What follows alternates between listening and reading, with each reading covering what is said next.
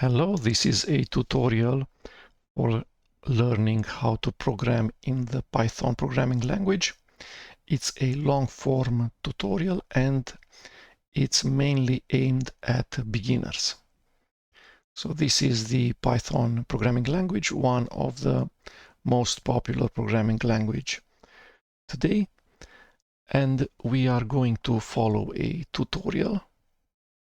And the tutorial starts with us installing the integrated development environment, so a text editor that can also run Python source code. That is from JetBrains.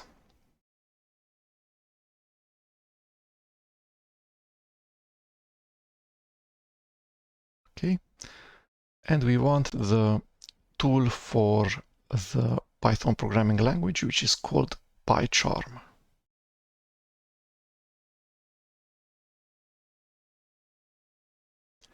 We have a download button, and then we have two options. One is called PyCharm Professional, and this is not gratis, but it has a 30-day free, so gratis trial. After that, you need to pay for the license. And the other option is PyCharm Community Edition, which is gratis and uses many open source packages. So we're on a Linux operating system. If you're on Windows or Mac OS, then the steps are going to be similar. You download the installer and then press next, next, next. Okay, so I'm not on ARM64, I'm on Intel x86-64, also known as AMD64, so I'm going to download this thing.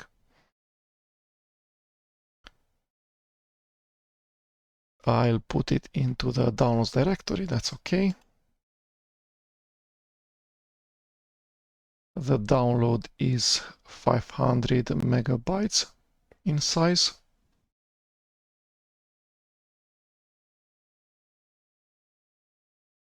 In my case, the download is an archive, so it's compressed tarball using the GNU gzip compression algorithm. So let's extract this thing.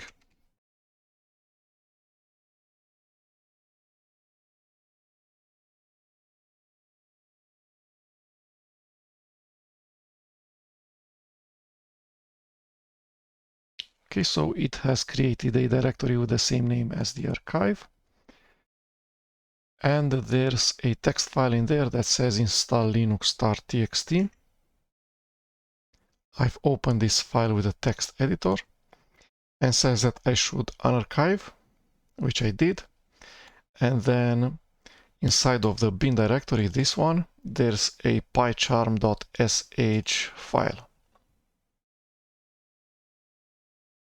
Okay, so let's do that. I'll create a .opt directory, which is similar to /opt on Linux, so for optional software packages. And I'll move the extracted directory there.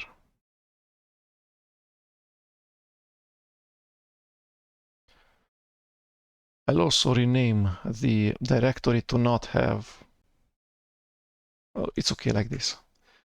Sometimes I rename it to remove the version from the directory name. So in this case, the version is 2023.2.1. So we can keep it like this. So again, it says, go to the directory where you put the extracted archive, which is tilde/opt/pycharm community, and then /bin, and there's a pycharm.sh file in there. Let's see if it's executable, and it is, so we can just double click on it.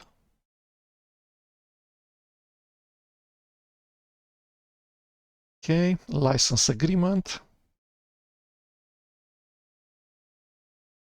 And this is the PyCharm integrated development environment. We will shorten integrated development environment to IDE. This is the welcome screen where it allows us to start from scratch using the new project wizard. We'll create a directory for today.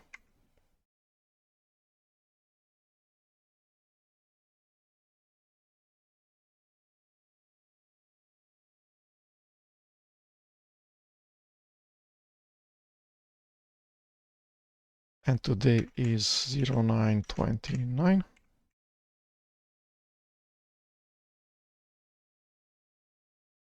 And we'll use this directory. So go new project, and then location will be this. Okay, so there will be a new directory created named Python project, and it will not use straight Python, so directly the Python that's pre-installed in my Linux operating system, which lives in /usr/bin/python3, but it will wrap that installation of Python in a thing which is called virtual env. We will see immediately how that works. So we go create.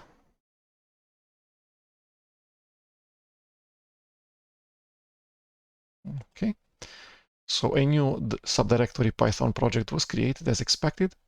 And then inside we will have main.py. We have inside of the last wizard page, the wizard that creates a new Python project, we have kept enabled the checkbox to create a main.py file. And then a subdirectory venv, which is the virtual environment. This thing. So there will be various needed executables for a Python environment, such as Python, Python 3, Python 3.11, the package manager, and the wheel. And these will point to the correct place. So the Python executables are actually symbolic links that point to /usr/bin/python on my system, whereas pip, wheel, and activate are shell scripts that do the correct thing, which is use this installation of Python, not the one in /usr/bin. So we can look at pip, for instance. Okay. So this is the Python package manager. So it says that I don't see it doing anything interesting. It changes the first argument, which is the full path to the script. But this is for, I don't know, mainly for Windows.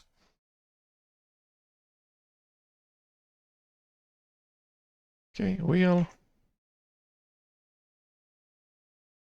The same thing. So I'm not exactly sure why these things are not symlinks to the files from /usr/bin. Okay.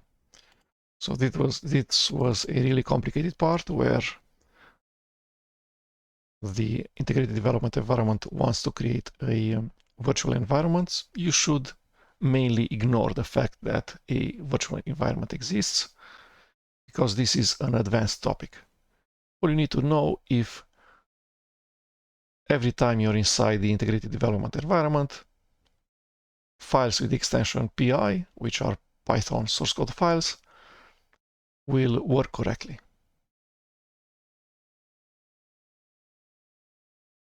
Okay, this is how the integrated development environment looks like. This is the main menu. The environment is the IDE is integrated development environment is called PyCharm Community Edition. You start it in Windows by going to the Start menu and then writing PyCharm there. In macOS by going to opening in Finder the applications directory. And in my case, I'm just going to double click on the executable. And I'm going to keep this tab open in my file manager, which is called Crusader, which is a dual pane file manager. I'm going to keep it open in the left pane in the first tab.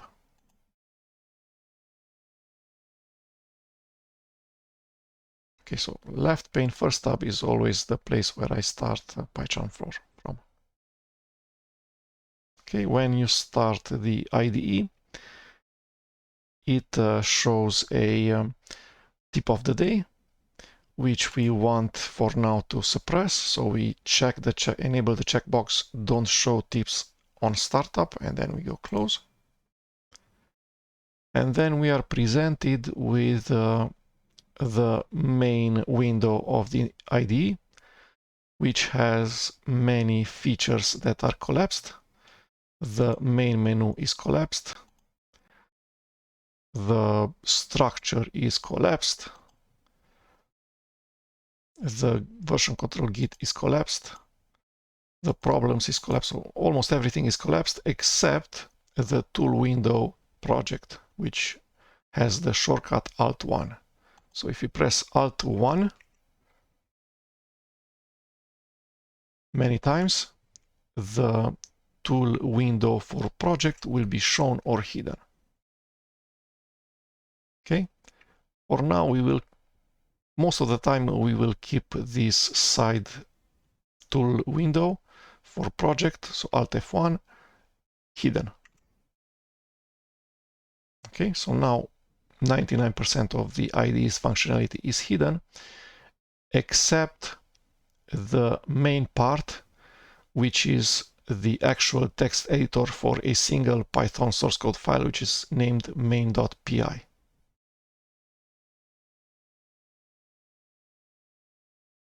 Okay.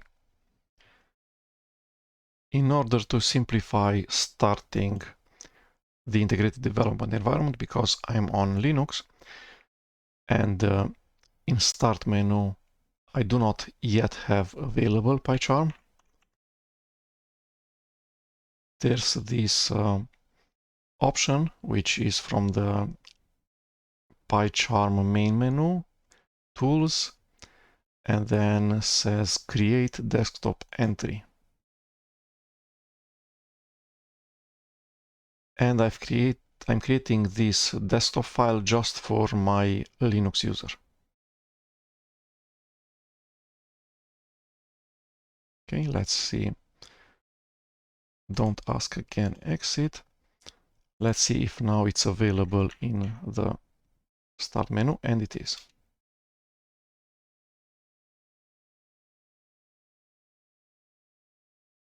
Okay. So whenever we start the IDE, we'll press Alt F1 if needed to hide the project tool window. Alt 1.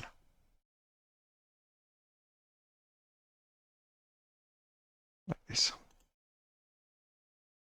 Okay. So this main.py file is somewhat complicated. So we'll create the first minimal Python file, which as per tradition has just one line, which is named print. And then we can see the auto-completion working. So the integrated development environment PyCharm has detected that print is a built-in, which has a syntax similar to a function, which is named exactly print, all lowercase. So all of the letters are lowercase and just print. And then we should put a opening parentheses, and then inside we can put whatever values we want and any number of values. So we'll start with the string hello world. Okay, the Python programming language does not use semicolons, but it's a good thing to have what's called a trailing new line. So the source code file ends with an empty line. So line 2 is empty. Okay, then we should run this program. This is the button to run. So a triangle, empty triangle with the color green in my case. Okay, so this is the result. A tool window named Run Alt 4, where there's a tab named main, and inside the body of the tool window, there's the following things. This is a command line application. All command line applications, so a command line process, like this. Command line process was started. The command line process's command line was this one. So this is the full path to the Python executable, which we saw previously that it's just a symbolic link to /usr/bin/python. And then the name, the full path of the Python source code file that we're working on, which is tilde/work/daily, today's year, today's quarter, today's date, and then Python project. The directory Python project was created by the integrated development environment's new project wizard, and then main.py. So this is the full command line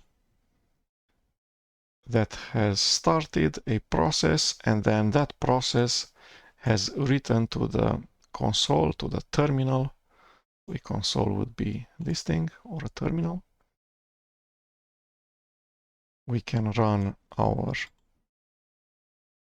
full command line, and it will do the same thing. It will write to the terminal, hello world. So we can see the text hello world here.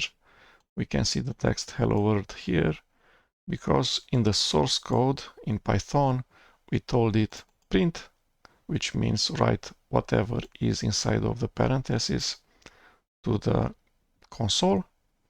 And then what should we write to the console? We should write hello world.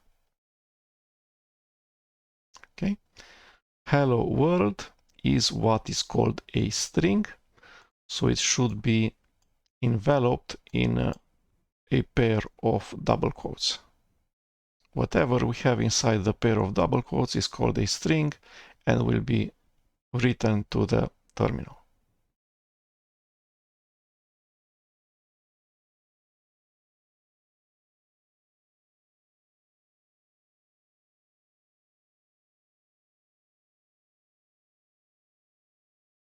Okay, again we run. The full command line remained the same, but now to the terminal, this whole text, so the value of this string, has been written. It does not matter if we run this full command line in any terminal, such as console, or we run it using this button in the IDE. Because the program mostly what the program mostly does is to write to the terminal, then it's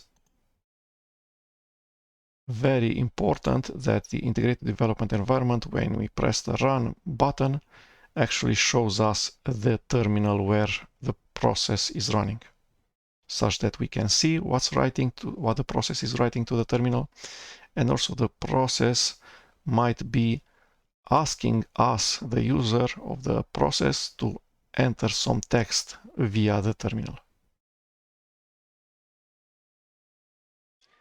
there is an online list of programming languages which are sorted by popularity.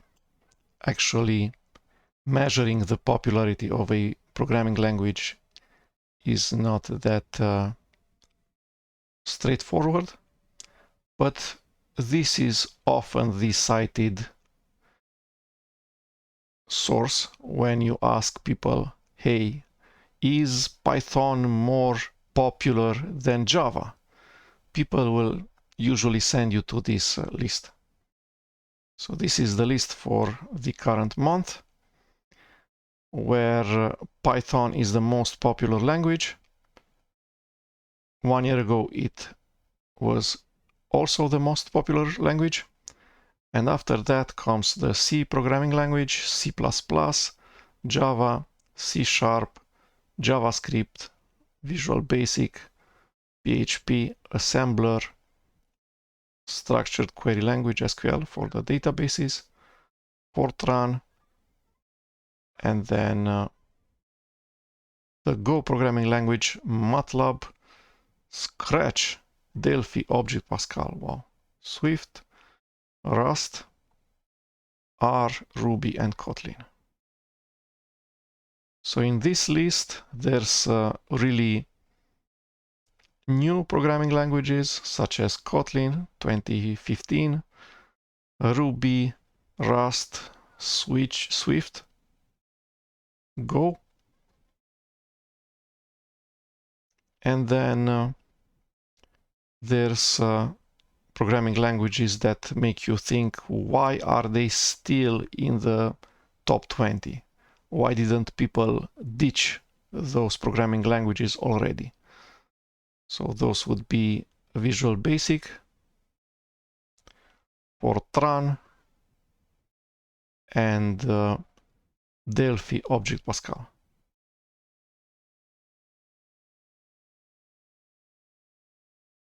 Okay. So we can see that, for instance, Delphi went from the 13th place to the 15th place in just 12 months.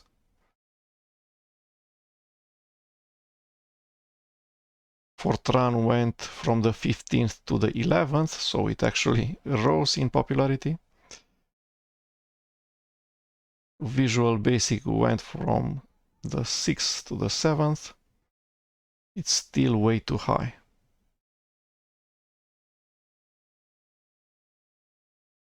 Okay, but Python is uncontested on the first position. And even if it were in the top 20, it would be a really requested programming language by employers.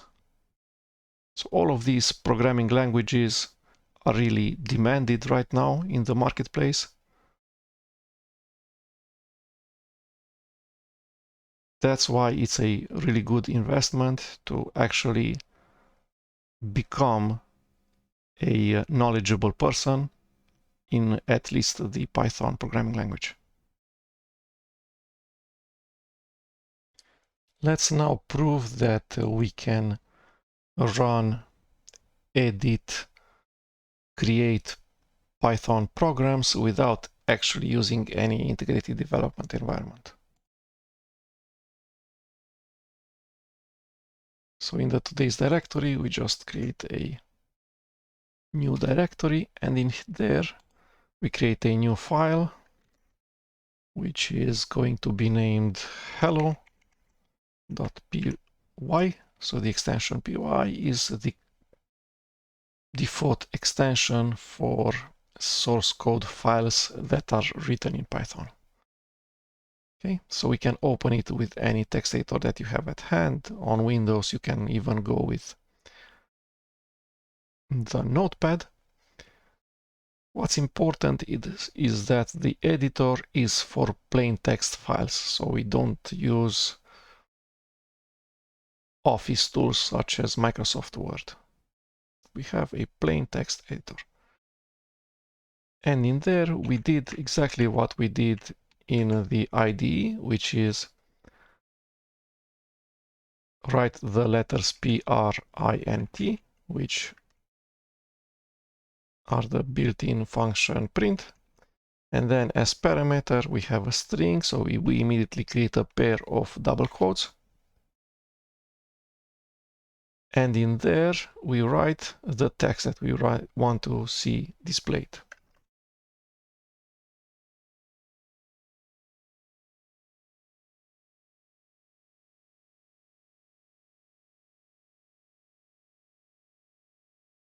Okay, so again, I created a trailing new line that's empty, the second line, no semicolons. And now we save the file. We can see that the file was not saved because there's this notification. So this asterisk. Either we save or we can close the text editor if we want. And in order not to lose our work, the text editor will do the normal thing to do, which is to ask the user if the content of this file should be discarded or if we should create. So if this hello.py file should be created and this content that we see on line 1 should be added to that file. And we go save, not to lose our changes. And then that's it. We can now view the file to make sure that the content is exactly the same as when we saved the file, which we saved the file when we actually closed the text editor. And it is.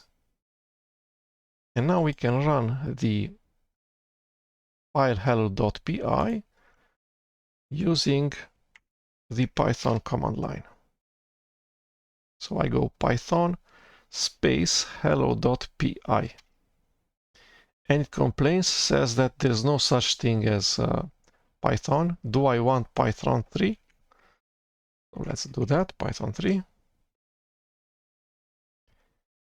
So this is the full command line, Python space the name of the file.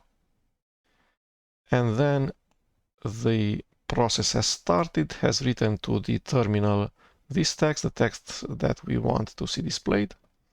And then the process has finished. This is a file name, which is a relative path, says a file name like this should exist in the current directory, which it does, because the current directory is the directory 1. You can also see it in the terminal.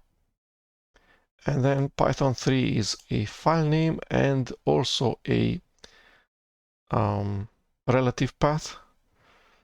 We don't have any Pythons in this directory, in the directory 1, but then all operating systems have a concept of a search, a list of directories where to search if you just specify the file name for an executable.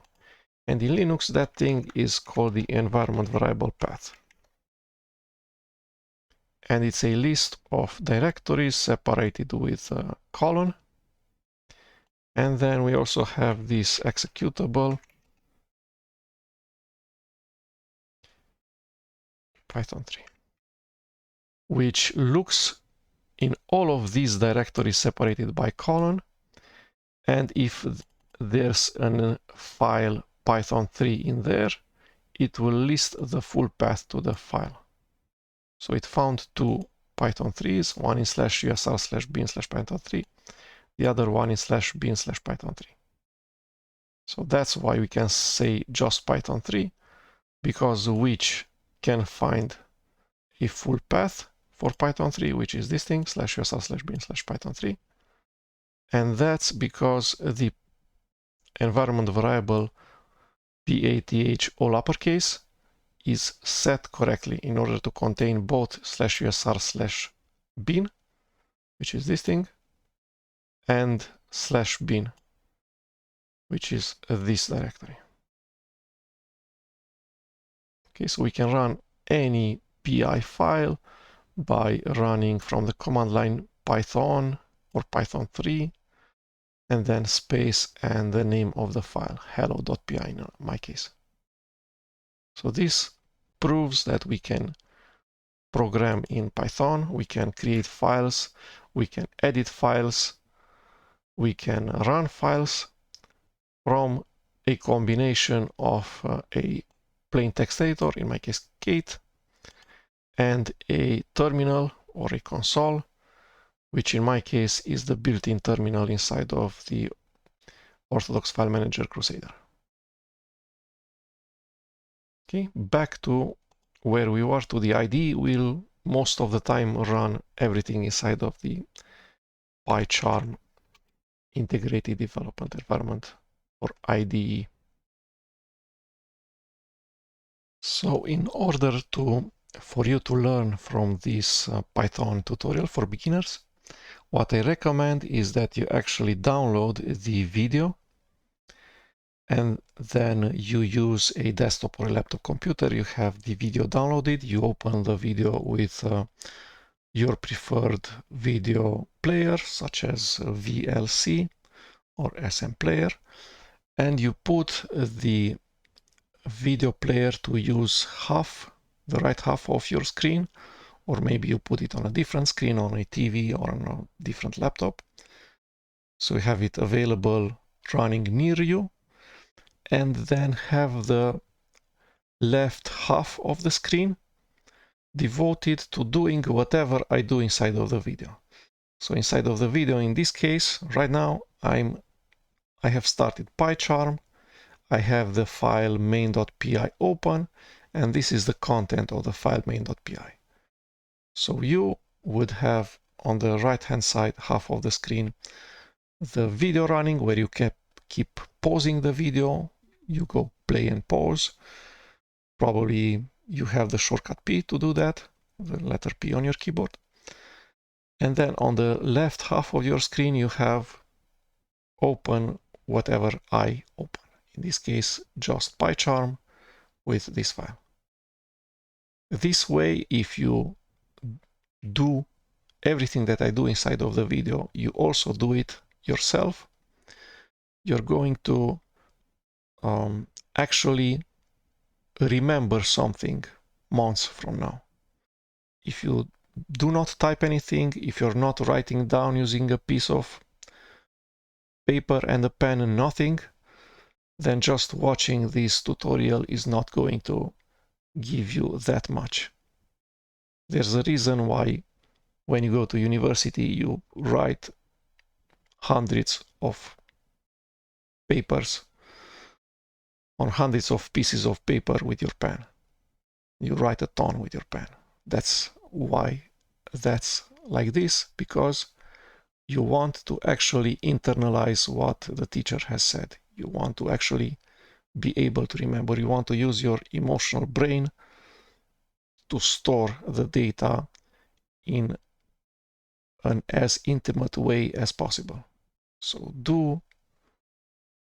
also do whatever I do in the tutorial. Do extra exercises. Do have your own Python coding project that's doing something useful for you. I don't know. Maybe you create an application that displays the current temperature on your desktop.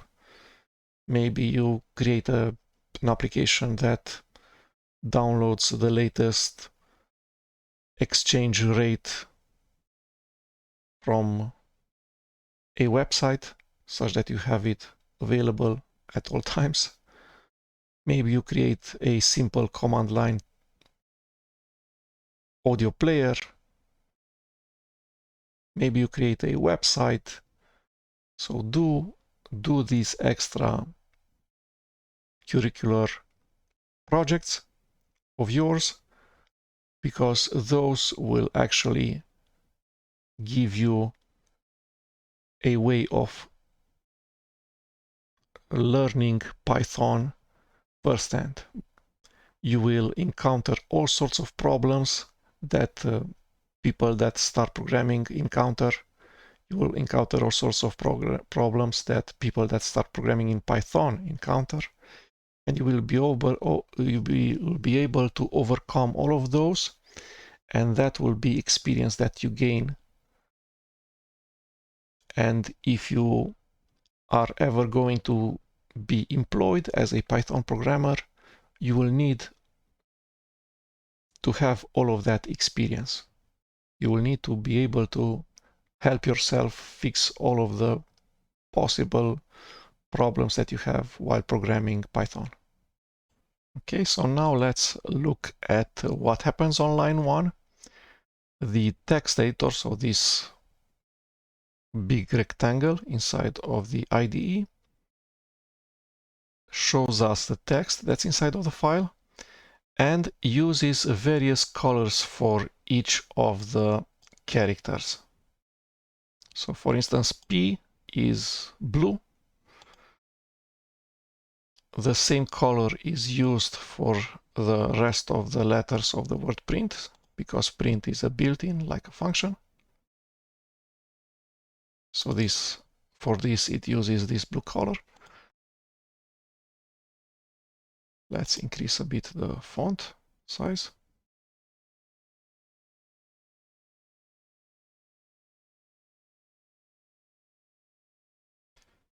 You increase font size in all editors.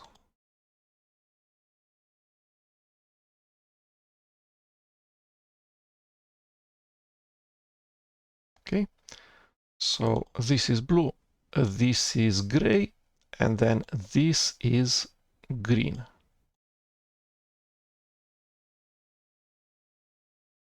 This green is a string or a text. Again, should be enclosed into a pair of double quotes, should start with a double quote.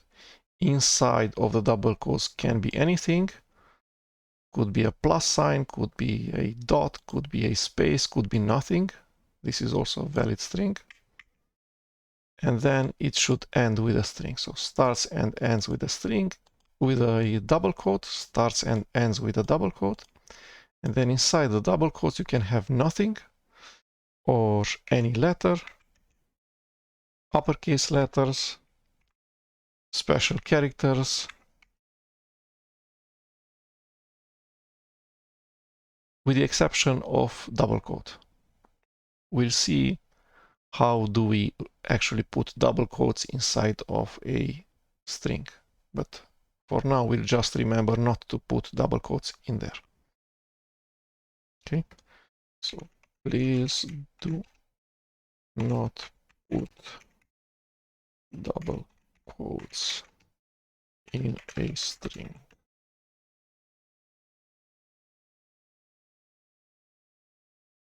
Okay, we can run it. We can also run it from the main menu. Main menu, run, and then run with 3 dots. Will actually ask us which of the files that end with pi, which of the Python files in the current directory should be run. There's just one for now, main.py. We can see in here that there's just one main.py file, and also in here. So there's just one file with extension py in the current directory. If there were 2 files with extension py, when we go into the ID's main menu, run, and then this thing, run with 3 dots, Alt-Shift F10, it will allow you to select one of the py files. So I can press enter or click on main.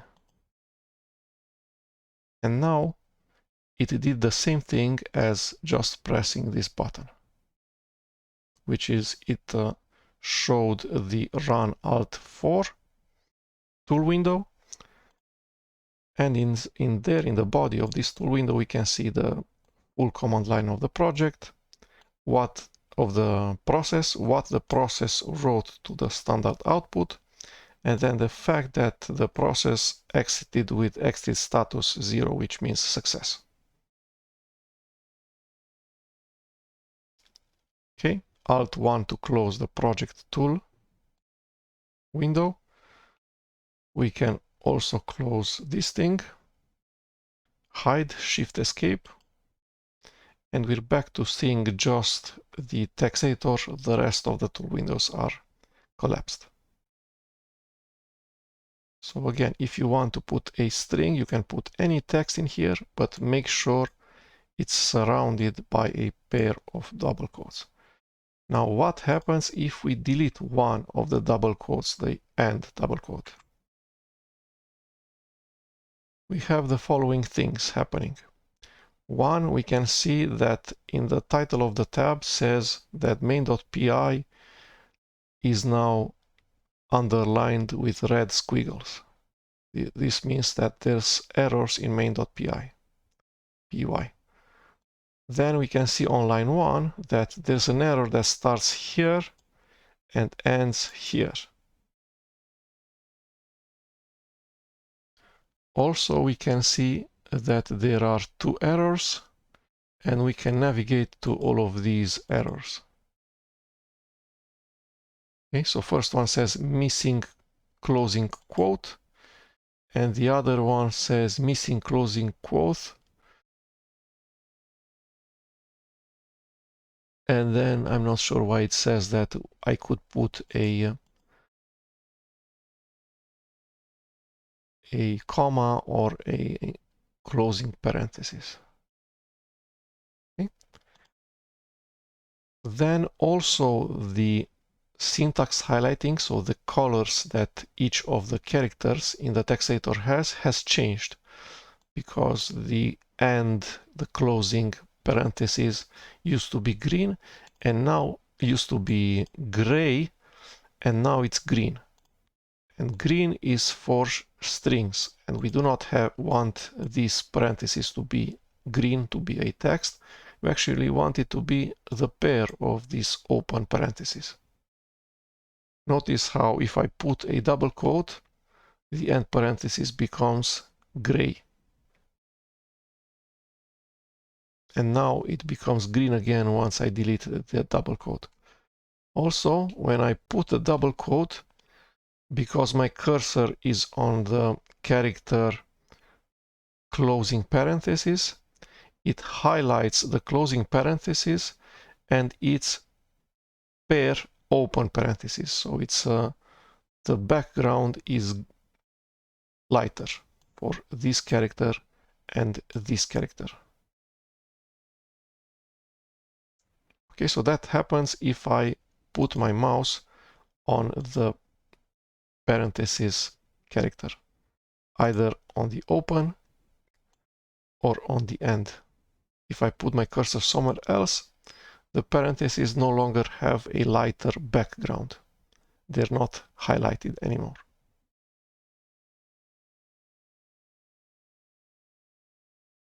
Okay, so whenever I delete the ending double quote, 2 things will immediately suggest that something's wrong. The fact that the color green is used for parentheses instead of the color gray. And the second is that if I click on the parentheses, it will say that this parenthesis is not the pair of these parentheses. Otherwise, it would use a lighter background, like this. Lighter background, lighter background, lighter background. Okay. If we delete the closing double quote, also the Python interpreter, so the Python executable that we saw previously, that's being used in order to run our files with extension py. So in this example, where are you? This thing, python3 hello.py. So this is an executable. It's a Python interpreter and expects as parameter the name of a file with the extension py that contains Python source code.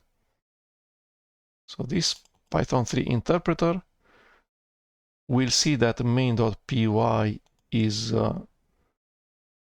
contains errors and will display those errors if we run this file that contains errors. So let's run the file main.py. The command line, the full command line of the process is the same, Python interpreter, and then full path to the file with extension py named main.py. And then the Python interpreter tries to read what's written in the file, main.py, sees that there are only 2 lines, and then it cannot interpret correctly the first line because there's a string that's opened and then never closes. And then there's a print built-in statement that also never closes. So there's 2 errors there. Let's see how Python, the interpreter, generates errors. So depending on the version of Python, probably the error text that's written to the console will be different. But for our current version of Python, this is what it says. So it says file, and then the full path to the main.py file, enveloped in double quotes, comma, line 1, so it knows where's the problem on this line. It says print has this character, the double quote character, with this arrow. So the arrow points towards the open double quote. Says syntax error, unterminated string literal. So there's a string in here that starts at this position, and then P is part of the string, and L is part of the string, E is part of the string, etc., etc. Everything is part of the string, but the string never ends. There's no pair double quote for this start double quote. Unterminated string literal detected at line 1. Okay, so the correct way to fix it is not like this, because then the error becomes the open parenthesis was never closed. And now the arrow is not pointing here, this arrow, but it's pointing here. So it says still on line 1, the open parenthesis was never closed. And it says where is the position of that open parenthesis. It's here. Okay, so what we actually want to do is both close the string, starts with a double quote, ends with a double quote, and then also close the pair of parentheses for the print built-in, open and close parentheses. And now we can run the application, and there's no more errors written in the console by the Python executable interpreter. There's no text in red in here. And this text is actually a successful run of our program, because that's what we intended the program to actually do, to write to the terminal this text. Okay, so let's see strings. So we said it could be nothing, so 0 characters, any number of characters on the same line, and then enclosed in double quotes. But then this will make that we cannot put a double quote inside, like this. Let's see what actually happens. So we start the string here, we end the string here, and then we have a double, although the string is enveloped in double quotes, we have a double quote inside of the string. So this thing does not work. You can see errors shown here, here, here, and 12 errors here. And if we actually run it with Python, the text says that on line 1, unterminated string literal at line 1. And it shows this character. So it says that this character is not terminated, which is a wrong error to show. So it actually wants me to put another double quote before the closing parenthesis. So let's do that. And then run. And now it complains again after I did exactly what Python said. Python keeps complaining. Said invalid syntax, maybe you forgot a comma. Why did I forget a comma? Because any number of characters that are enclosed in double quotes are actually a string. So this is a string. And then enclosed in double quotes, nothing. this is a valid string which is called the empty string. So instead of having one string as we wanted, we now have two strings, and in the middle of these two strings we have something that's impossible to interpret by Python. And also strings in print syntax should be separated with commas, like this. Okay, so now it says, please put commas. I did put comma, and Python is still not happy. Now it says something else, says invalid syntax, double quotes. What is this double quotes? Okay, this is invalid. Python does not know what to do with this syntax.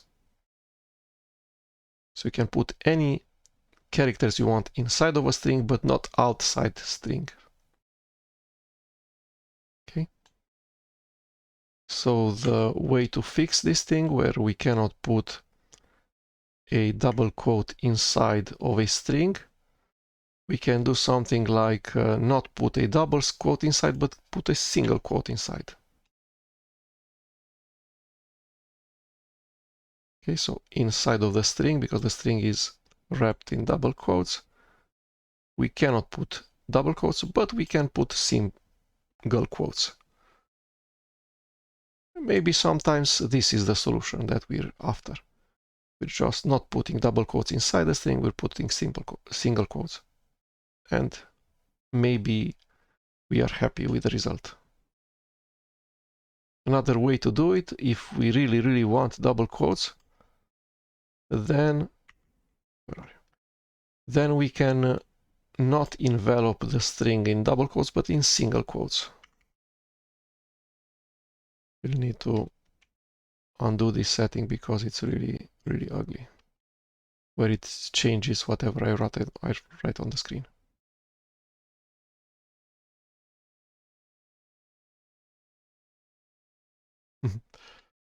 Okay, let me change this setting in the integrated development environment because it's totally messy. I'm putting a single quote here, and it replaces that automatically with a single quote also inside the body of the string, which I do not want. Okay, so from the main menu, let's find the settings, so file settings, and this thing is completion.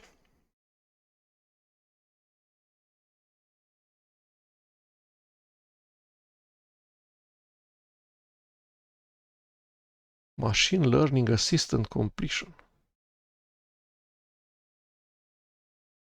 I don't know, match.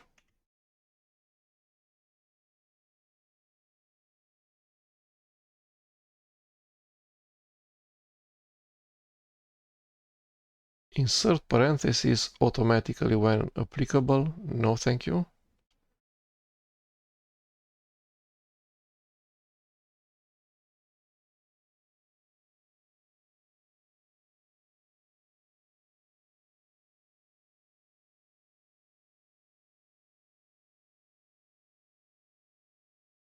Let's search for brace.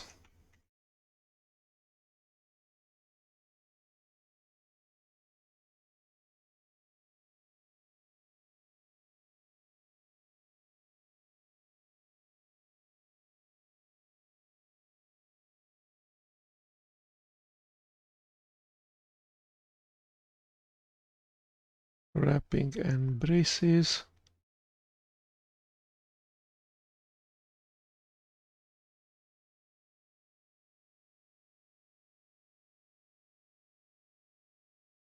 Okay, I also see this setting, which is editor general smart keys, where I find some of the offenders. Maybe just unchecking all of these checkboxes is enough. So let's see, home moves character to first non-whitespace character. The home key on my keyboard should go to the first character on the line. And on blank line should move current to indent position. I'm not sure what that means. insert pairs for all sorts of parentheses, insert pair for the string quote, reformat block on typing the curly bracket, but are there curly brackets in Python? I don't know. Surround selection on typing quote or brace, no way. Smart indent, so when I press the enter key, it should indent. Maybe.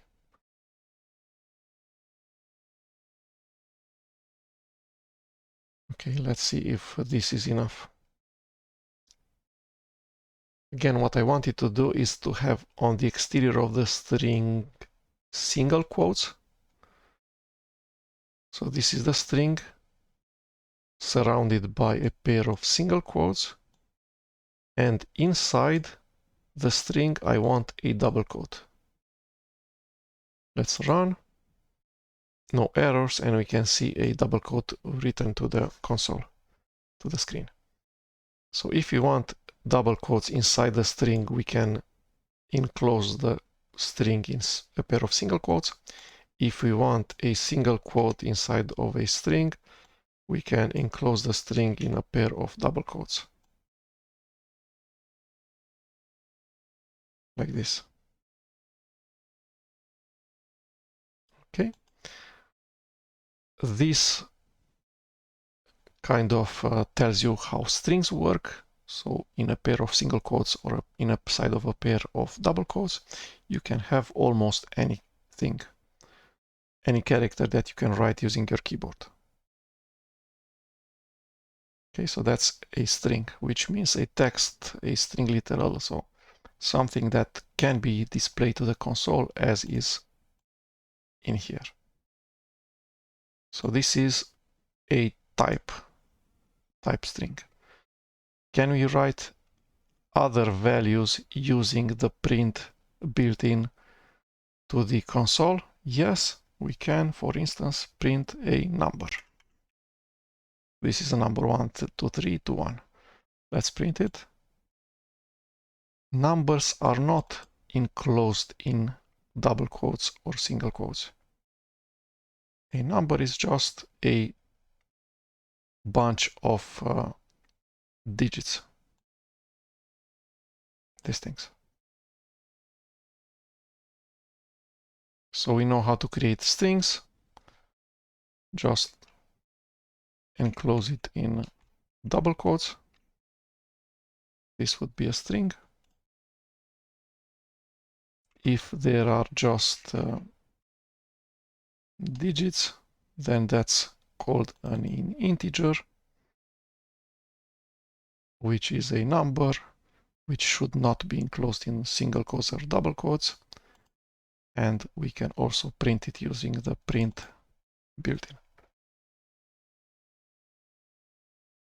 Okay, one of the important differences between the type integer and the type string is that with integers, if you do arithmetic operations, the arithmetic operation will be interpreted first, and then the result of the arithmetic operation will be written to the terminal.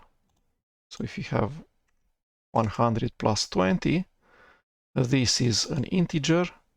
So this is the digit 1, digit 2, 0. Together they form the integer 100. This is the digit 0, digit 2. Together they're the integer 20. And the plus is an arithmetic operation, has high priority, and will be interpreted first. So it's going to do 100 plus 20. That's 120. That's an integer. And then print will actually print the integer 120. If we want to write both this thing at the terminal and the result of this computation, this arithmetic operation to the terminal, then we needed to do it like this. We copy the text, enclose it in double quotes, and then colon, and then comma, and then the arithmetic operation. So it's both the characters 100 space plus space 20 not enclosed in double quotes and enclosed in double quotes. When we envelop it in double quotes, it's shown as green because this thing is actually a string. Whereas we do not put double quotes around it, it will not display it in green, it will display it in blue, this 100. This will be displayed in white, the plus, and then 20 is also blue. So it says that in here we have this thing, which is one entity, a string. This is one entity, which is an integer. This is a one entity, which is a arithmetic operator, binary operator. And then a 20 is an integer operand of the arithmetic plus operation. Okay, so now we have both 100 space plus 20, this thing. Python puts a space automatically, and then this arithmetic operation is computed, so it's 100 plus 20, that's 120, and then this 120 is written to the terminal.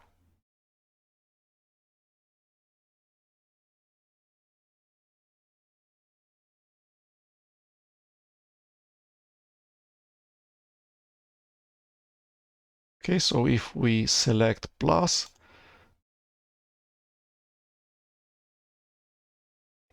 if we put the mouse on top of the plus operator, says that int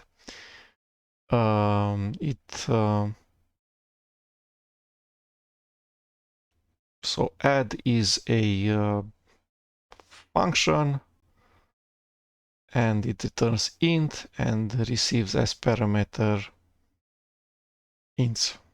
Return self plus value, so it returns the sum of this, which is self, and in 20, which is value.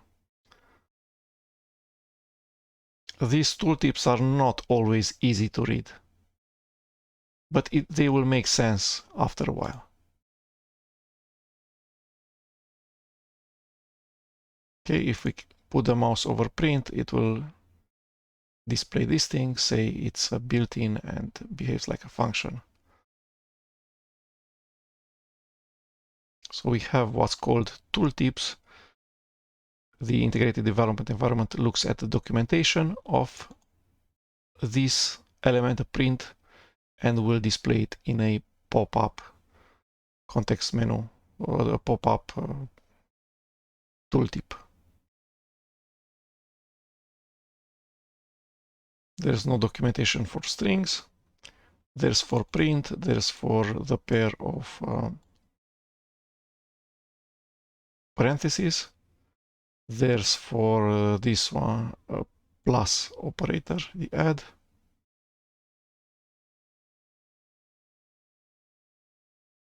Like this.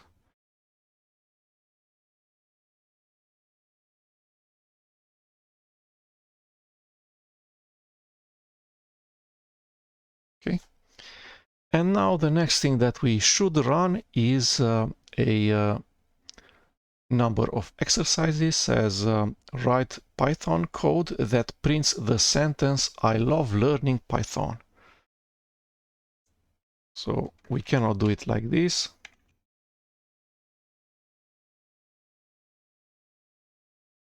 Because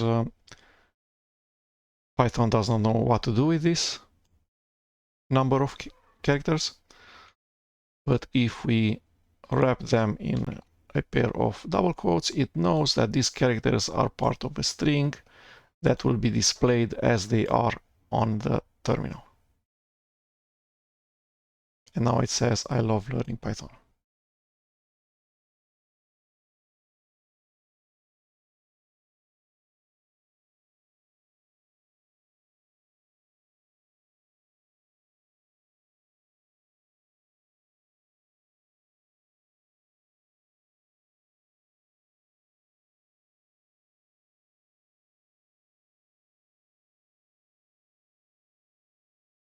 Okay.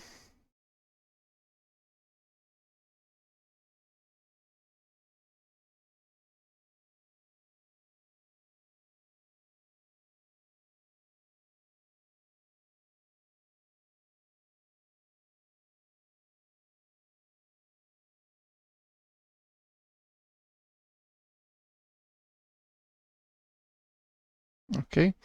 Then it says learning Python is super fun, but then Python should have a pair of single quotes around it. Learning Python is super fun.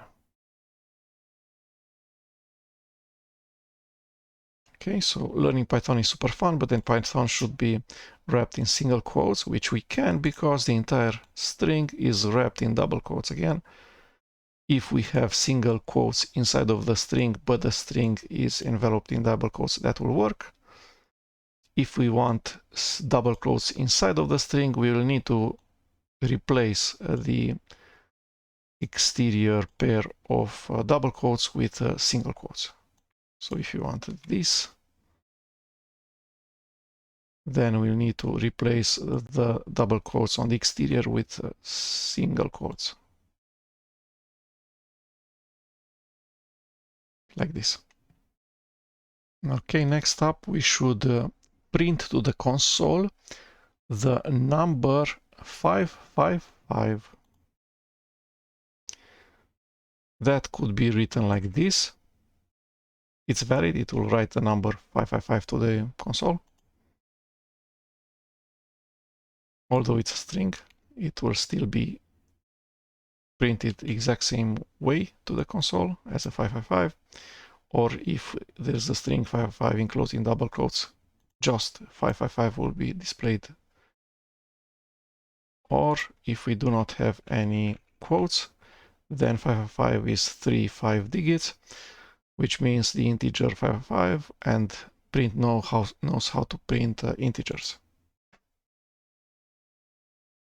Okay, the next exercise says that we should write Python code that prints the number 555, but it should be the result of a arithmetical operation. So we can go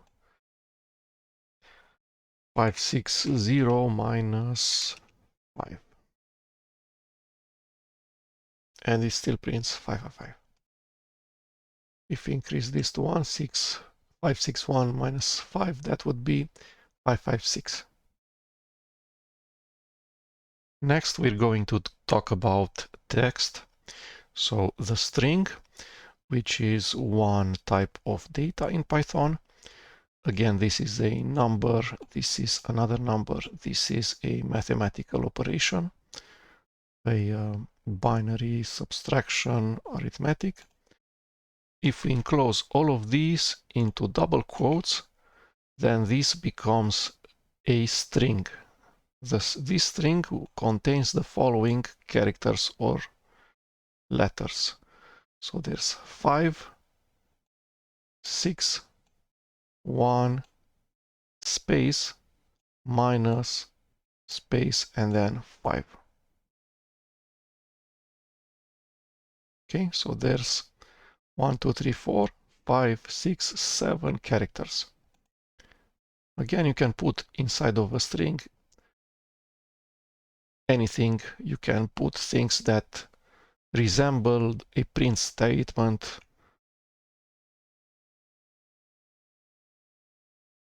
Okay.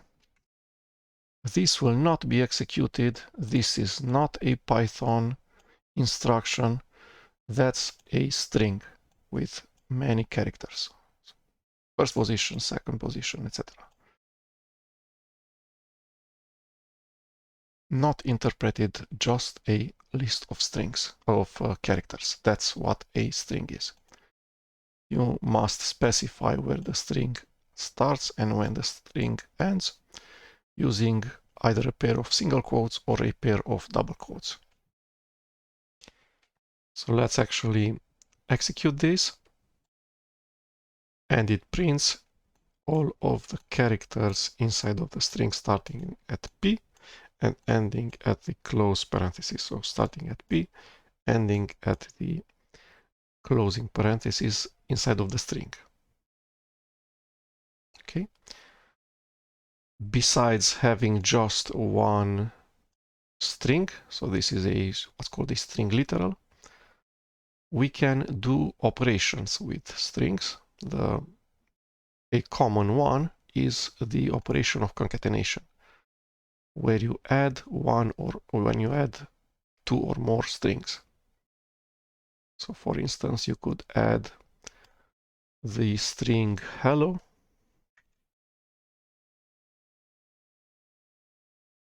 the symbol for string concatenation is plus.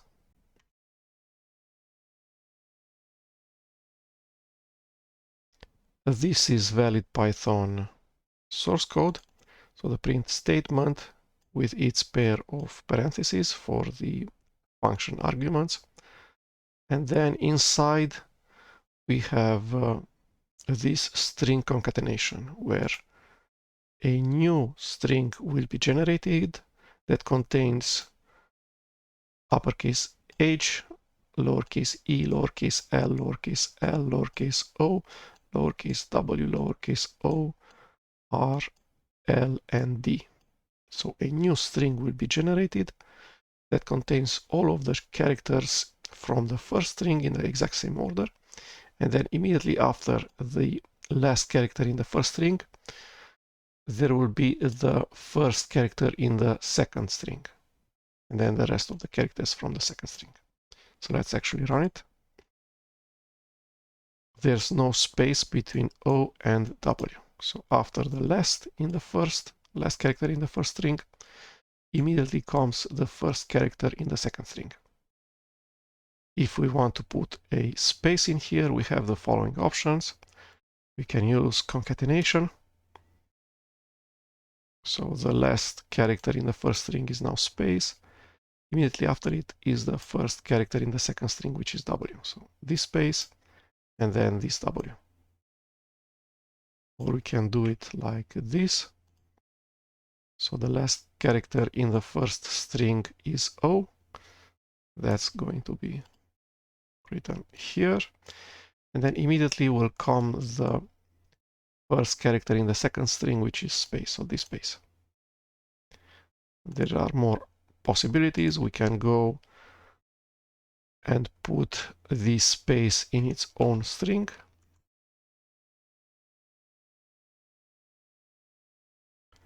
So after the last character in the first string, immediately comes the first character in the second string, which is a space.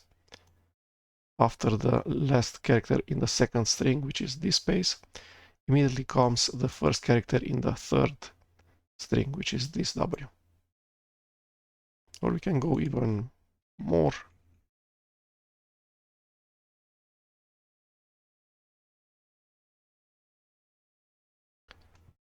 Or print has support for automatically printing a new line after it finishes printing all of its arguments. And then if we place more than one parameter,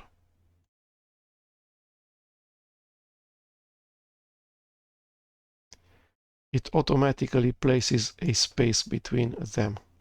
So this is the print statement. We've always called the print statement with just one parameter, but now we're calling it with two parameters. The first parameter is hello. The second parameter is world. So what it does, it takes the first parameter, converts it to string, it's already a string, so it writes the first character in the first parameter, which is h, then the second character in the first parameter, then the last one. After the last character in one parameter, because there's a comma here, which says that there's more than one parameter, between all of the parameters, we'll put a space.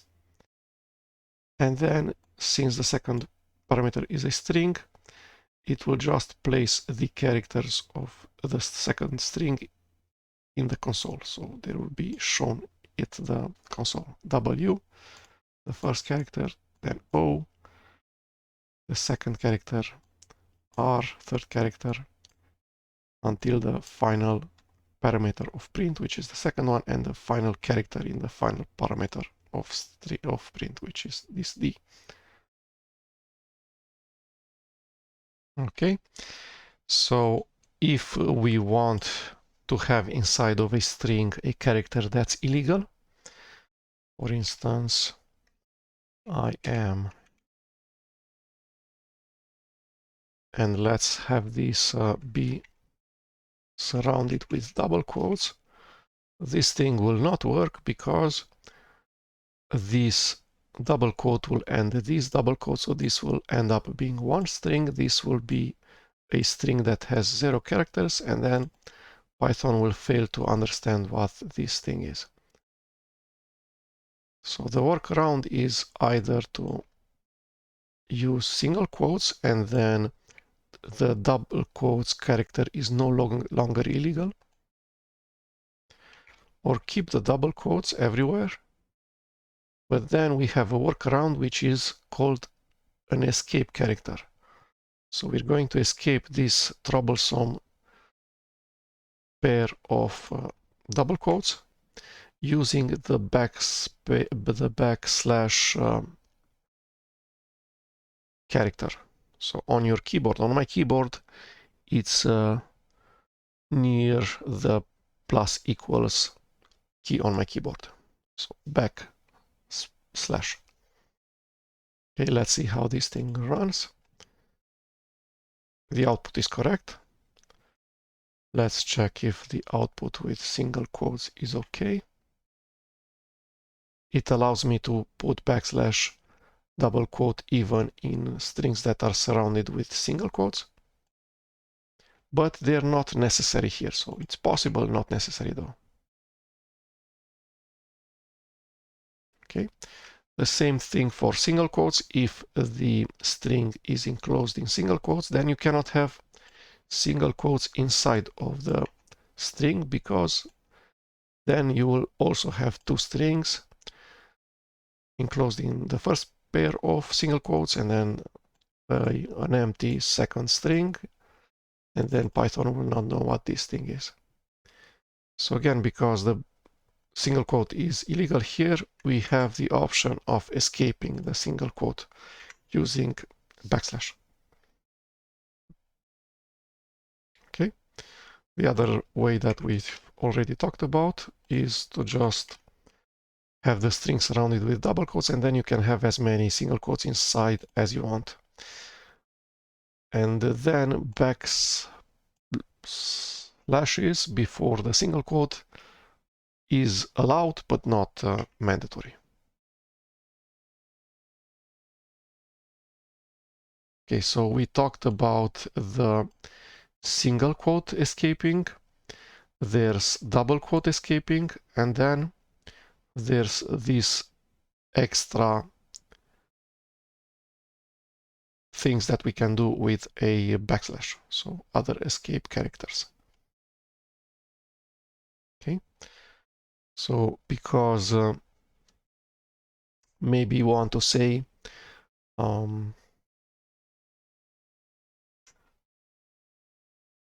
something like this. So our backslash is followed by a space, and we would want the output to be exactly that. So in the console it should say I space am space backslash space single quote, etc.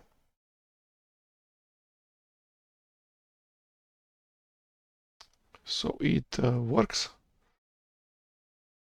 but there's a warning PEP8W605 where it says invalid escape sequence. So when it saw this backslash,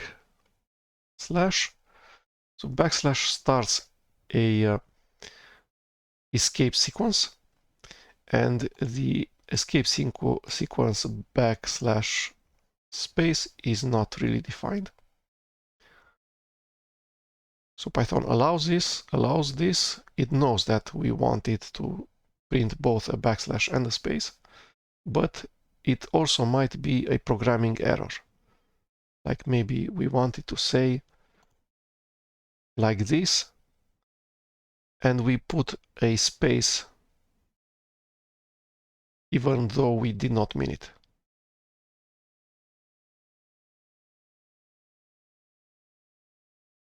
Okay, so maybe by error we have put a space between the backslash and then the rest of the escape sequence.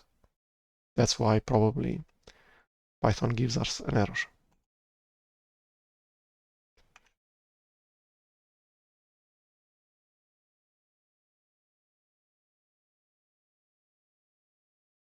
Okay. Again, it says \m does not exist as an escape sequence. So these are the escape sequence that we can use. We talked about putting just one backslash. Python prefers if we double that backslash. So now it's really clear that we actually want a backslash to be printed. Okay, so this gives 0 warnings. This gives a warning, but it works correctly. So it's better to always double the backsplashes if you just want to display a backslash. This way you do not get a warning. Okay, so this is this part where backslash is in fact just one backslash. And then this thing, new line.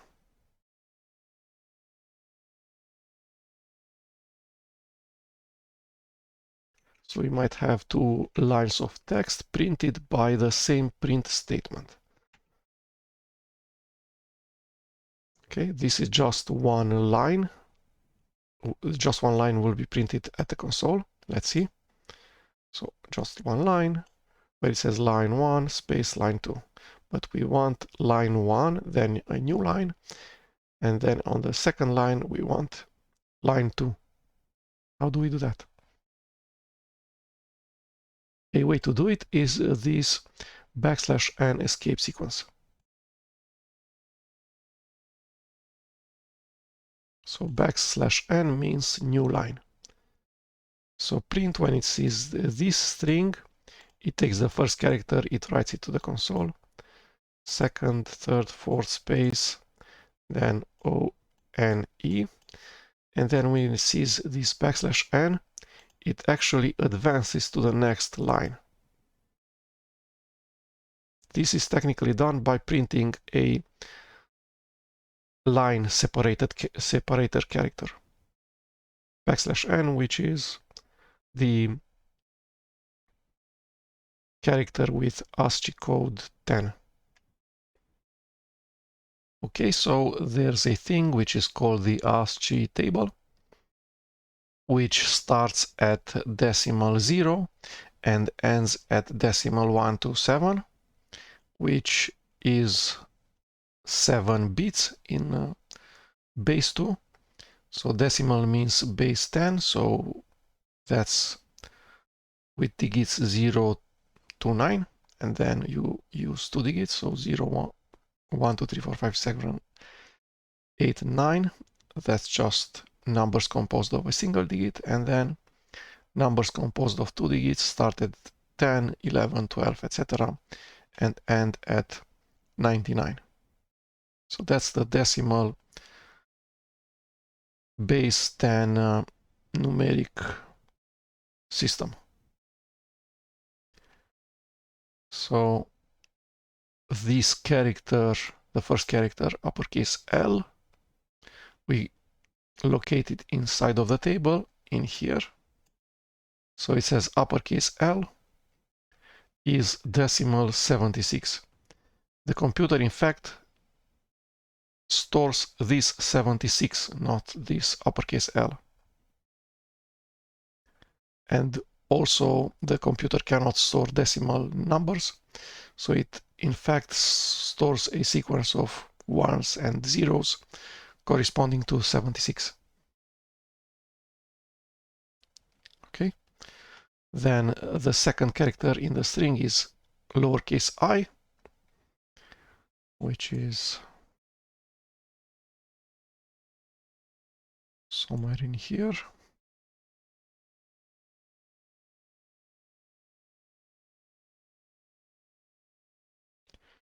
So it's decimal 105.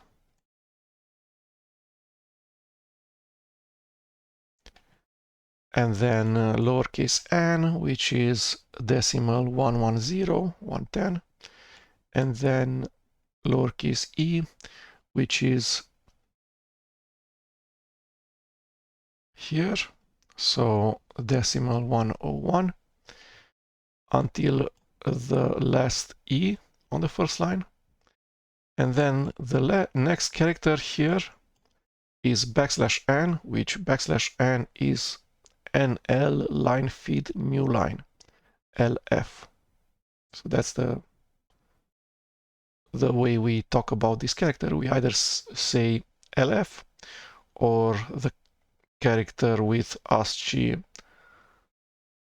in the ASCII table with decimal 10, or new line. Okay, so by printing a new line, in fact,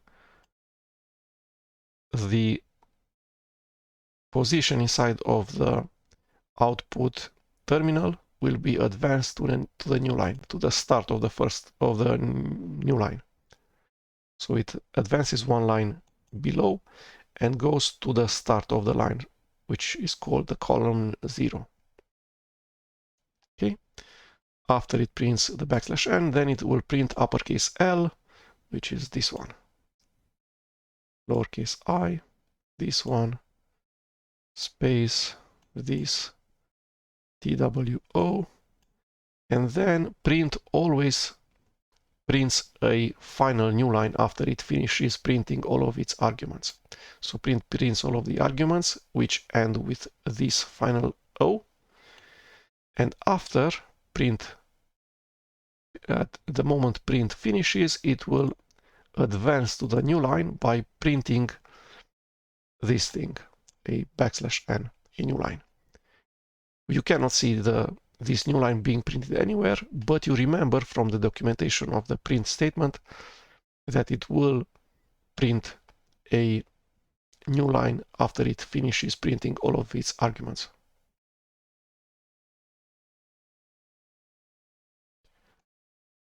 Okay. Next. Another important escape sequence is \t. So \t means a tab. So that means indentation. Let's see how that works. So let's see first, the first line should be indented once, and the second line should be indented twice. So \t indents once, and the \t indents twice. So this is how it looks like. This is a tab character. In here it's shown as big as 4 spaces, but it's just one character. If you try to select it, you can see that there's just one character, not 4. But it's a very wide character. And in here is as wide as 4 normal characters. In here we have \t, which means 2 tab characters, 1 and the second. Okay, so it's not 8 characters, but just 2, but they're as wide together as 8 normal characters. And then I have never used these two, and these two are an advanced topic. So octal values means numbers in base 8, and hex values means hexadecimal numbers, which means number in the base 16. For now, we only know base 10. Okay, next we have exercises, which says using a single print statement, we need to print 3 lines, named line 1, line 2, and line 3. So let's do that.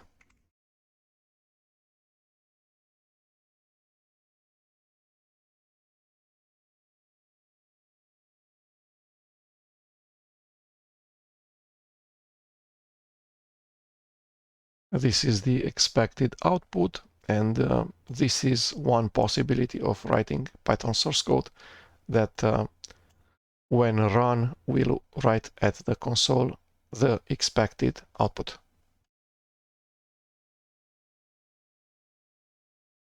Next, we should print a matrix that has on the first row uppercase characters A, B, and C separated by tab characters, and on the second row uppercase D, uppercase E, uppercase F separated by tab characters, and on the third line uppercase G, H, and I separated by tab characters.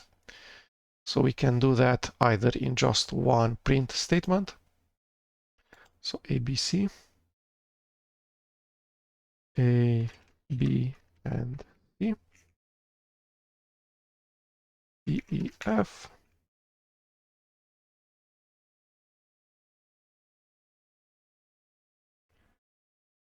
okay, let's run this thing. We have a matrix. We have the correct number of rows, the correct number of columns, the correct characters in each cell, so uppercase letters in the alphabet in alphabetical order.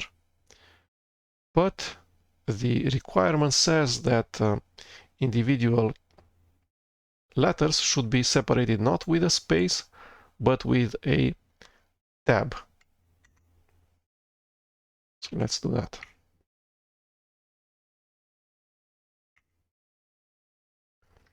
Let's copy this. We select Ctrl V. Select Ctrl V. Select Ctrl V. Ctrl V means paste this thing. Okay, let's run it. And now the letters are separated by tab characters, which in here are shown as just one character, which is as wide as 3 characters, not as 4 characters as it was previously.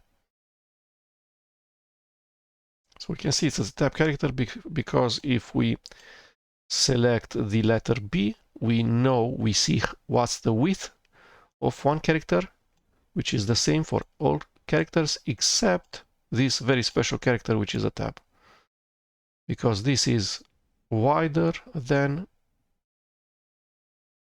a letter. This is a tab character, might be as wide as 4 characters, if as you see so previously, or as wide as 3 characters, etc. Doesn't really matter how wide it is. What matters is that most of the time it's wider than just a single character. Okay, so this is what was expected of us. Okay, and then the exercise allowed us to use either one print statement or more. So let's see 3 print statements. Let's start first with 2 print statements. I'm going to delete this \n because print writes a \n automatically after printing the last character in the last argument, the last parameter of print.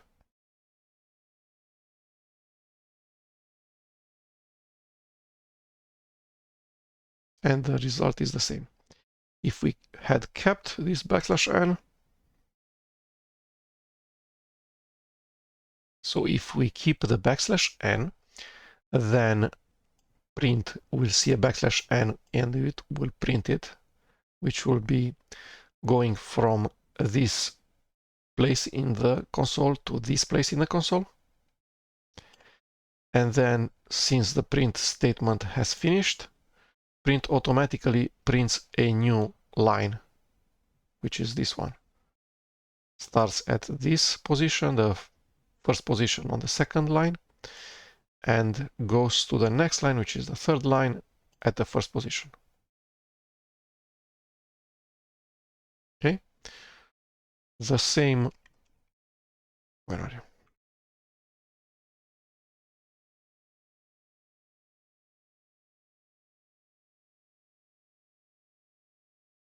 The same now. And the same if we split the string before the \n.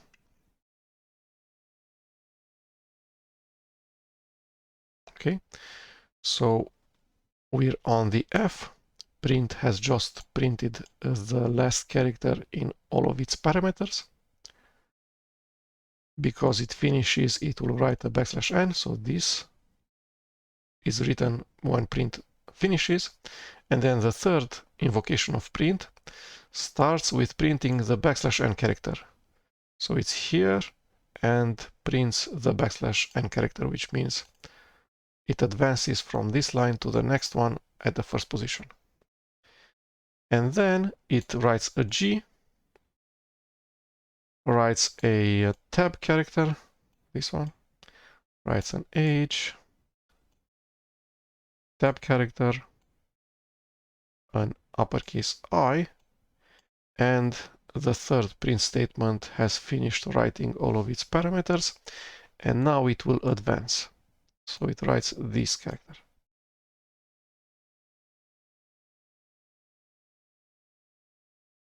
So what was asked of us to do is to not have these empty lines. So we need to remove this \n and this \n. Basically, we removed all of the \n's and we've replaced all of the \n's with more than one print statements. So there were just two \n's. We deleted them and then we split the string to use two extra print statements in such a way that the output is preserved. Okay, so the output is the same now as it was when we had a single longer string and just one print statement. Okay, so let's talk a bit about comments. This Python program has 3 lines of source code, lines 1 to 3.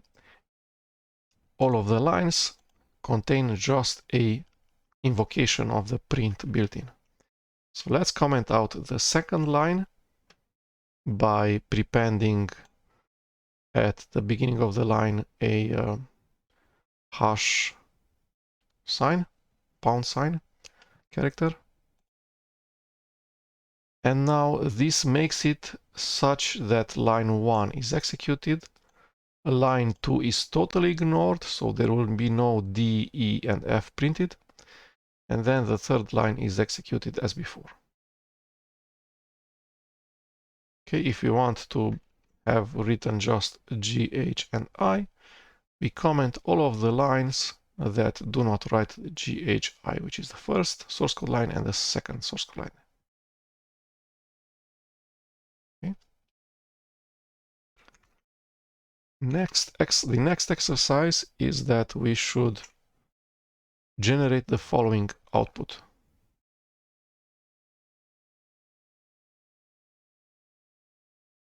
So the output start with uppercase B and then a C, K, S, L, A, S, H, so backslash with an uppercase B, and then space, then parentheses, then backslash, then parentheses, And then on the second line, / with uppercase F, uppercase S, space, parenthesis, and inside the parenthesis, a slash character. So let's do that. We'll use two print statements. This is the first print statement. And this is the second print statement. We'll use as many print statements as lines should be shown in the output in the console. And it works correctly, except that it warns us that / closing parenthesis is not a valid escape sequence. So again, whenever we write / we need to disambiguate. If you want a literal / to be printed to the console, we always should make it double. So double backslashes.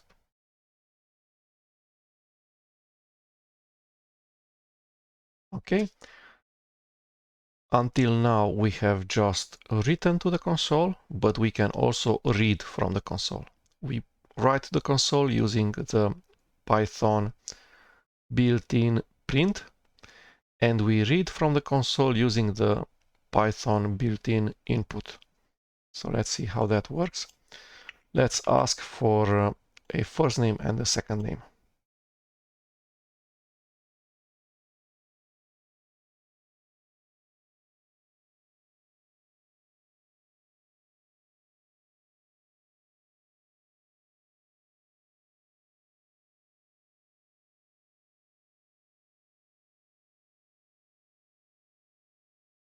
Okay, so we just write to the console these characters starting with an uppercase P, ending with a space, then print will finish and it will automatically write a new line. Then on the second line, it will write uppercase P until this space and then a second new line. So let's see how that works. Print successfully has written to the console. But now we want the additional feature of, besides writing to the console, to also be able to read from the console. We do that by using the built-in input. So it says the built-in.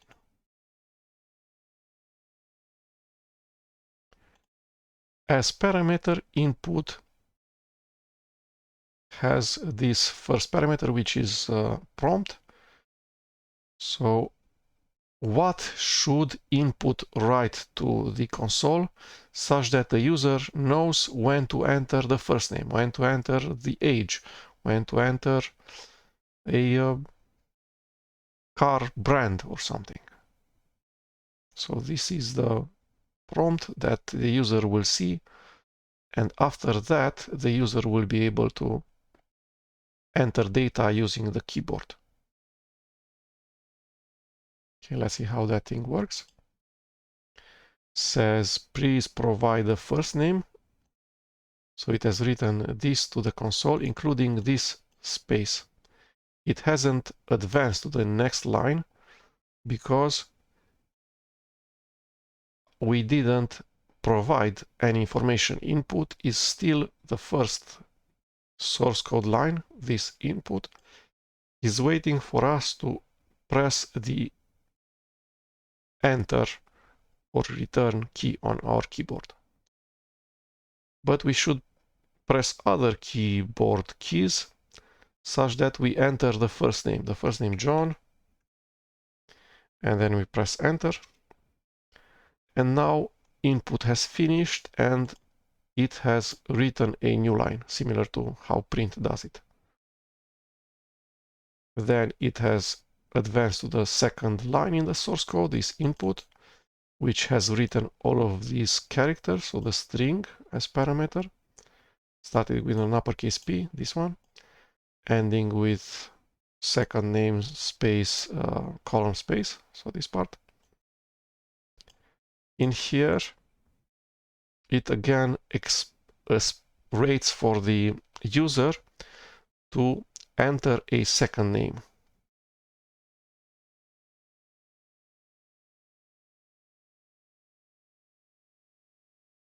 Like that. And then it also waits for the user to signal that the user has finished entering data, which the user does by pressing the enter key on the keyboard. Okay.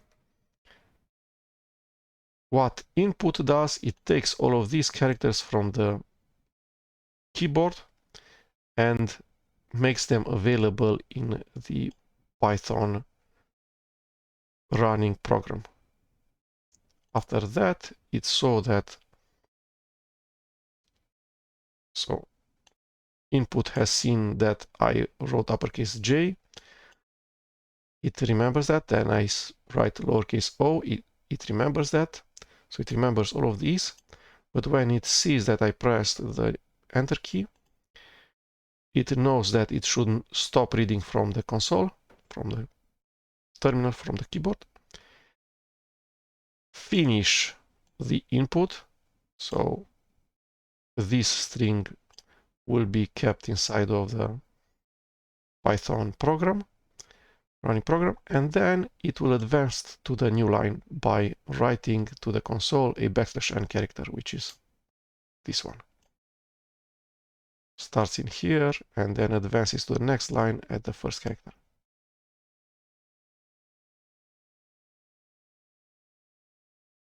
Okay, so what if we want to do something useful with this string JOHN? So this string has traveled from my keyboard to the console terminal, has entered the process, and then it vanished. So let's have the process do something useful with this string uppercase JOHN. We do that, for instance, by printing this thing JOHN. So let's do that. Print. So what we actually did is we commented out the second line by using this hash mark character. And then the previous input, we have wrapped it inside of a print statement.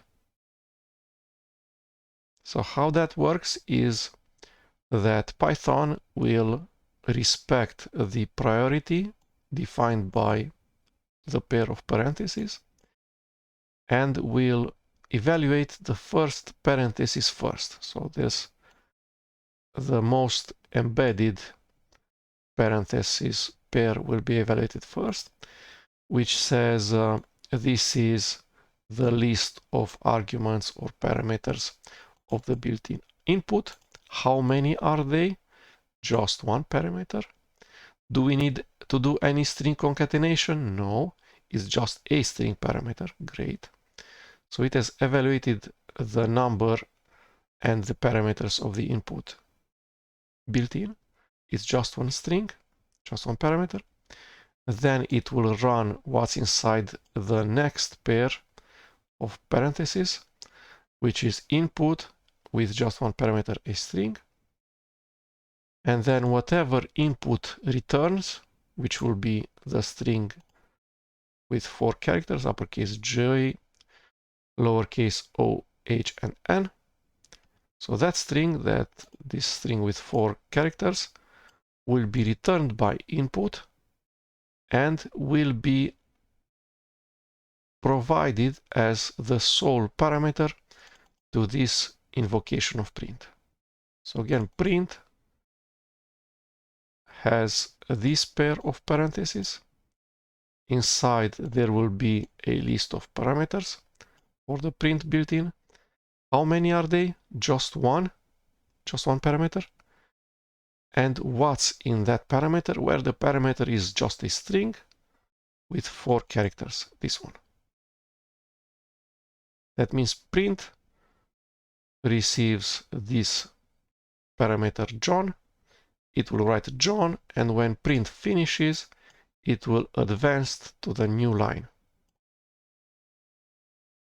Okay, so let's actually run this thing. So it has again evaluated the most nested pair of parentheses, which is this string. Then input has just one parameter of string. which is the parameter named prompt, has taken the string, which is the prompt, written to the console.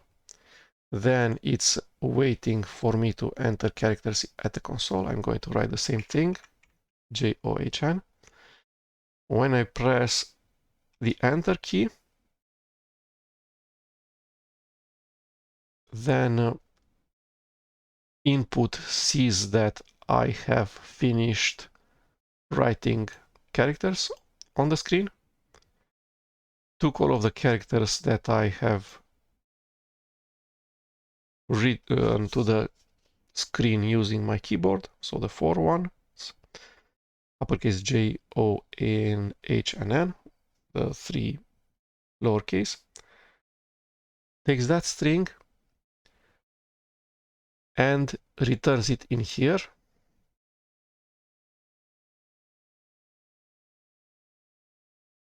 And then because the input finishes, it will advance to the new line. So prints a \n character, which it does in here.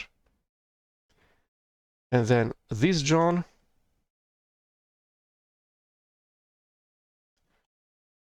string is the sole parameter of the print built-in. So print will write John, so 4 characters at the console, uppercase J, lowercase o, lowercase h, lowercase n. And because print has finished, it will write a new line character, which will make the console have a new line, which is empty for now. Okay, so this will print John.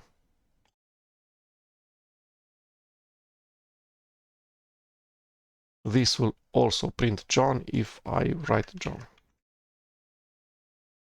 Okay, this is more versatile than this because the user can change his mind and maybe the user stops wanting to write John. Maybe the user now needs to write Mary.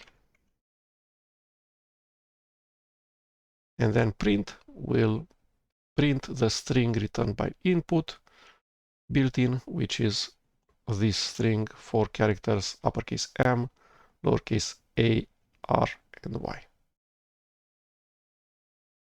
Okay. And we can make the example more complicated by asking for both the first name and the second name. We can stop the execution by pressing the red square, and we can start executing, and now it asks for the first name.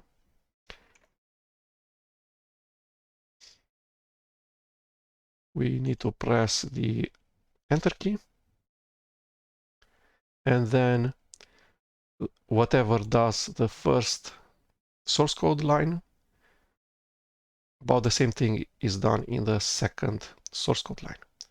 So again, it waits for me to enter a string.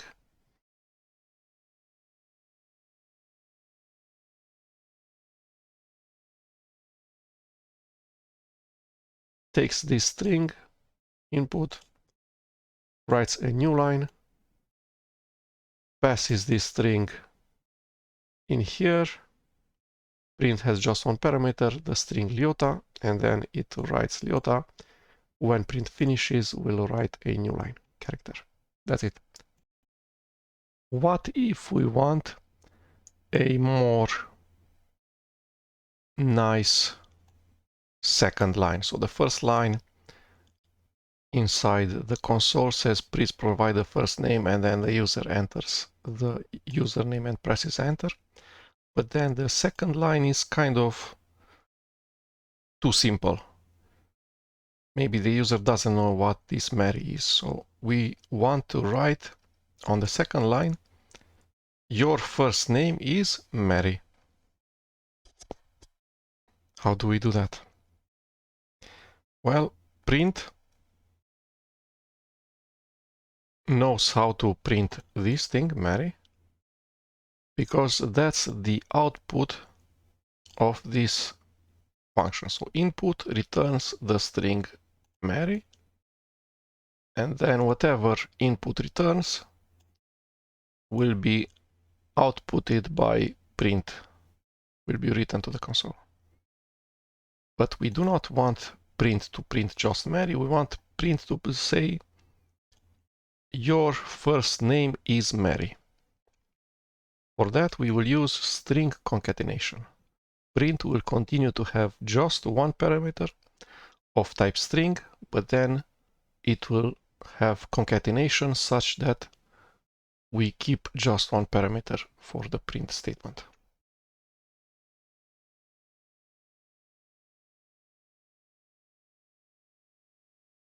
Okay, so this is the order of execution depending on the pair of brackets. The innermost pair of brackets is this.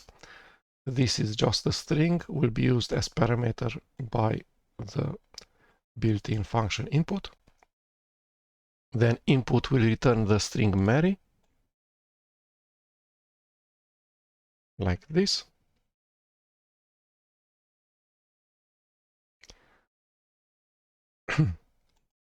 Then this pair of parentheses will be computed. Inside there's this thing, which is a string concatenation. So there's the first string plus operator and then string concatenation operator, and then the second string.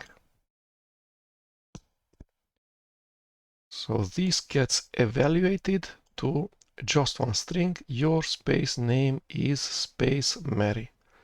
And then that one string is passed as the only parameter to the built-in function print. Okay, this is the same with this,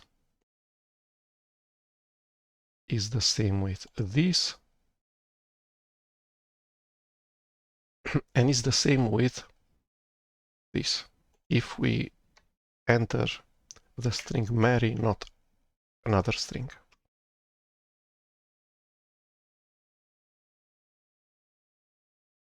Okay, so we can concatenate anything that is a string or convertible to string.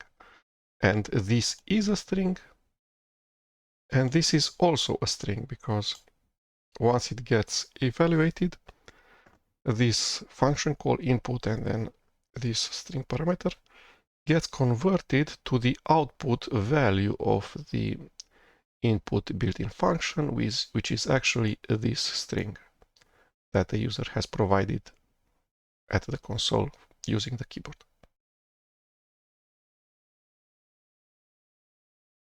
Okay. If the user inputs another first name, then the program is correct and writes your name is Dan in this case. Okay, so this has shown how inside of a single print statement we have a single parameter for print, which is of type string, but which is computed before print gets called. This first parameter is computed, and this is a concatenation of strings, and we can add many more other strings to be concatenated as the first parameter of the print statement. So you might want to say your name is, then the user will provide the first name, and then the user will provide the last name.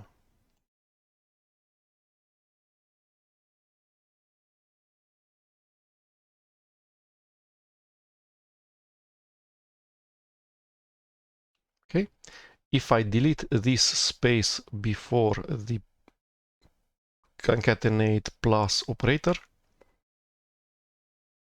we have this warning where it says missing white space around operator.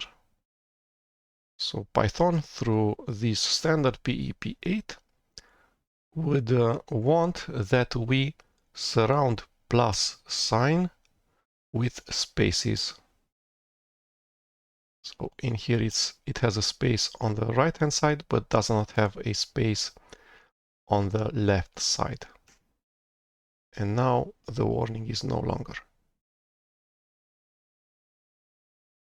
Okay, so it asks us to provide the first name, the last name, and then it writes your name is John May. We expected there to be a space between John and May, and there's no such thing. Why? Because input, the first input returns the 4-character string John. The second input returns the string with 3 characters May, and we in here have actually put John, and this is actually May, but there's no spaces between this N and this M. So what we actually want is to add that space there. Okay, let's see the output now. John, May, and it says your name is, which is actually this string, which then got concatenated with this string, which is this string, and then concatenated with this space, so this character, and then this is actually this. Now we're to the exercises where it says we should ask the program, should ask the user, what are you learning today? And then the program should print whatever the user replies to this question. So we already had a similar program before. What are you learning today?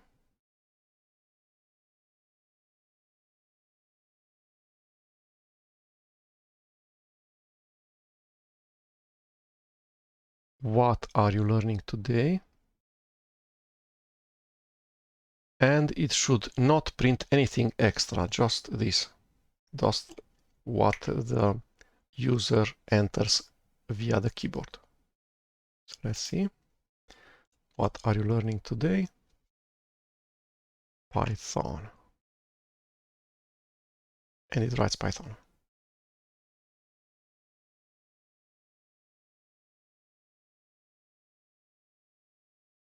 Then we need to create a Python program that asks the user, where are you from?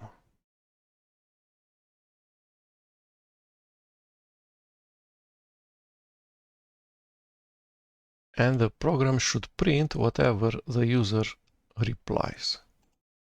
So let's see. Where are you from?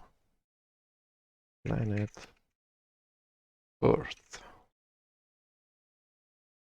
Press enter, and it writes just what the user has entered with the user's keyboard.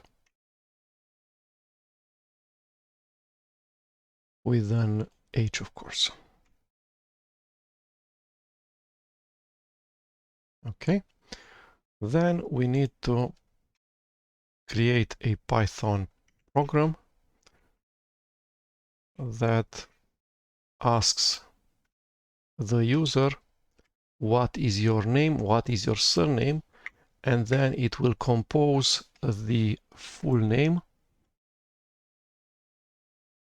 separated by a space.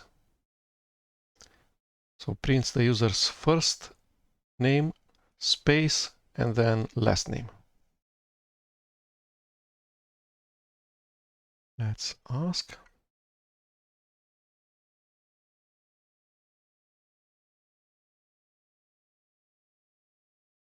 As we saw previously, one way to do it is to use 2 parameters to the print function, which will automatically put a space between whatever input returns and the string that's returned by the second input. Let's see if this works. So what is your name? Name in the sense of first name.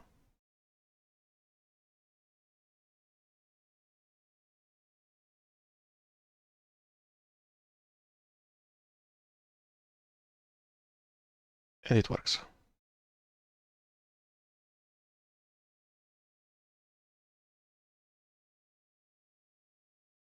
Okay. Or we can do, instead of using two parameters to the print function, we can use a string concatenation. Like this, with the middle string containing just a space, and this can be separated with double quotes as we saw previously.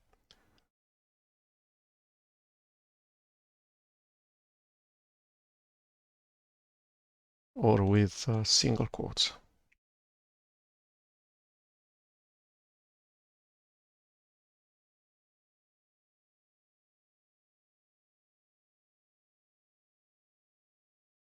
Okay, then a quick quiz. Which of the following functions has the main task of displaying its argument on the screen? So displaying is the function input, displaying the function print. Yes.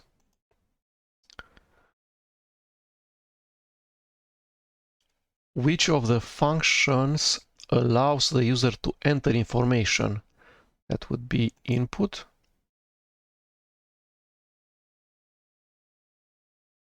What will be displayed on the screen when executing this thing? So this is not a string, it's an integer. This is not a string, it's an integer. Print has just one parameter, which is of type integer, which is going to be computed out of 220 plus 35. So there's a pair of parentheses. This is the print function.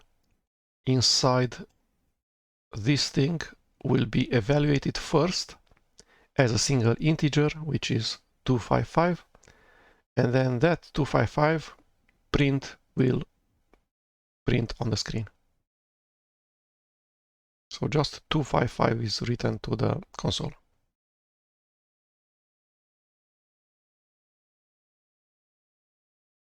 Okay.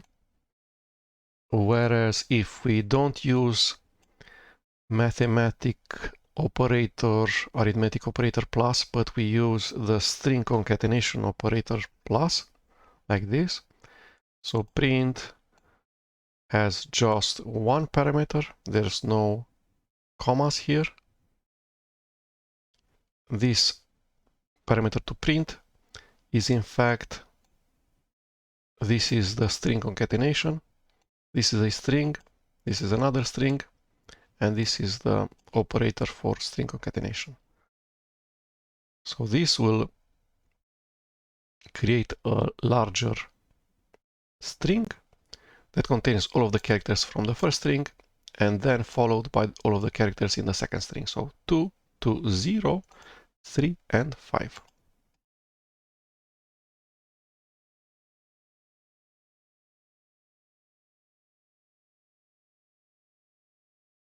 The input function obtains information entered by the user and stores it to be used later. No, it just returns. The input function takes the string that the user has written via the keyboard, and then that value will be returned as the value of the call of the input function. So it doesn't store anywhere. There's no global memory or something.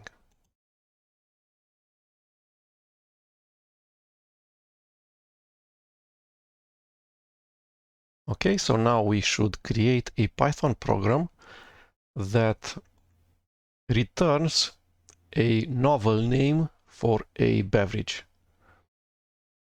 So a way to create beverage names is to concatenate something. For instance, might be Blue Saturn. So that would be a concatenation of, this would be colors, and this would be planets or celestial bodies.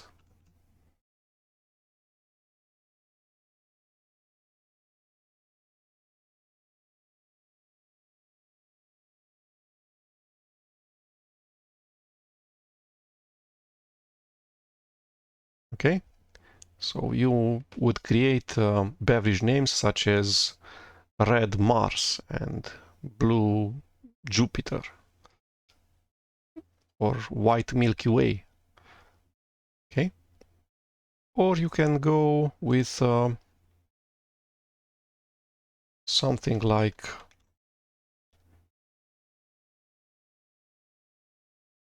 Chicago June. So that would be a city name.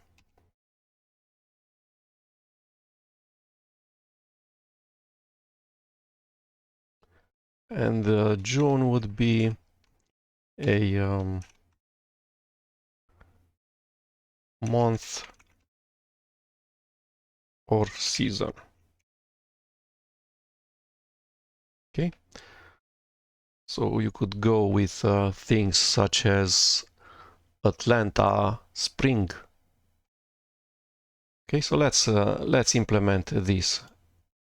We ask the user, please provide a city or location name using the input function. And then we ask the user, please provide a month or season. And then we output what we should output.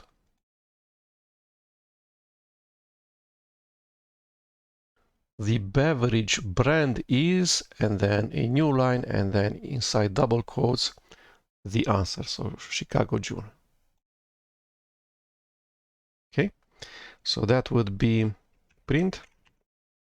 Let's first start without the input.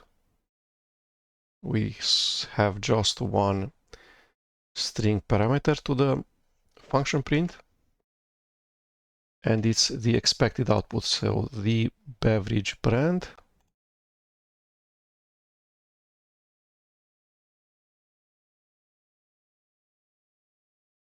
is, and then inside double quotes,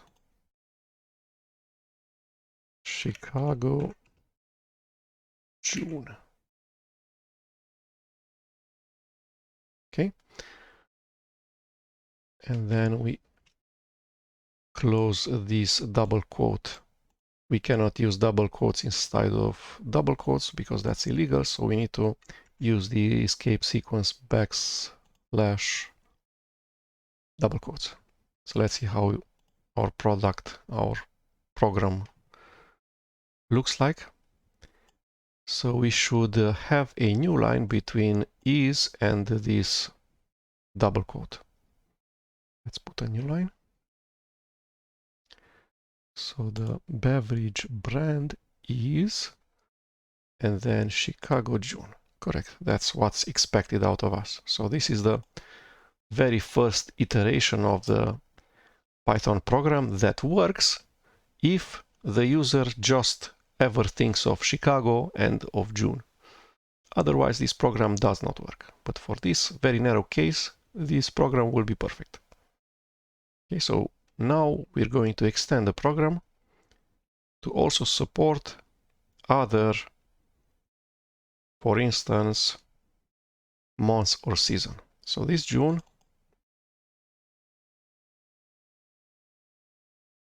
we want to convert it to a string and use string concatenation.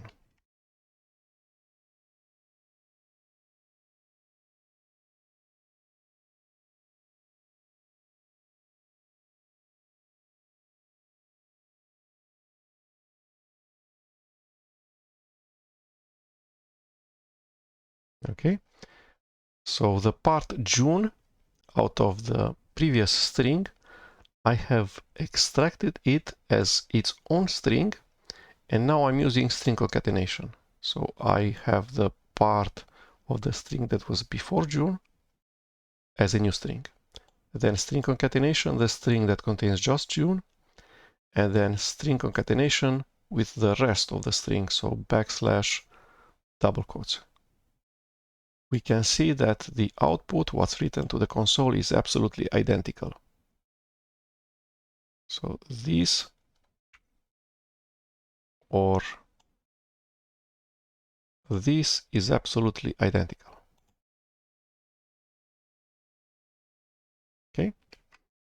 Now that we're at this step, the next would be to replace the string June with a call to the input function. We know that input will return June, the string June, so it's the same thing as replacing this source code part, input, and then its parameter with the string June. And we know exactly what we need to ask the user here. So we need to say, please provide the name of a month or season. And then as customary, we want a colon and a space. Okay, let's see how that works. Says, please provide the name of a month or season. We need to provide June for now. Enter. And the output is absolutely identical. Okay, let's do the same change for Chicago. So again, Chicago is part of the first string. We're going to extract it as its own string, just Chicago. So it starts with an uppercase C, ends with a lowercase o.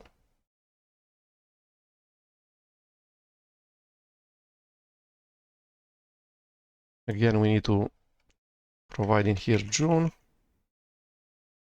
and the output contains to be is still unchanged.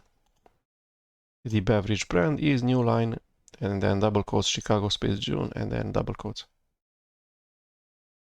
Okay, so this string Chicago will actually be returned by the input function. We replace just this string Chicago with a call to the built-in function input.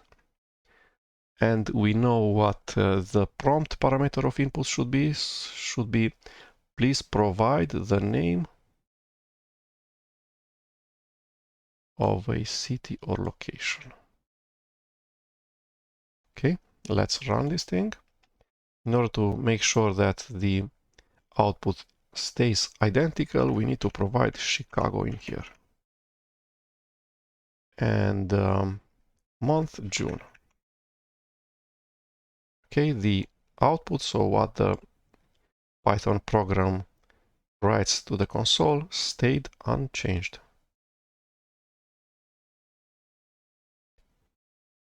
There's nothing more that we can do to our program. So we're going to run it and give it totally new values for the city or location and for the month or season. So let's use Athens winter. The beverage brand is Athens winter. Yeah, sounds like, I know what, a brand of coffee. Okay, so this tutorial is split into days. This was the day 1.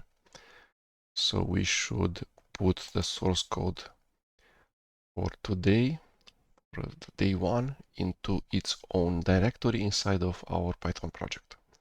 So we do that by going to project tool window, which is Alt+1 shortcut. We click on the projects directory, which is Python project, right click, new, and then directory, which we name day 1. Then we drag this main which is the last Python source code file from the first day, into its own directory. This is the move refactor dialog from the IDE Integrated Development Environment PyCharm. We go OK. So now this main is inside the directory day1. Okay, let's create. We're going to go to the second day, so we're going to create a new directory named day2. And inside of the directory, we're going to create a new Python source code file, which you can go either by selecting Python file. So right click on the directory, new, and then Python file, or right click on the directory, new, and then file. But if you're selecting the generic file, then don't forget to use the file name extension py. Okay, so what should we name it? day2.py. Okay. Now we should talk about the Python types. So in Python, we have what is called literals. The literals look like this. This is a text or string str.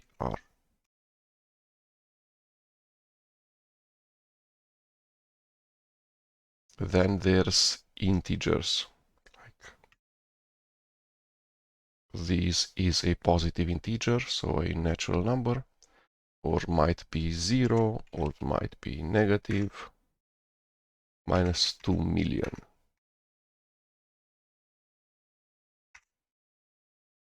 Like this. So these are integer, int. Then other type of numbers are the numbers that have a decimal point. So 12 and then a dot and then 13. So this would be the decimal number that has 12 as an integer part and then 13 as a decimal part. So this would be a float.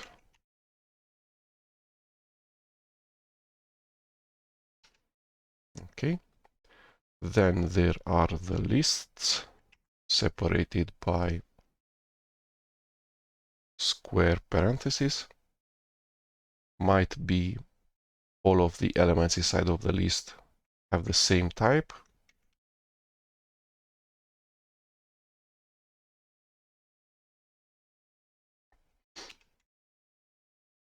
Or the elements inside of the list might have different types. So on the first position, you might have a integer. On the second position, you might have a string. On the third position, you might have a float.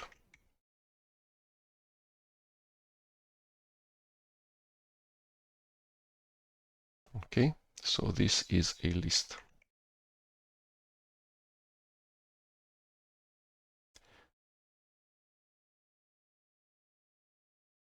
Okay, so a list once created, it has positions. The first position is the position 0, not the position 1. So the indexing starts with 0. So this 14 would be position 0. This gold is position 1. And this 4.5 is position 2. This C is position 0. This mountain is position 1. list literals are surrounded with square brackets. And once created, a variable of the type list, we can index at position 0 and find out that the value is 14. We can add it at position 2 and change 4.5 to 37. Or we might remove the first element in the list, or we might insert another element between the elements with index 1 and 2, or we can append a new element after 4.5, so that would be at position 3.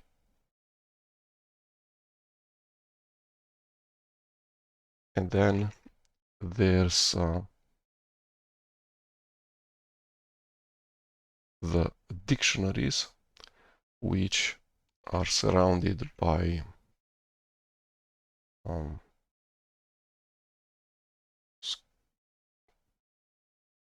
in curly brackets.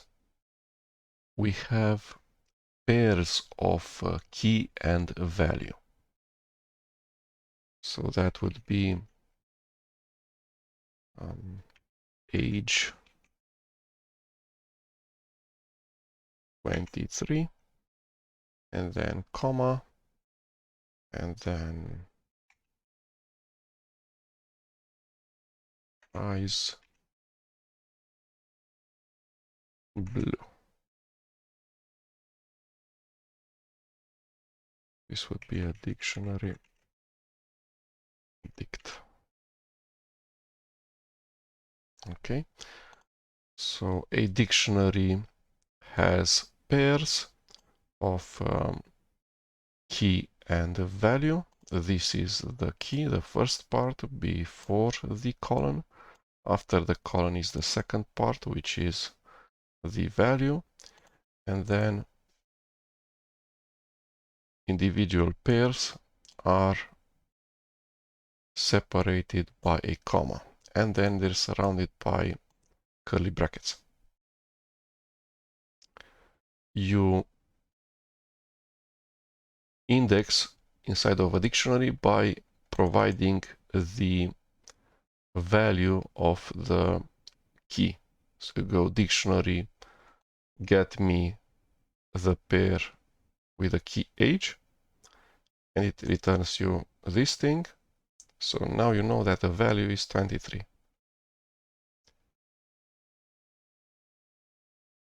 Okay. Get me the value of eyes, it's the string blue.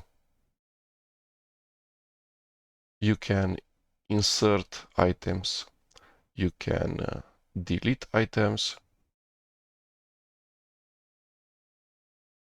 Next up, it's tuples. So tuples is a data type that has a fixed number of positions. For instance, you might have a 3, and then a true, and then a month. So this would be the position. Day is the month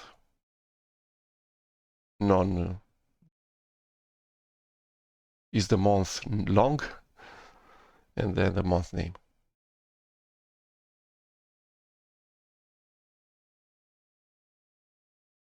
Tuple. Okay, you cannot add more items inside of a tuple. You cannot remove items. So a tuple defined like this has 3 positions. The first one should be an integer. The second one should be a boolean.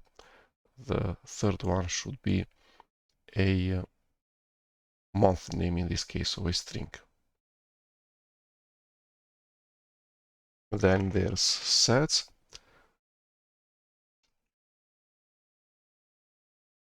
which contains items that must be unique inside of the set. So for instance, June and September. You cannot have a second September. This is not a set because it has duplicated items. The item on the first position and in the second position are identical. Whereas this is a valid set. And then there are booleans. We already used a boolean in here. True and false.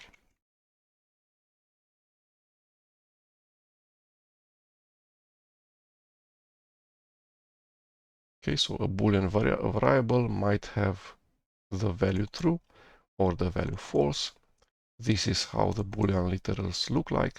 Uppercase E, R-U-E, not surrounded by anything. And then for falsity, uppercase F, and then lowercase A-L-S-E.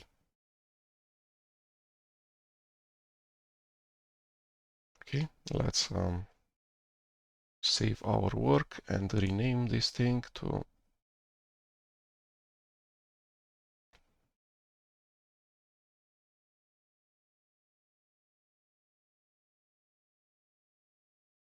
Python data types.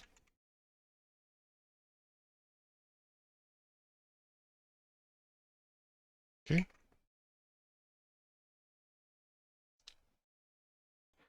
So let's talk about variables. This is about variables in any programming language, including Python. So a variable is a named bucket. Let's paint a bucket like this. And the name of this bucket is month.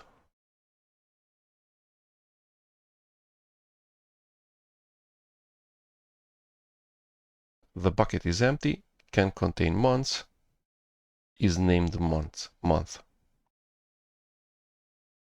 Inside of it, we will place the value June.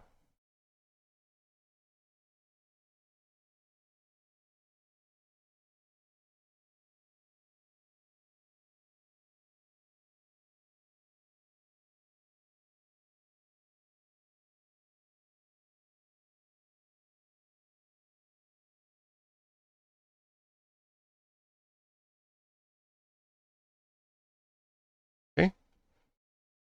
So right now our value, which is June, resides inside of the bucket, which is the variable, which is named month. Since the bucket has a name, we can access it. We can say, hey month, what's the value inside you? And that will reply, I have the string June with an uppercase J inside. So that would be reading from a variable. And then we can write inside of a variable. We can say, hey month, replace whatever you have inside with the month September.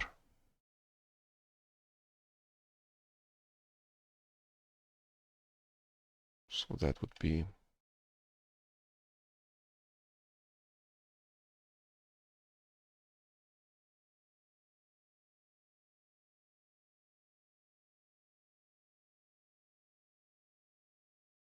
okay.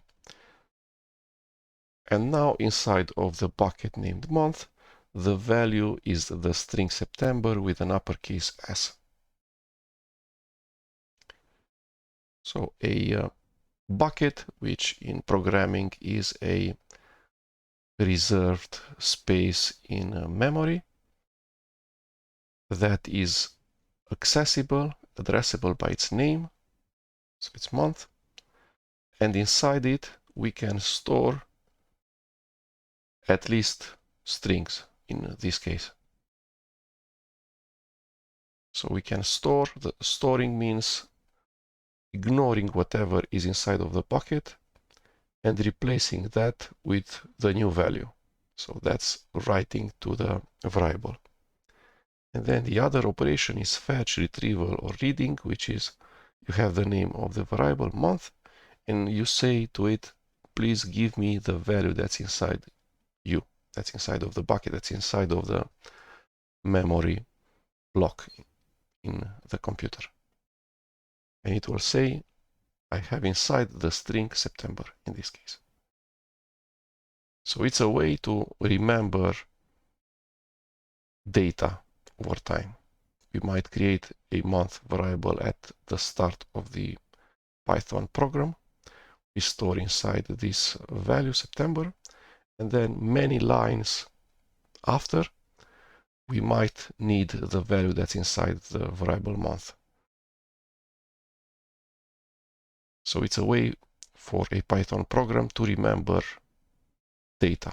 For instance, you might ask the user, what's your favorite month, using the input Python function. The user will write with the keyboard September. So input will return the string September. And then if we store this string September into a variable named month, then later in the program, we will have access to the string September that the user has entered. So it's a way to store information that was computed at the current line in the Python program.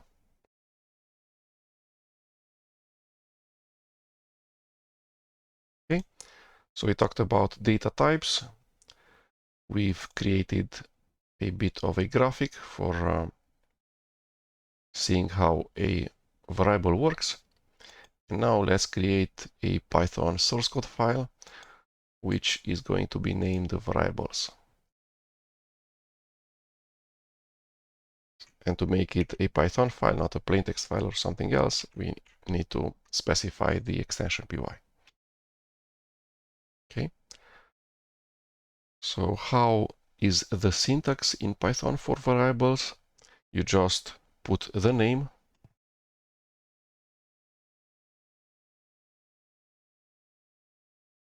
so month, and then the sign equals, and then whatever is the value. So in this case, it's the literal string September with an uppercase S. Okay.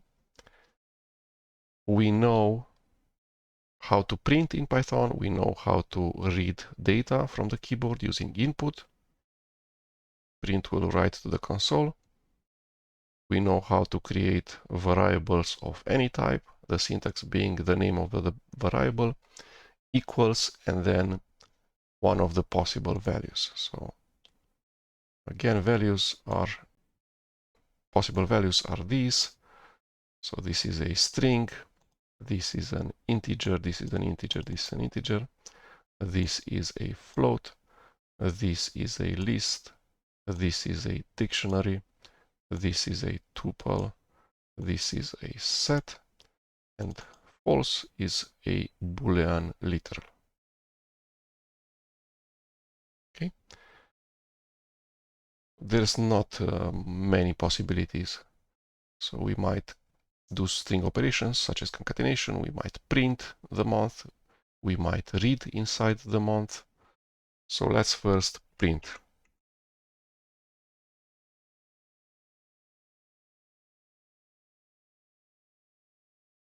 Okay. So we've declared a bucket.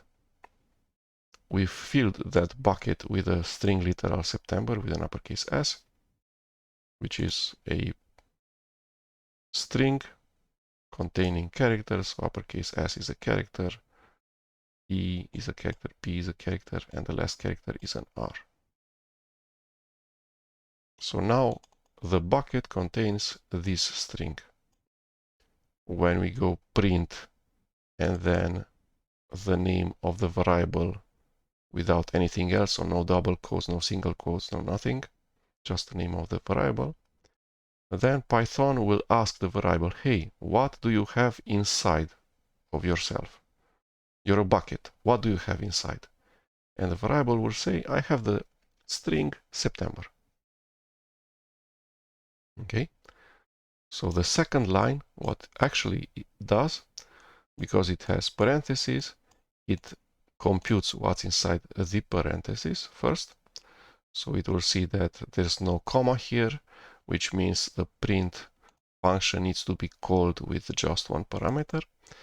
And then it tries to evaluate all parameters in order. So the first parameter is just a month, so a variable name. This needs to be evaluated because it's a parameter of the function print. So it gets evaluated to the value that's inside of the bucket month, which is September.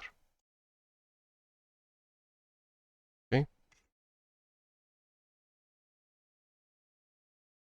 Line 2 and 3 are identical. Let's run and see. Okay, so it says, please provide the name of a city or location. Why does it do that? Because the command line is wrong. So it goes Python and then day1 main.py, where we wanted the Python ID PyCharm to run Python and then day2 variables. So whenever we press the run button, this one, the wrong Python source code file is being run. So we need to change that. We can change it in multiple ways. We can go to the PyCharm main menu and then run and then run with triple dots. And this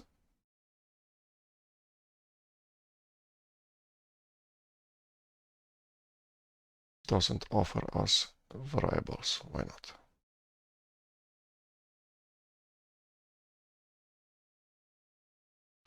Run.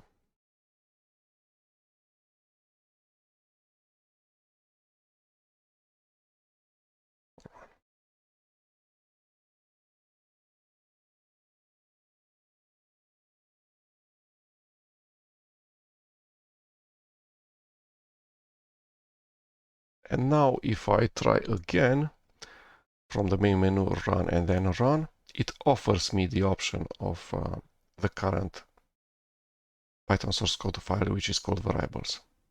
It did not before. But anyway, we have this option from this combo box. We can go current file. And now it's going to always run the current file. If we're in Python data types, it will not do anything, but the command line will be correct, Python data types. If we're in variables, it will run the correct file, which is variables.py, and with the expected output.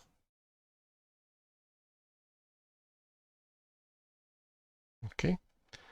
So now it says that we should put this tool window with the run console on the right half of the PyCharm window. So let's do that. Move to.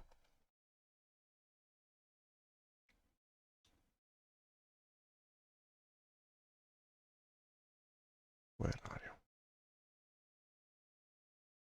Can't we just drag it?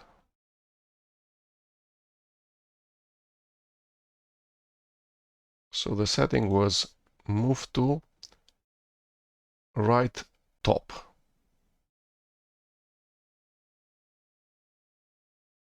Which means to the right part, but not in here.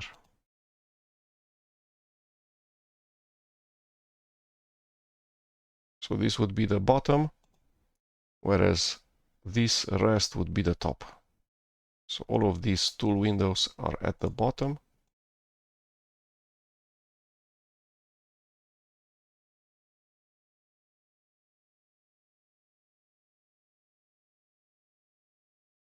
and the rest of the view is called the top.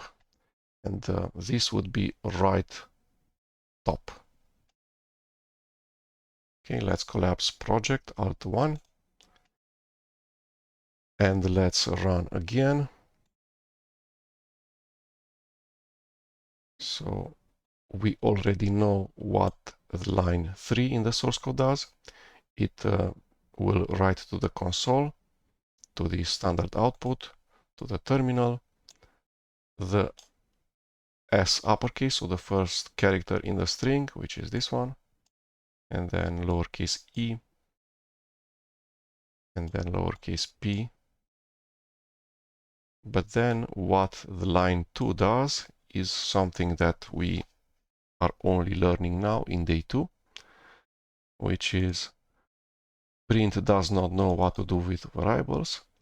So that's why Python will first convert this variable name to a string or to a int or to a boolean or something that print manages to write to the terminal. So there's an intermediate step on line 2. First, the only parameter of the function print gets evaluated, gets converted to the string September, and then something very equivalent to what happens on line 3 happens, which is print will print September, not month. Okay? And very important not to do the name of the variable enclosed in something. So it should be just month without any double quotes, because otherwise it will write the name of the variable, not the value that's inside of the variable. This is the same thing. So this is the literal string month, which is very different from the variable month. Okay.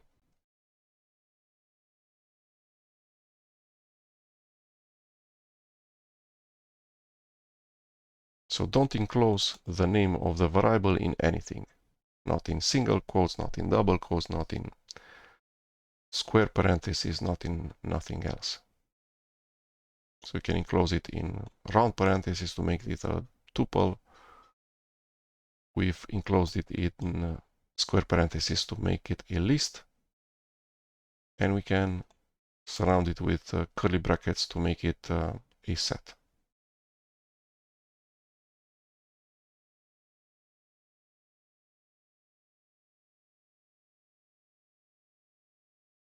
Not really. So this is just parentheses, extra number of parentheses, and it gives me the warning that I should remove one of the redundant pairs of parentheses.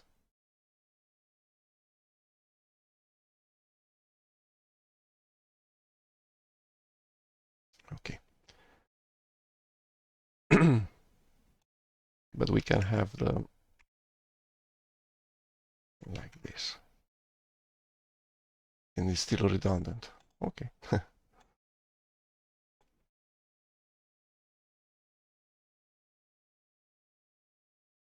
so that would be defining a variable and assigning it an initial value. That's what happens on the source code line 1.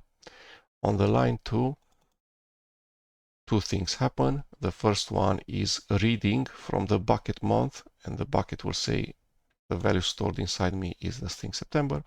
And then the second part of line 2 is printing the string September.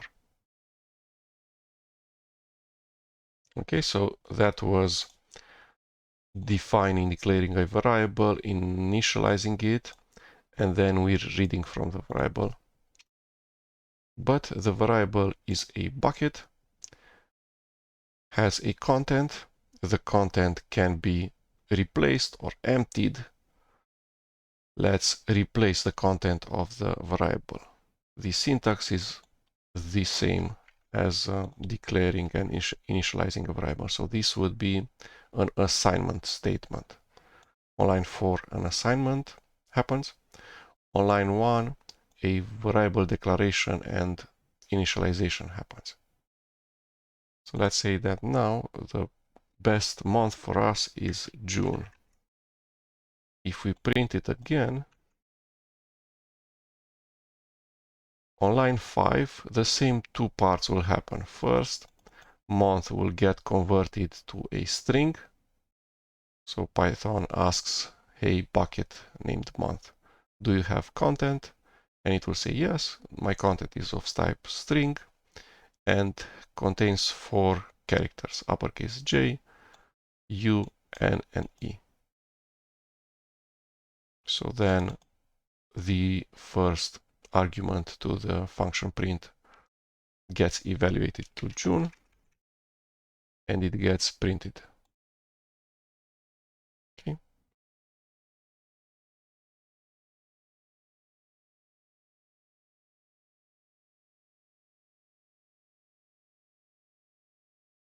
So when we go print month, inside of the console, we will not see a second September. So the previous value that was stored inside month. A variable does not know the previous value that was stored inside it. It just knows the current value that's stored inside it, which is June. And at line 5, when we execute line 5, June will actually be written to the console.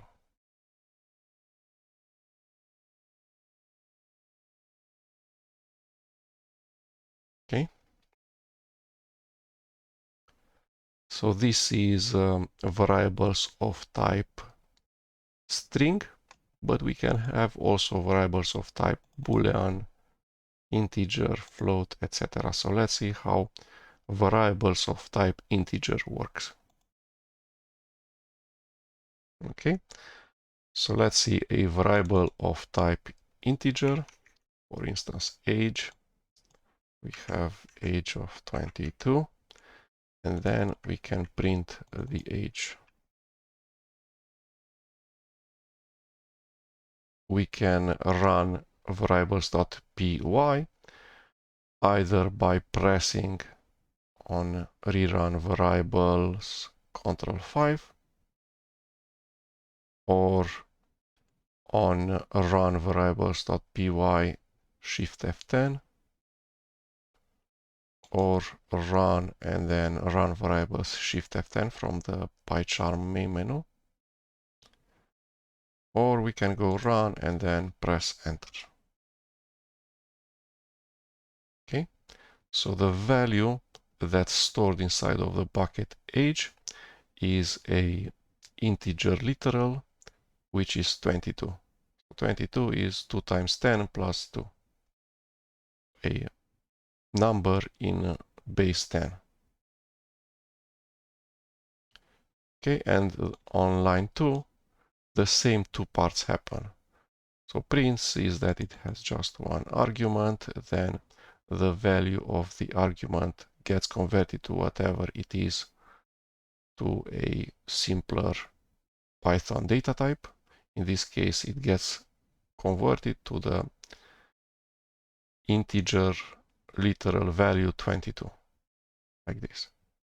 And then the second part is print writes to the console the final values of its arguments, the evaluated values of its arguments, which is just one argument, 22.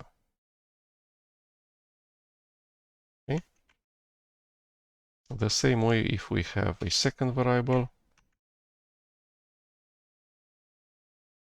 let's say that this is the age of employee 1 and this is the age of employee 2, which this one is 37. Then we can even do arithmetic operations and they will work. Okay, so how does line 3 get evaluated by Python? In 2 steps. The first one is to convert all of the arguments of the print function to built-in Python data types. So in this case, this is a bucket. Python asks it what's the value that you have stored inside of yourself, and it says 22. This is another bucket. Python asks it what's the value stored inside of yourself, and it will say it's the integer 37.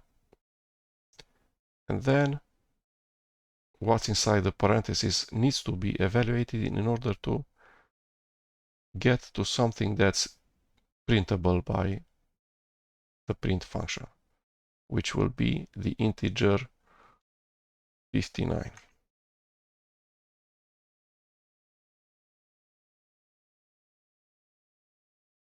Okay. So the value of age 1 is 22, the value of age 2 is 37, and in here the mathematical arithmetical operation addition, integer addition will happen. So it's equivalent if you say print 22 plus 37, print 59, or print age 1 plus age 2.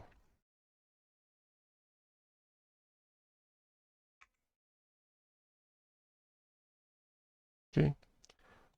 The exact same things will be outputted to the console, which is a 5, a 9, and then when print finishes, also prints a new line character or a \n. Okay, so that was defining variables, changing the value that's stored inside of a variable, so writing to a variable, reading from a variable, and the print function. But now let's also do the sibling of print, which is input. So let's ask the user for its name. So we can go print and then input what, please provide your name, as we saw previously. So it says, please provide your name. I need to put my cursor inside of the terminal, inside of the console, in the run tool window inside of PyCharm. I provide my name,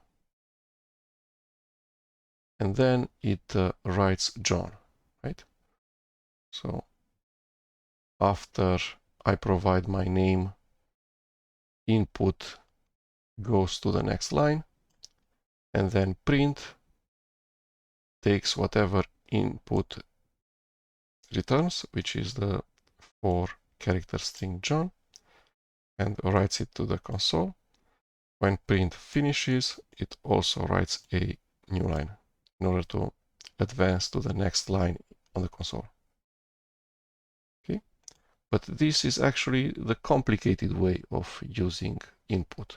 The simplified way is to use an intermediate variable such as name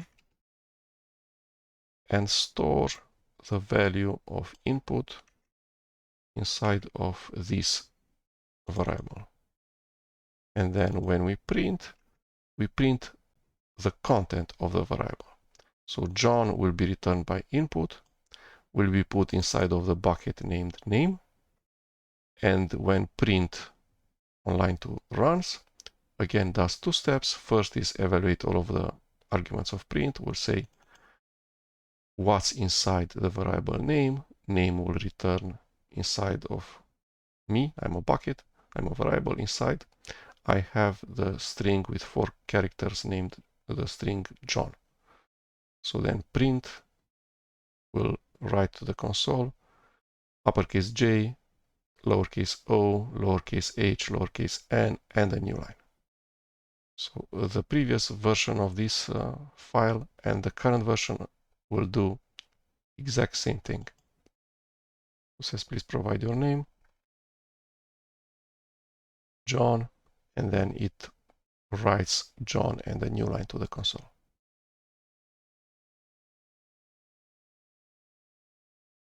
Okay, and we're not forced to print the variable after we populate it using the input function.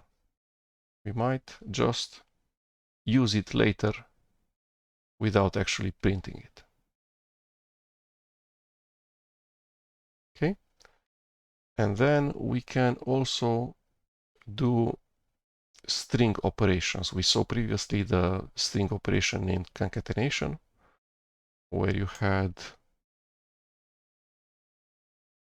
hello and then you had world.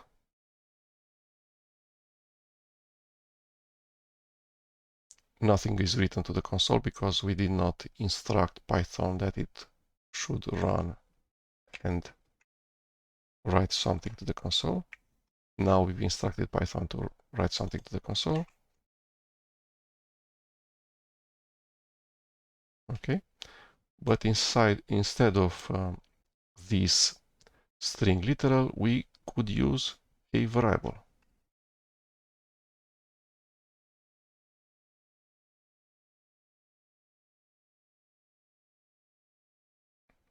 And then we just replace the string literal hello with the variable name that holds the string hello.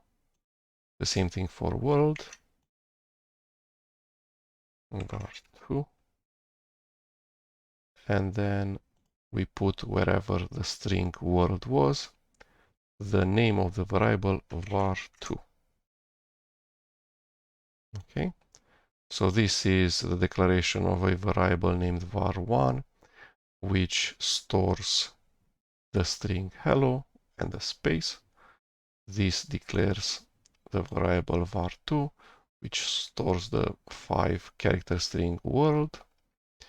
And then on line 3, we are going to write to the console the concatenation of var1 and var2, which is hello space world, as we expected. So the output of this program and the output of the previous program are identical.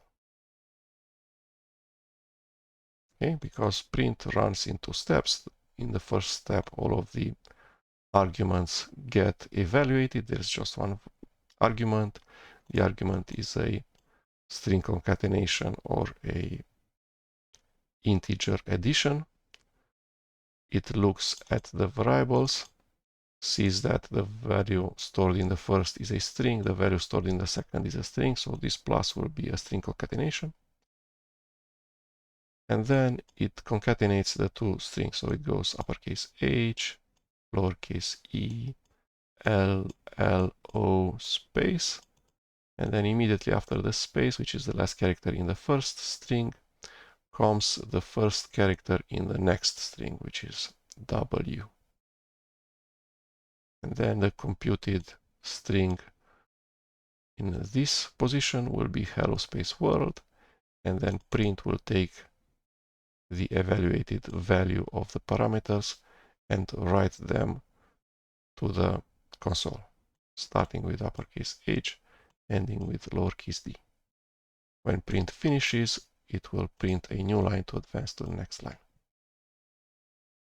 Okay. Then instead of doing the string concatenation on line 3 inside the first argument of the function print, we could do the string concatenation and store the result in I don't know, sentence.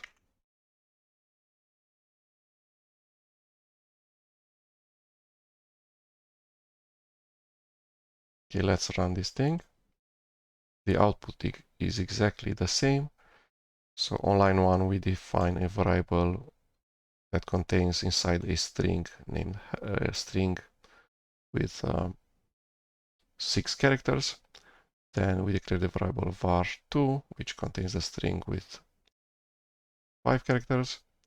And then we declare another variable, and inside we put the evaluation of the RHS, which is the right-hand side. Okay, so this thing after a equals sign when we do assignment or variable initialization is called a right-hand side, and this thing needs to get evaluated before Python knows what to store inside the variable named sentence. So sentence is a bucket, but it's empty.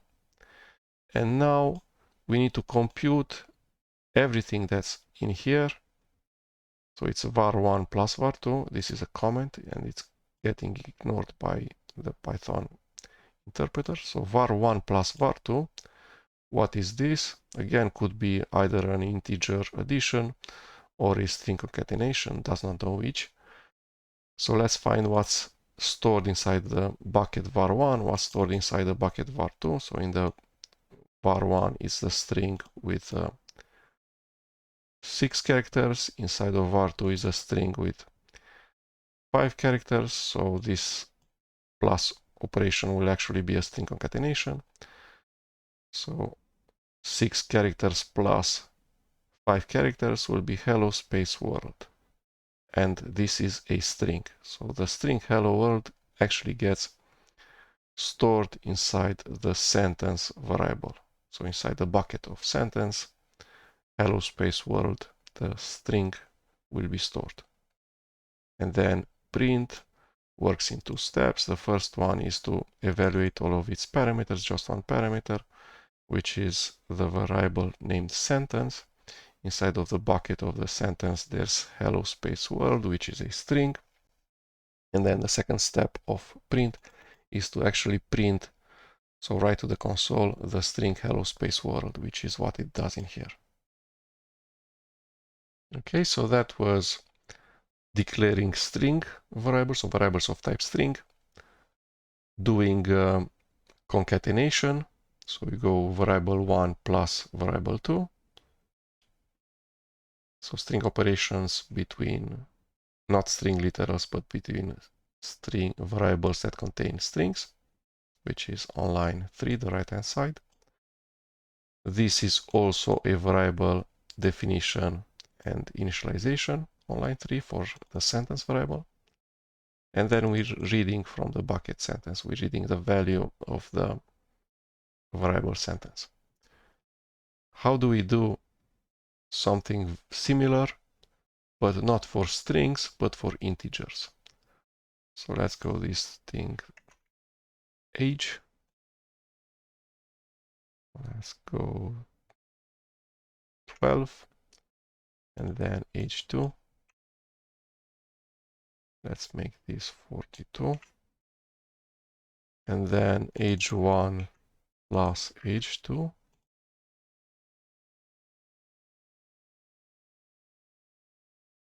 Accumulated age.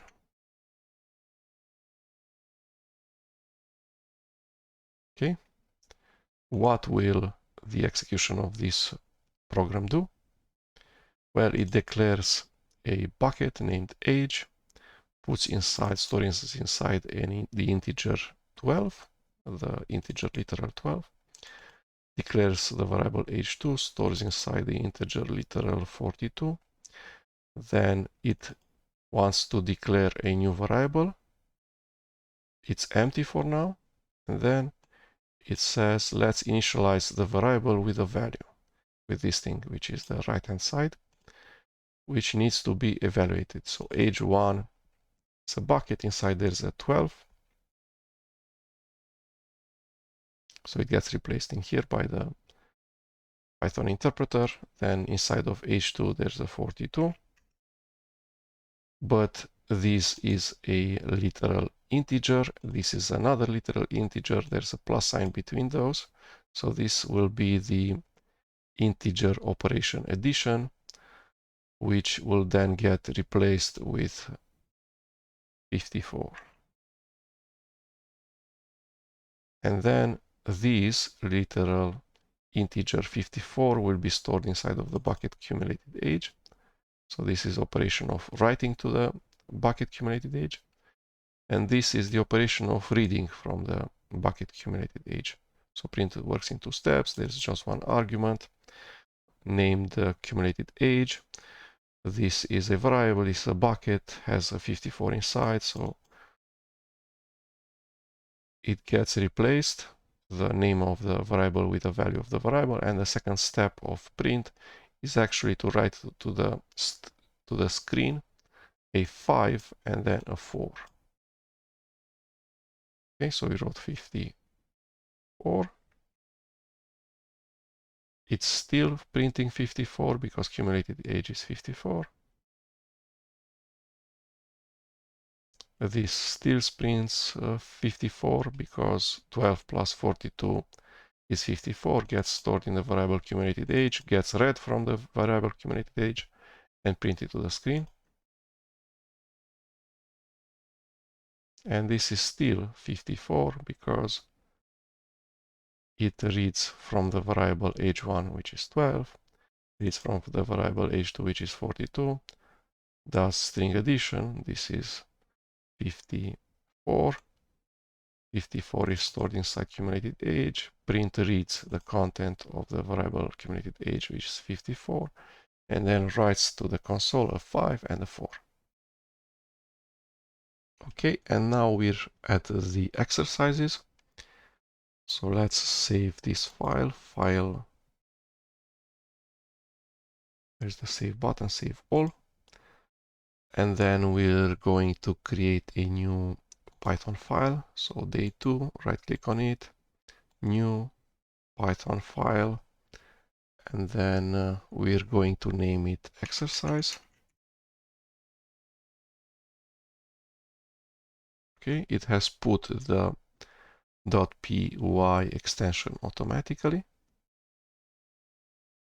So it says declare two variables called name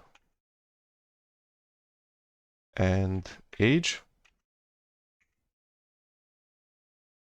Set the name value to Tony Soprano and set the age value to 51. So that would be name equals Tony Soprano.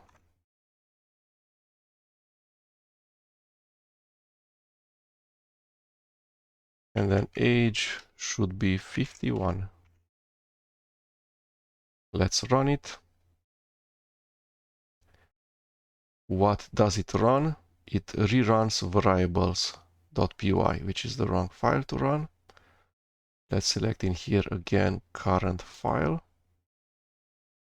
We run it. And now we see that it has run exercise.py, which is the correct file to run. We can also see it in the command line that was run, which is exercise.py.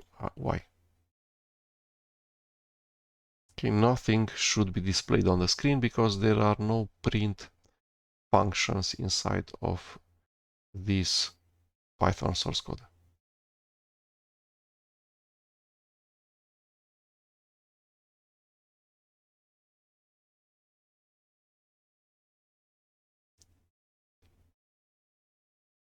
Okay, the next exercise. Let's close project, Alt1. Says create 3 variables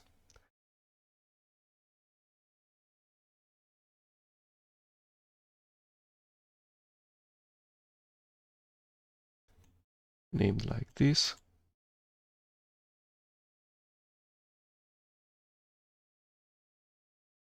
And we should place the string Julia in the first name, place the string Roberts in the last name, and then create the full name by using concatenation and putting a space between Julia and Roberts. So let's do that. First name equals Julia. So this is invalid because I didn't close the string literal. Missing closing quote.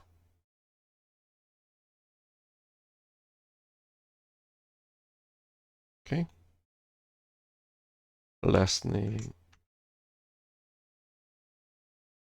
is Roberts. And then full name should be Julia and Roberts.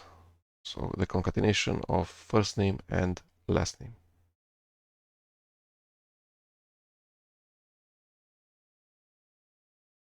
This is the result that we're after.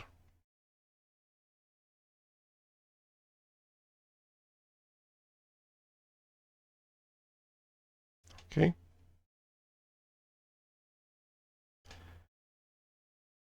So we're going to split this string into multiple strings. There's a Julia, there's a space, and there's a Roberts. The result will be the same.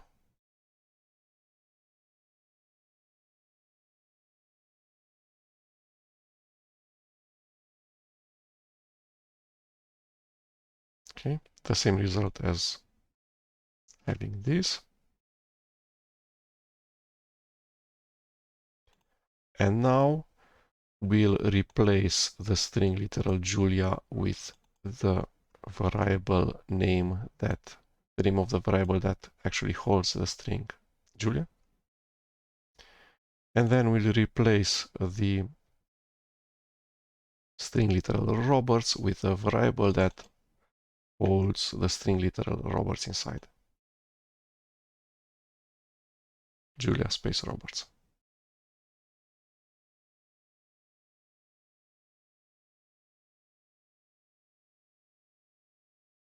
Okay. The next exercise. Declare the variable course. Make it have the value Python. And print the following sentence. You are taking a Python course.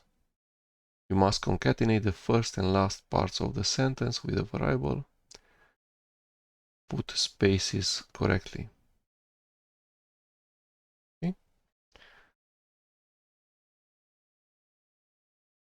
So the text should be, let's print it directly.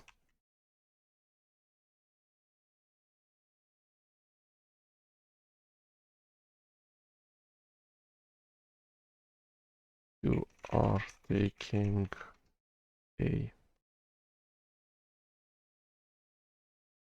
Python course. This is the string that should be displayed to the screen, to the console, to the terminal. You are taking a Python course. This capitalization, this spacing. Okay. And we should have a variable named course with the value Python with an uppercase P. Okay, our code still runs correctly. But now it says that in the middle of this string, we should not use the string literal Python, but instead this variable. Okay. We do it similarly to what we did before, which is split this string literal into 3 string literals.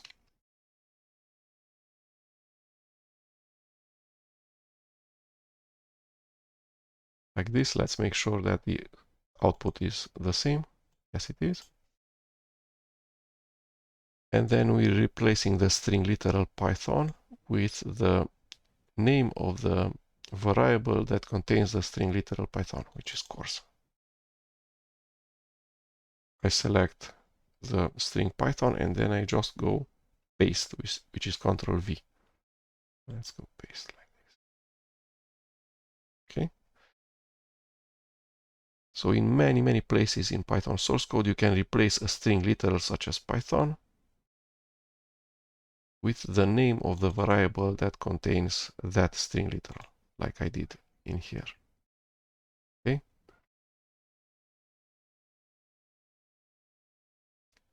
Redo, paste, undo, paste.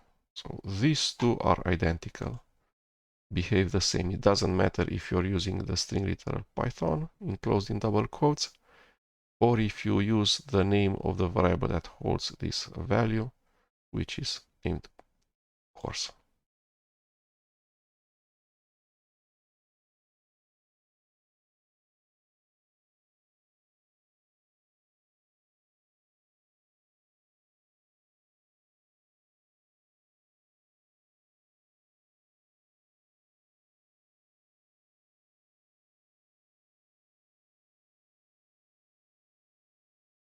How should we name the variables? So Python, if you search on Google Python code style, you will find PEP 8, which is the style guide for Python code. You will find online other interpretations of this PEP in a simpler to read format, but this is the canonical page. And in here you can find how to write the names of variables. So the document is a bit long.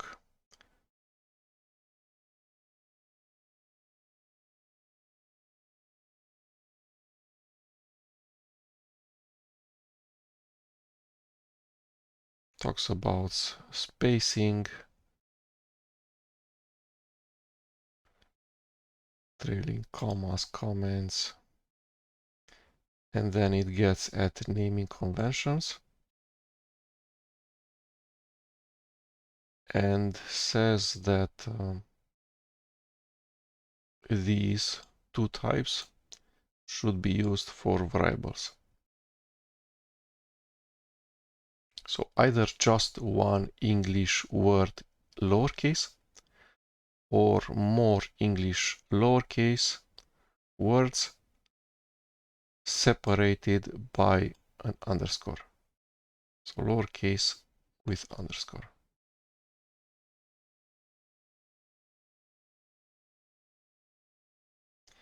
Don't start with a underscore or with two underscores for now, because those are for internal use and dunders, and so those are advanced. So do not start with an underscore or two underscores. And then you should not use things that are misleading, such as an lowercase l, which might be confused with an 1, or an O, which might be confused with a literal integer 0. And then Python also allows you to use all sorts of non-ASCII characters in identifiers, so do not do that.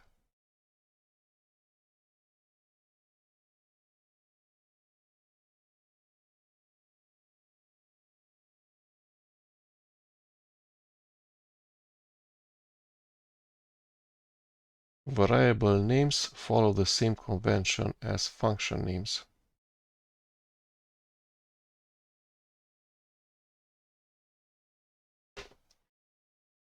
Okay, so these two are the convention for the name of the function, which we did not study yet, and for the name of variables, local variables, function parameters. Okay, so try to only use ASCII characters, which are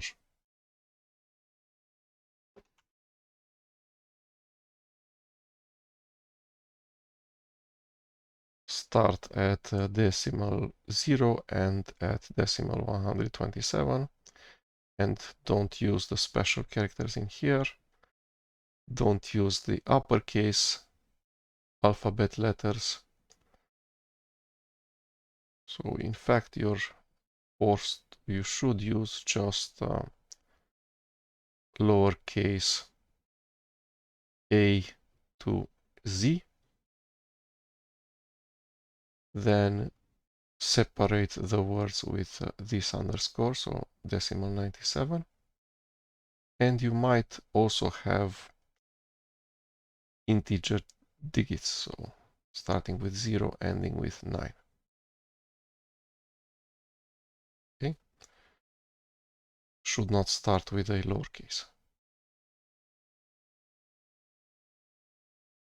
Although you could have local variables that are just one letter, such as a equals 8076, and then you remember that a is actually an age. But other people that read your code will not immediately know that a is an age, will not be able to get inside of your brain and know what you thought when you write on line 6, when you wrote on line 6 a as age.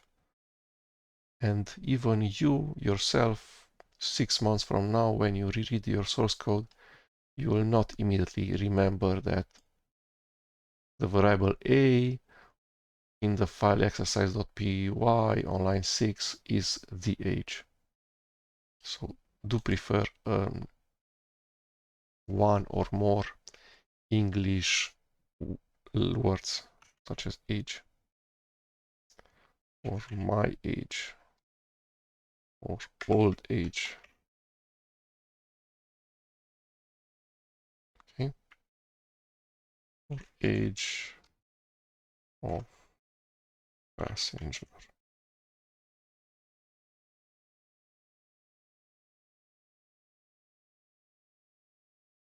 Okay, and then you're also limited by the fact that you cannot reuse Python keywords as variable names. So you cannot use print.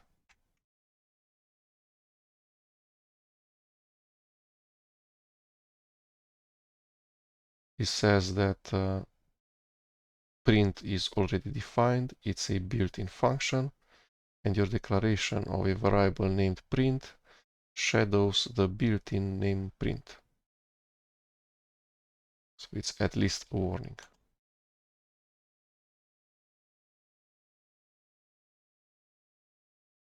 Okay, and a special case for variables that are used in a for loop as iterator.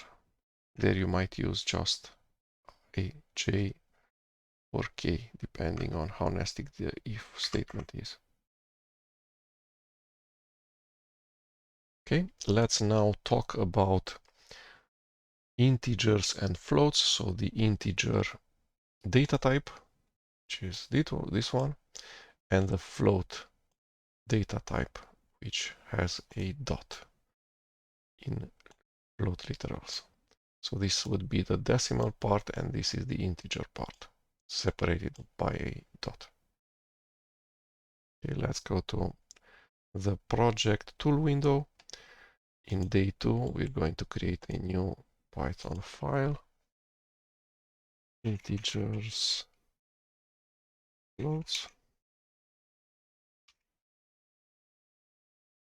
Okay, and we already know how to name Python variables. So let's create one named my number. We give it a value 1. So again, this declares a variable named my number. So this is a bucket. Inside there's the integer literal 1. We can print a 1.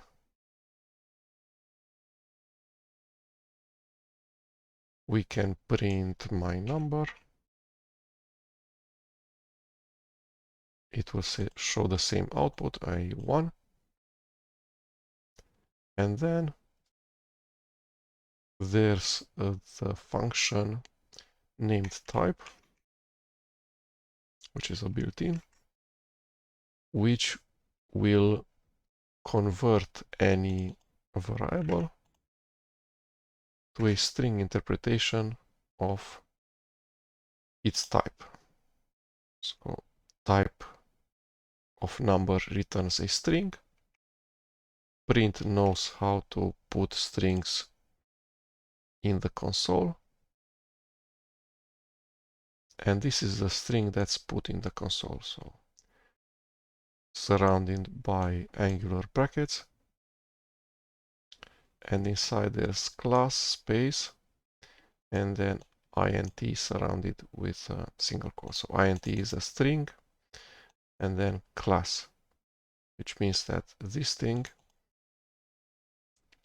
is an instance of a class. And the class is int. So this is the way that the Python interpreter internally thinks about the type of the variable myNumber.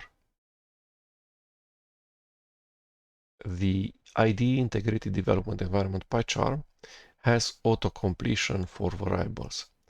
If we have a variable named myNumber already declared on line 1 and on line 2 we want to print it, we can go just my.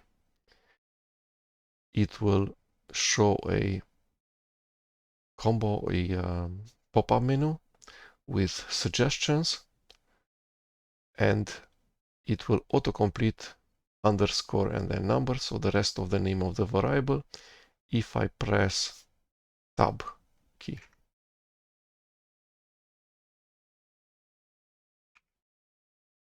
Or if I press the enter key. Okay. Then on the right hand side of the initialization of the variable myNumber, we might have not just a string literal but any string, and not just a integer literal but any integer right hand side. So any right hand side that can be evaluated to an integer, such as 1 plus 3. Now it shows 4 in here. When we print, we can also do integer addition, and then I press the tab key, so it will do 4 plus 4, which is 8, and it will print 8. Now instead of 4 we can see the 8. Okay, now this myNumber used to be an integer. Now we're going to convert it into a float. So let's go in 12.4. So we have a local variable which contains a float 12.4. When we will print it, print knows how to print float literals. So this variable is evaluated to 12.4. So print will write a 2, a 1, a 2, a dot, a 4, and then a new line. And then print type of myNumber will print something different because myNumber is no longer holding an integer, but it's holding a float. So let's run it. So again, 1, 2, dot 4 new line. And then line 4 actually prints something very similar. So previously it was angular brackets, class, and then inside single quotes int. And now it's angular quotes, class, and in single quotes float, so float instead of int. Okay. So this was just the declaration initialization of myNumber, but then we can, and in here we read from myNumber, in here we also read from myNumber from the variable. We can also write to the variable, so let's do that. And we previously did things like a addition operation. So this would be a float addition. It should return 3.2. Let's actually see it. Okay, so myNumber initially had the value 12.4, but then inside of the bucket myNumber, we have put this value, so 3 plus 0.2 or 0.2 plus 3, which is a float operation. It's a float addition operation. It returns 3.2. You can see that inside of the bucket my number, now there's the float literal 3.2. When we print my number, this float literal will be read from the bucket and written to the screen 3.2 and then a new line. And then the type of my number has remained float, because in Python you can change the types of a variable. So even if you declare the variable as float, you can then put inside that bucket a integer literal, and now it says it's a class int, not a class float. Line 5. Okay, if we put a string in here,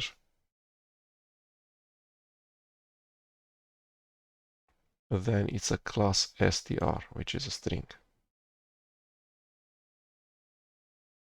So when you're looking at the type of a variable, you're actually looking back. So you're at line 4, 5, and then you look at line 4, line 3, and then line 2. You can see that a value is placed inside of a bucket, and then you know the type of the variable. So what happens on line 1 is not relevant to the line 5. What happens on line 2 is relevant to what happens on line 5. So if you want to know the type of a variable, you need to look at the last assignment or allocation. So the newest assignment of or allocation to that variable, which is on line 2. Okay. Then another thing that you can do with a variable is to put a complicated right-hand side that also reads from the same variable. So we can do something like +2. Okay, so we declare a variable named my number, this thing. The bucket we put inside 12.4, and now my number is of type float. And then on line 2, we first evaluate the right-hand side, which means read what's inside of the bucket. So inside of the bucket there's 12.4. Then do 12.4 plus 2. So this is a float addition operation. It's 14.4. So the float literal 14.4 is then put inside of the variable, inside of the bucket. It's stored there. So it's a write operation.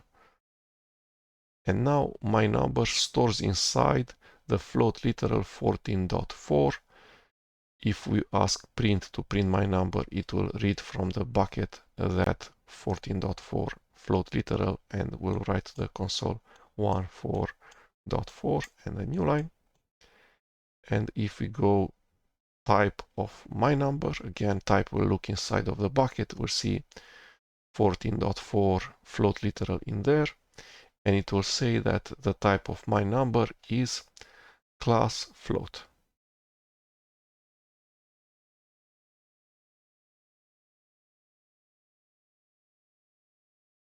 Or we could even do my number plus my number. Okay, so on line 2 what happens is that we're preparing to assign to my number, so to write inside of the bucket. But what should we write inside of the bucket? Well, we should write this thing. Okay, so my number plus my number, it goes inside of the bucket, finds whatever is in there. So it's the float literal 2.4. So this becomes 2.4. Then it goes inside of the bucket, my number, sees what's in there. It's the float literal 2.4.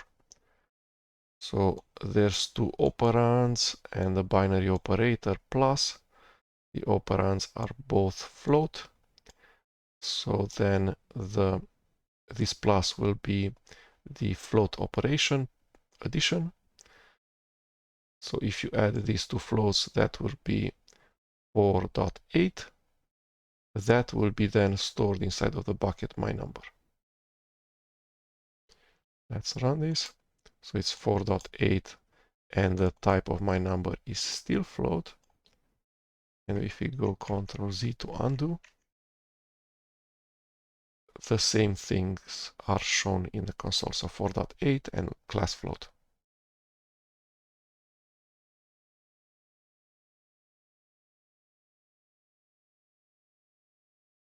Okay.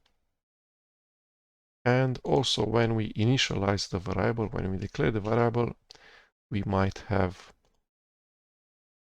operations in here. So a right-hand side. So we can have 2 plus 0.4. Shows the same output because in here we declare the variable my number. So we just create a bucket and then we go equals, and then inside of the bucket we will write this right hand side, which is 2 plus 0.4. This is an integer literal, this is a float literal. When Python adds a float literal and an integer literal, will use not the integer addition but the float addition. So the result will be 2.4. That will be then stored in the bucket my number. So 2.4 will be written inside of this variable. Then this right hand side will be 2.4 plus 2.4, which is 4.8. This is a float addition. So my number has now the value 4.8 and the type float. We'll print it, we'll say 4.8. We'll print the type, we'll say float.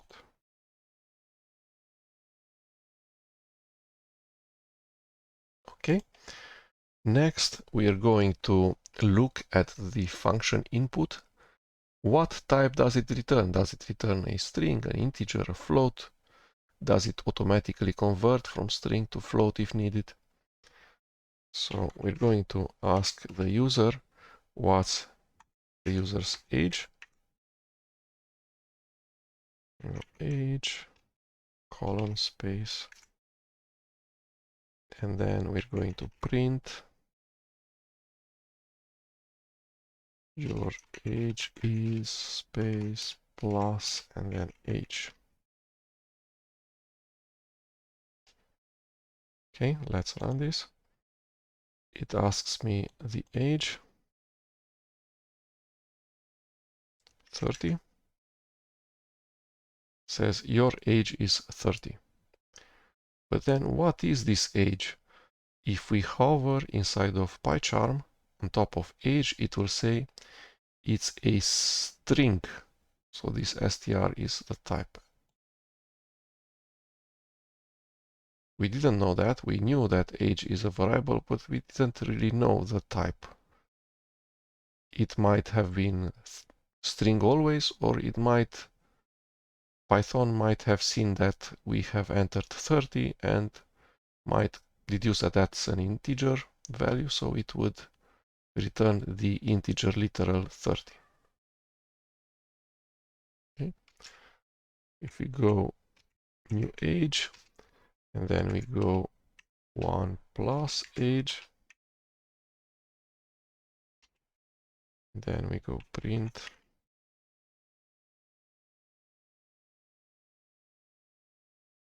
your age next year.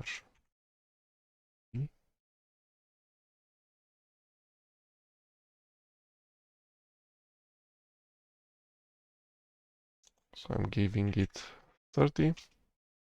And now it errors. It says that I'm trying to use the plus operand on two types that it cannot support, which is a string and an integer. So says that the second operand is of type str, which means string, and the first operand is of type int. So we should either add just ints or just strings. And adding strings is not actually an addition, but it's actually the string concatenation. Okay, so this is type string, contains the characters 3 and 0, so 2 characters. And then when we go 1, which is a integer literal, plus the string with the 2 characters 3 and 0, that will fail because it will not know if I want to do string concatenation, so to have 1, 3, 0, so 3 characters string, or if I want to do 1 plus the string 30 converted to integer, which would be 30. So 1 plus 30, that would be 31. Okay, and we can see that by actually printing the type of age.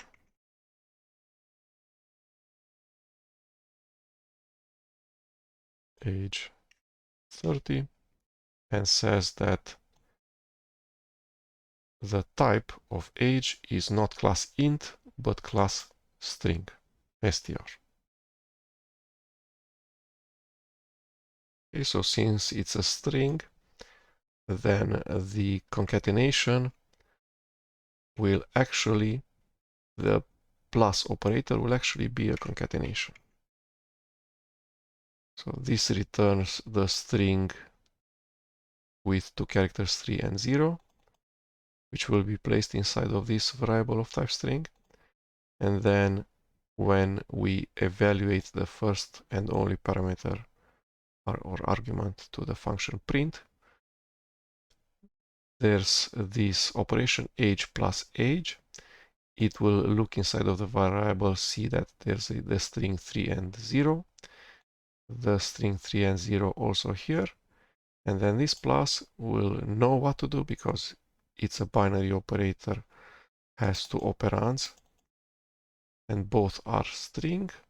So this plus will actually be string concatenation. So this is the string 3, 0, this is the string 3, 0. So it will generate a string with 4 characters, 3, 0, 3, 0.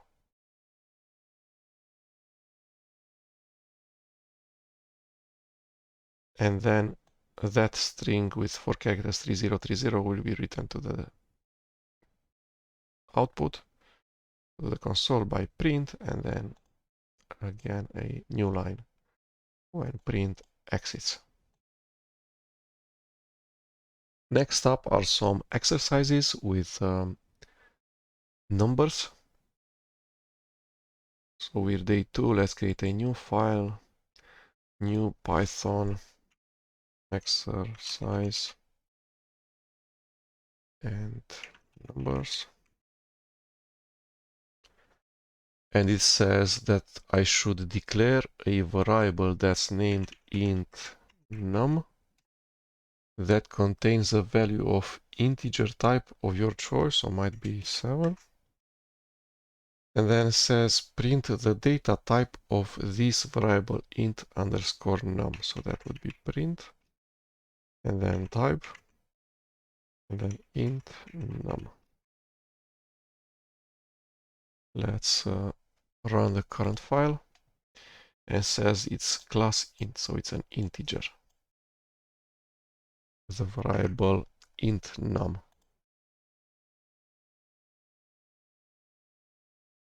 Okay. The next exercise, declare a numeric variable named decimal num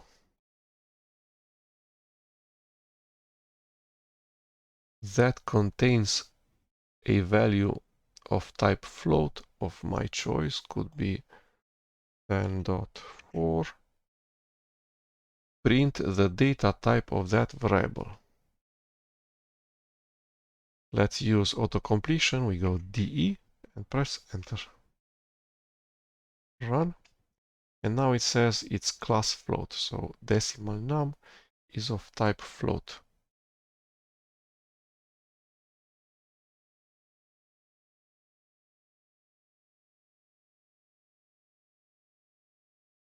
Okay, next, another exercise says, what type is the result of the sum 7.5 plus 2.5?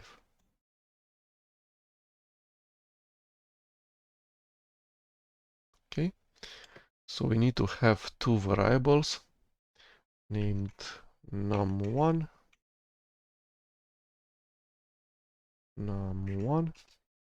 equals, so we need to compute 7.5 plus 2.5.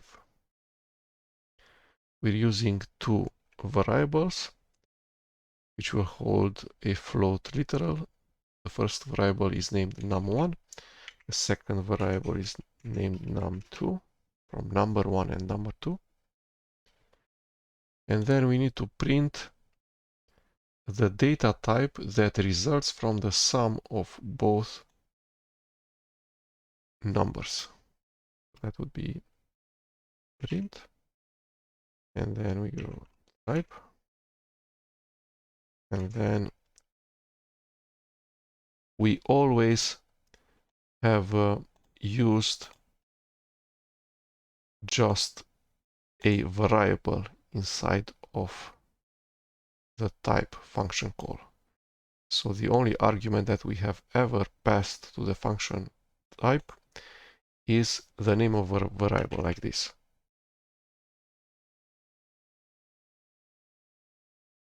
Okay, but as we saw with the function print, this is the argument of function print, we can have a complicated expression instead of the first argument. The same thing we can do for the function type. It has just one argument, but in here we could have num1 plus num2 plus 7 plus 0.5. As long as this complicated expression gets evaluated to a single value, in this case it's going to be a float, then type will know that the type of this expression, which is float, is actually float. Okay, so it says class float. Okay, what's the value of this thing? Well, this is a float, this is a float, this is a float, this is a float, and we have seen that adding a float and a integer returns a float. So the Python interpreter knows that all of these are either floats or ints.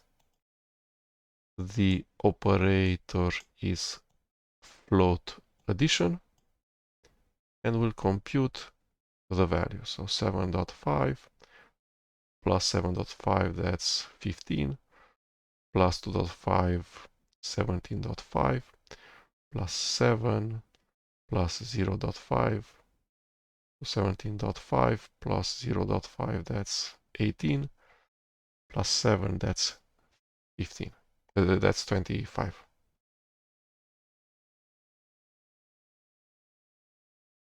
Dot 0, correct. Okay. So it doesn't matter how many pairs of parentheses we use.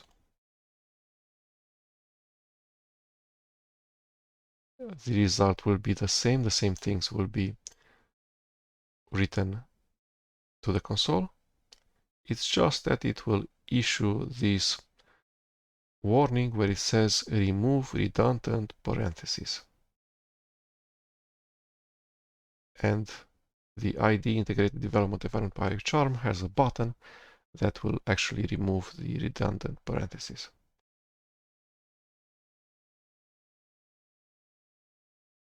Okay, and then it complains that I don't have a trailing new line, which PyCharm offers to create a fifth line which is empty, which is the last one.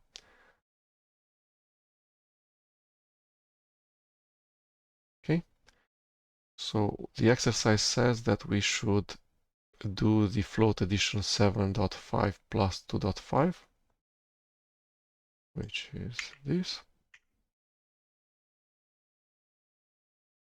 and print the type of this float addition.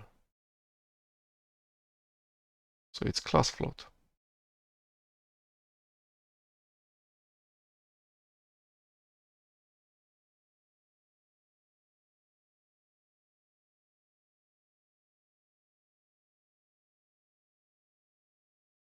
Okay. As we saw previously, we cannot add a string and an integer. It will say that it doesn't know, do we want to do a string concatenation or a floating point addition. Python cannot know and will not do any implicit casts for us in this case. So let's talk a bit about implicit casts and explicit casts. Let's create a new file, which is called conversions.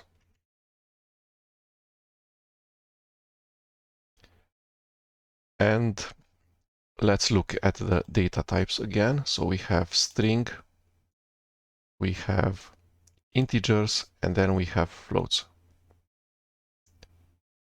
Python, when we did float plus an integer, it knew that it should convert the integer to float, and it did that automatically without even us noticing, so that's called an implicit cast.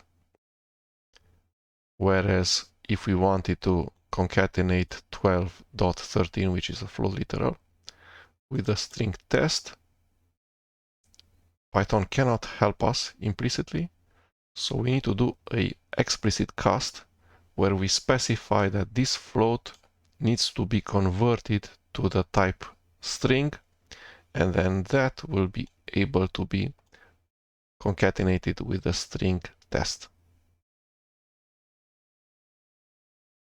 Okay, let's close all and go back to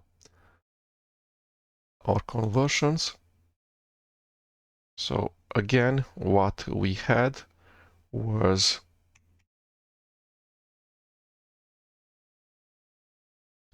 a float plus an integer. So it's class float, and its value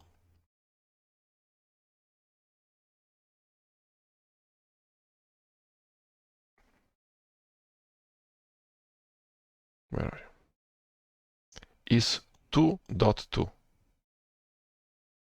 Okay, so Python implicitly converts the integer literal 1 to float, so that becomes the float literal 1.0, like this. And then there's the binary operator float addition, has to float literal operands, so it knows how to do that. So adds all of the integer parts, 1 plus 1 does 2, and then it adds all of the decimal parts, so 2 plus 0 is a 2, so it's 2.2.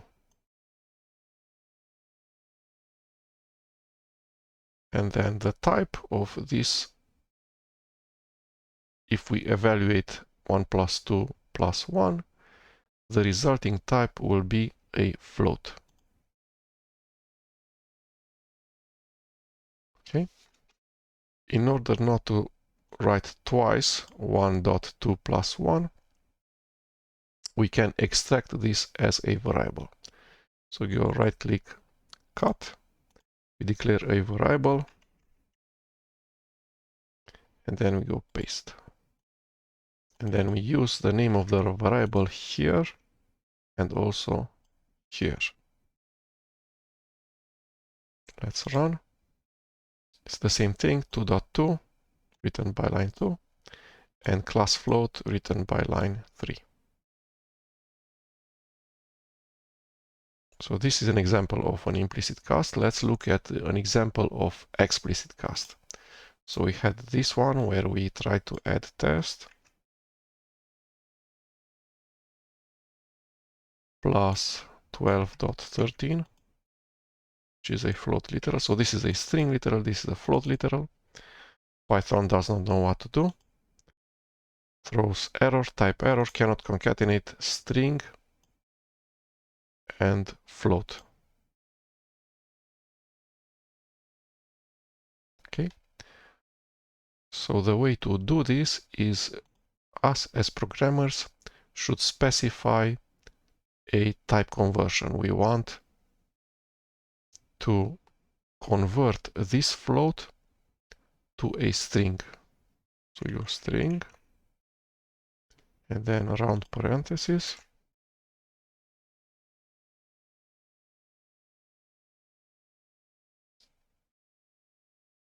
Not string, but str.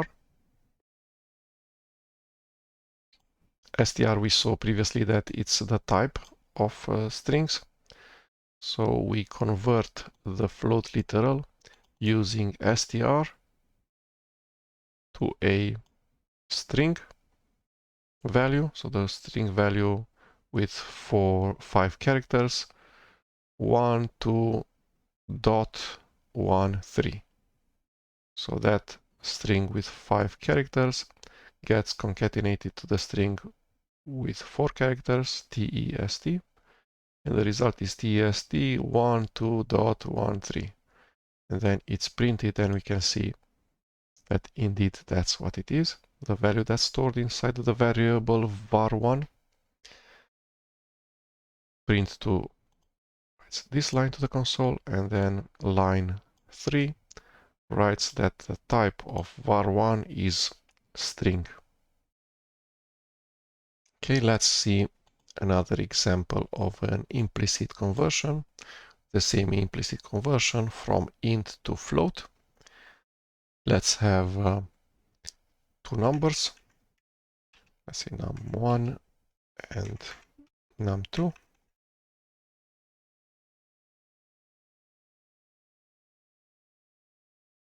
And then we're going to print the type of the 2 variables.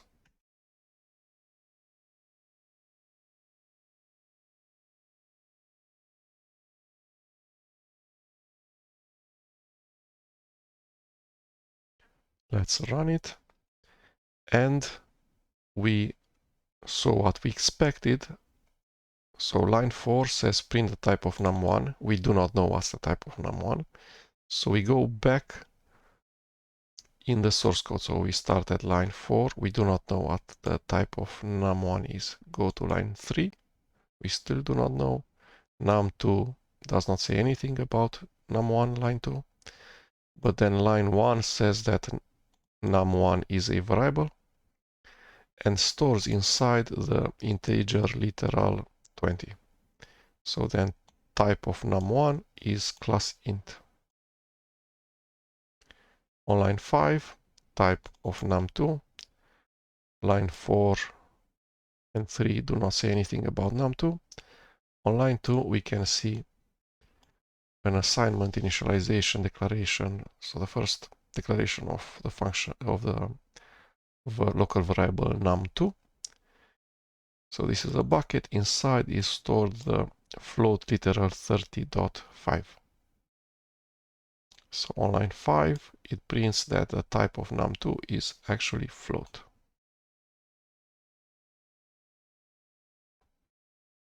Okay. Then let's store the sum of num1 and num2 inside the num1.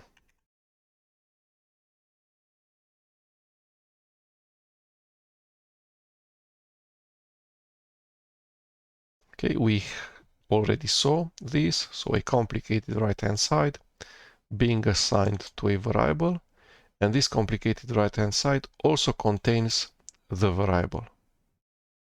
So we need to read from the variable num1, that's 20. We read from the variable num2, that's 30.5.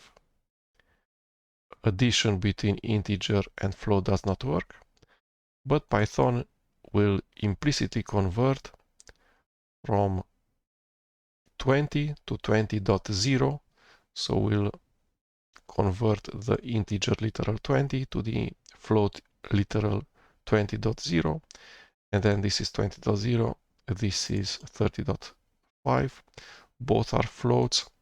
This plus is float addition, so 20.0 plus 30.5, that's 50.5, and that 50.5 is a float literal, will be stored inside of the variable num1. The variable num1 had 20 before, and the type of num1 was int, and now num1 has the value 50.5 inside, which is a float literal, so the type of num1 is now also float. So notice how this line changes from class int in the console output to class float, like that. Okay, so that was an example where Python did the cast automatically. It was an implicit cast. Let's look at explicit casts. So when we convert to an integer to a float, all Python has to do is to add a .0. That's why it's implicit. It's not lossy. No information will be lost. If we go from 20 to 20.0, that's an operation that's always safe and it's not ambiguous. Python knows that that's what we want to do. We want Python to automatically convert from the int numeral 20 to the float numeral 20.0. But when we go the other way, such as if we convert the float 30.5 to integer, then the result will be 30 and the decimal part 0.5 will be lost. So that's why we want to always tell Python, hey, I know that you're going to lose the decimal part, and it's okay. We intend it that way. We as programmer only want to see the integer part of the floating point, and we want you, Python interpreter, to actually discard the 0.5, which is the decimal part of the floating point literal. So let's see how that happens. We have num1, which is equal to 5.8. Let's print both the value of the variable and the type of the variable. Let's run it. So it says that on line 2 we print a 5.8. On line 3 we print that the type of num1 is float, right? Because it has a dot and an 8, which is a decimal part. Let's copy all of these and paste it. And we want to create a num2, which is the integer part of 5.8.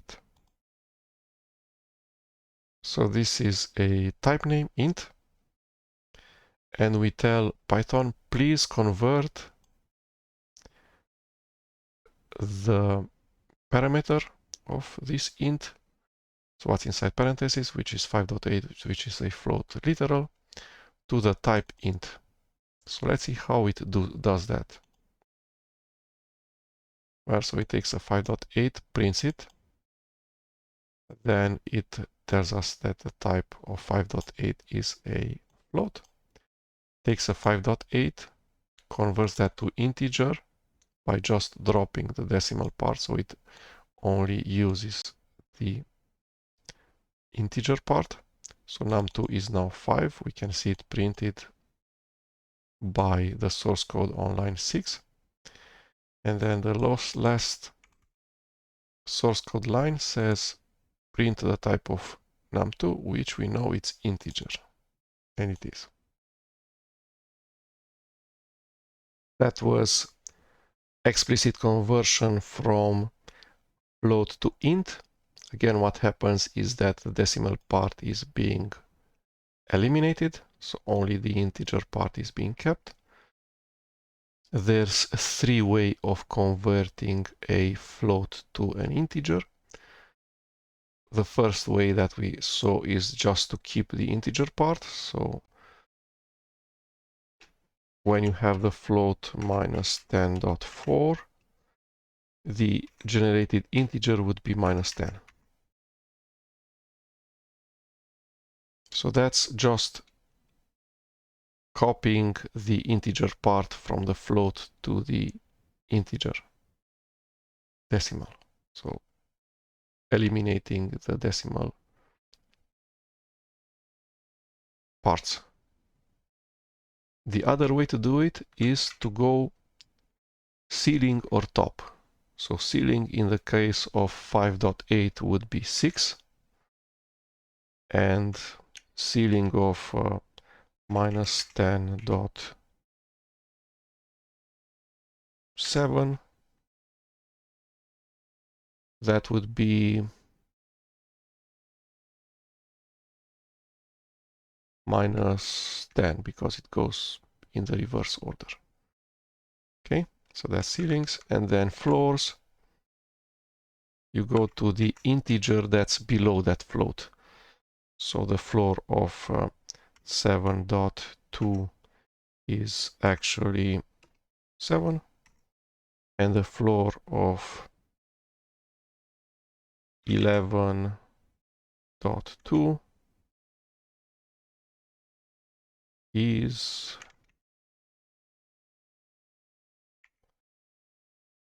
minus 12, something like that. Okay, so the floor is the integer that's immediately smaller than the float, and the ceiling is the integer that's immediately after the float, in the sense that the integer is larger than the float. Okay, let's now see conversions from string to int.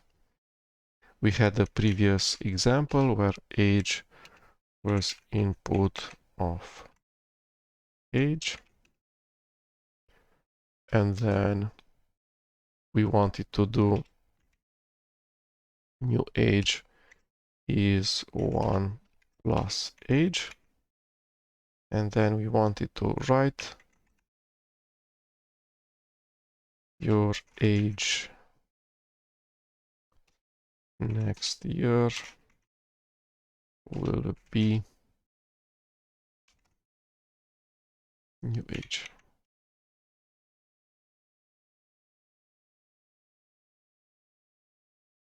Age, I give 30, and then it gives this error that it cannot concatenate a string and an integer, or it cannot add the integer 1 because this thing is not an integer and not convertible to an integer without losing and without the programmer actually declaring to the Python interpreter, here is what I actually want.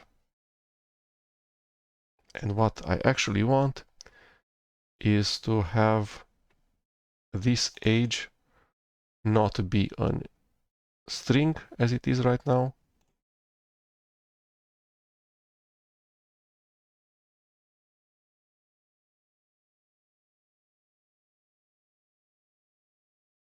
so age 30, the type as we saw previously is string, and we want to convert the type to integer. Let's print the type again. Let's see it running correctly.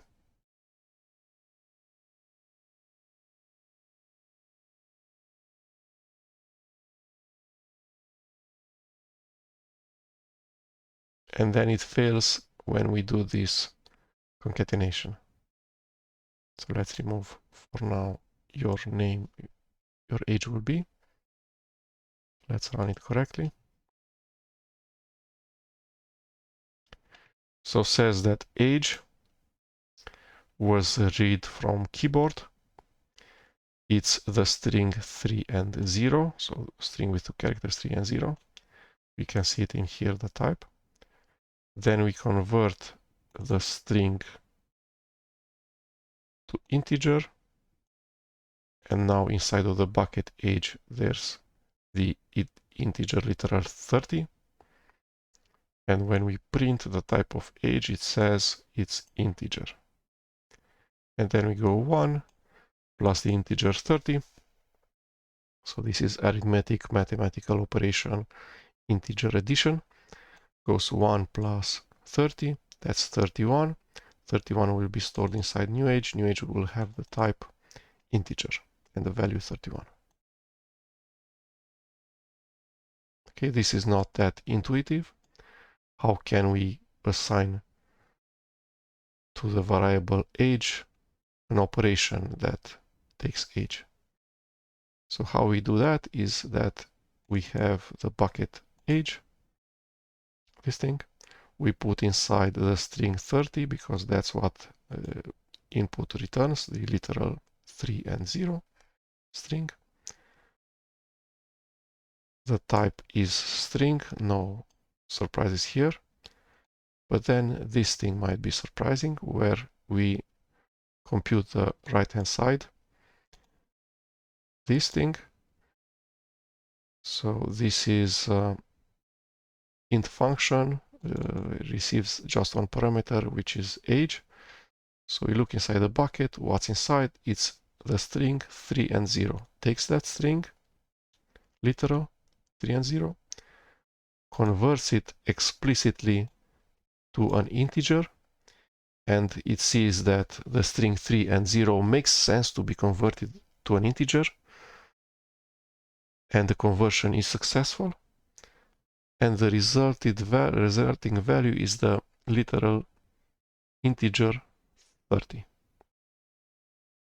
So this thing gets evaluated to 30, and then we already have the bucket age. Inside we have a string, but now we delete whatever is inside the bucket, and we put inside the bucket this integer literal 30.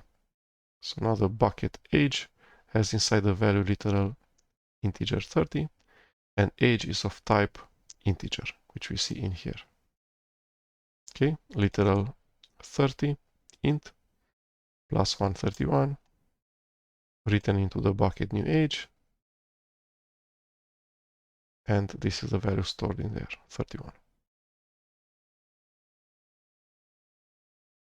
And now that we know how to convert from string to integer, from integer to string, from float to integer, from integer to float, we can also redo what did not work previously, which is write your age next year will be.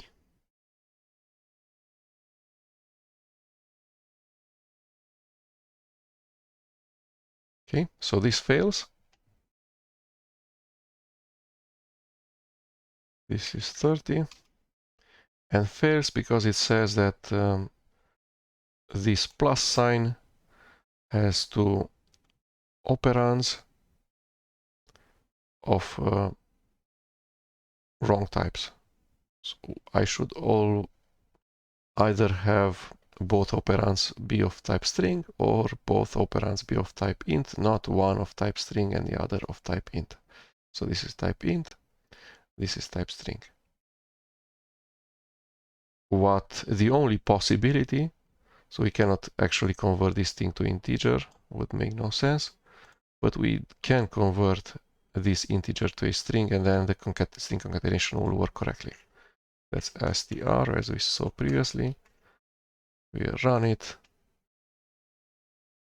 30, and says your age next year will be 31, which is exactly what we wanted to see.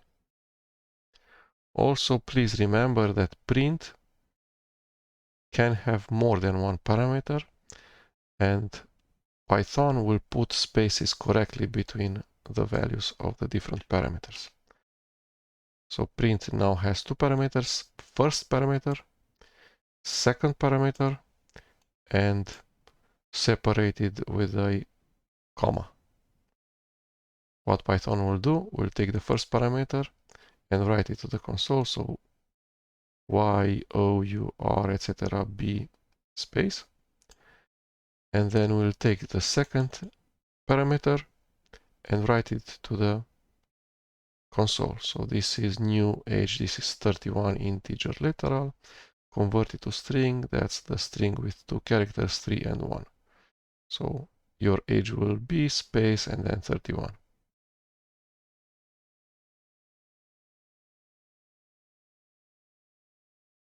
Okay. We can see that it has two spaces, the one that we decided there should be, and the one that print puts automatically when printing more than one parameter of the print function. So it prints the first parameter, then it automatically puts a space, and then the second. So what we want to do is to remove this thing, and now we'll let Python put just the space that Python puts because of this comma. Okay, your age next year will be 31. In here we have just one space. And then even more than that,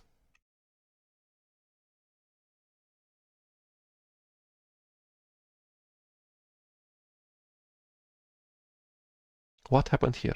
We did not do any casting from integer to string, and still the correct text was displayed in the console. Why is that?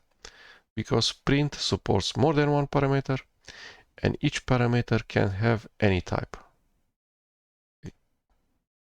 This is the thing. So it says it's a infinite list of objects of anything that's representable in Python. So could be one of these types, string literals, could be a function that returns one of these types, could be a variable that has one of those types. Okay, so you can have a string, comma, an integer, comma, a float, comma, comma, comma. Let's see that 7.8, and then have a false, which is the boolean age 30. Where are you? 30. And says your age next year will be, which is the first parameter. Then in here it puts a space, this thing.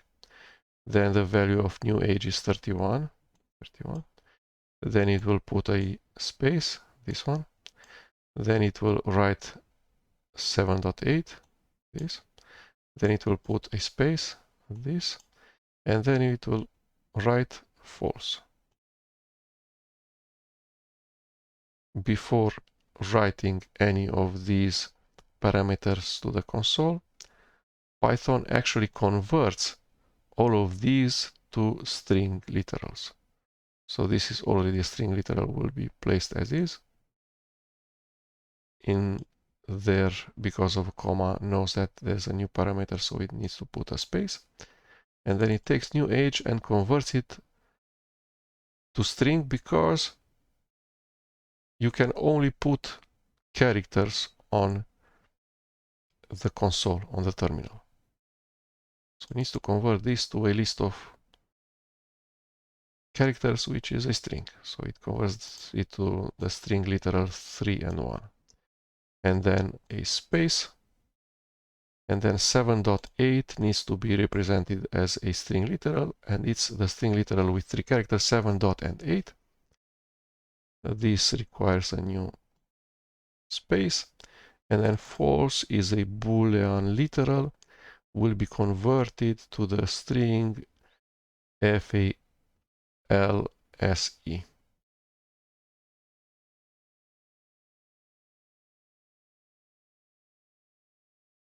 This does not work because false without an uppercase F is not a Boolean literal.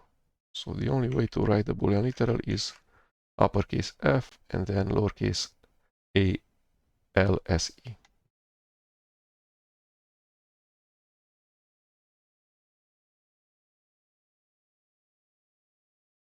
Okay, next up is exercises with conversions. So let's do that. Day to new Python exercise conversions. And it says we are given num1, which is 7.5. We need to convert this to an integer and print a resulting data type. So num1 as integer is int of num1. And then it says that we should print the resulting data type. So the print the data type of the integer, which is this one. Let's run. So it says that the integer has the type integer. So again, this is a bucket named num1. Inside it's stored the floating point literal 7.5. We have this right hand side where we say int of num1. So we evaluate first what's inside the parentheses. Num1 means we're reading what's inside the bucket num1. There's a 7.5. We put a 7.5 in here. Then int of 7.5 is discarding the dot and whatever is after it, and only considering the 7, the integer part. So num as integer is 7, which means we take the 7 integer literal, we put it in the bucket named num1 as integer, and then the type of that variable, because the variable contains the integer literal 7, the type is integer, and we can see it here, class int.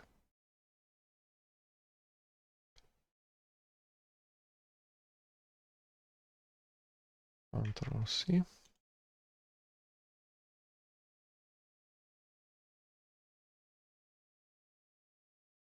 Okay, the next exercise. Convert the value of num2, which is 10, to a float. Num2, which is 10. We should convert it to a float. We can convert it in two ways.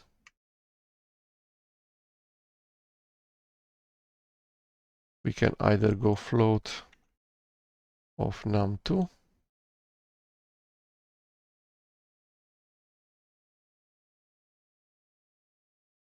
or we could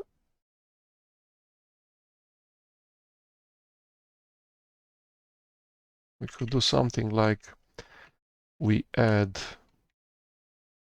the float 0.0. Let's see if we're allowed to do that. Yes, not string, but float. It's still float. So adding 0.0 to any integer will generate the float with the same value as the integer, just with a dot 0 at the end, which is, they should be identical. Should have the same value. 10 and 10.0 should have the same value. Okay, but this is not what the exercise wanted. The exercise did not want us to be clever.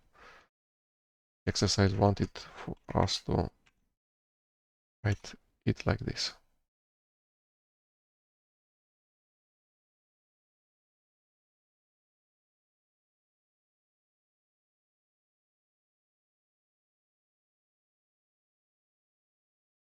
Okay, and then says add the values of num1 and num2.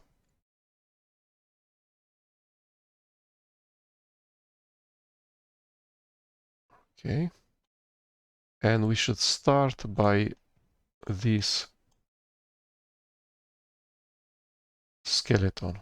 So there's two variables, num1 and num2. What is the type of num1? If we hover, PyCharm will say that it's an str, which means it's a string. This either is also a string, so printing will work correctly because num1 is a string concatenated to the num2, which is also a string. And it says that these two numbers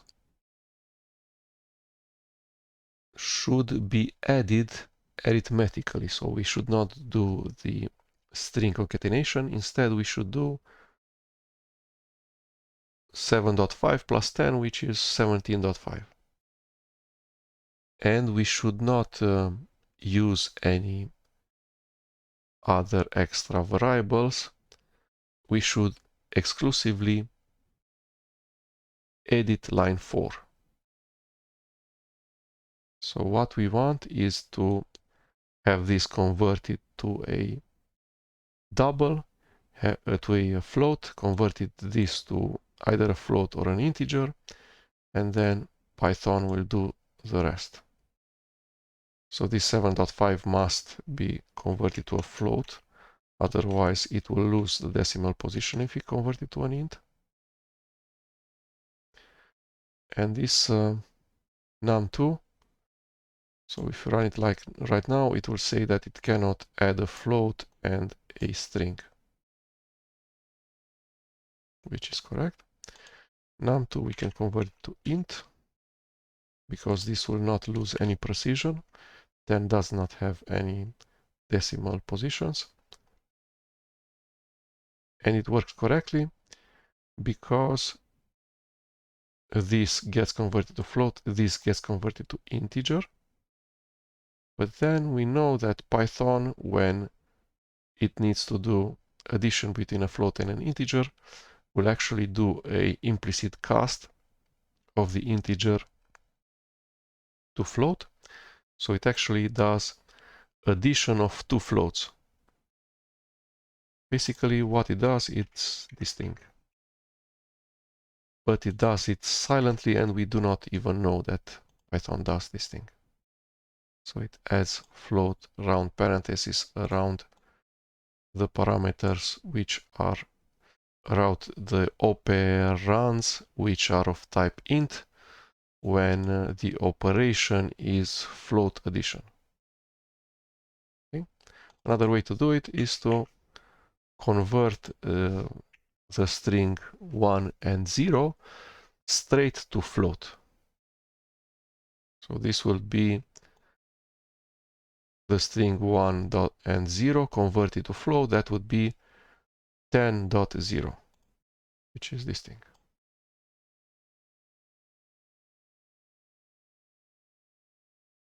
Okay.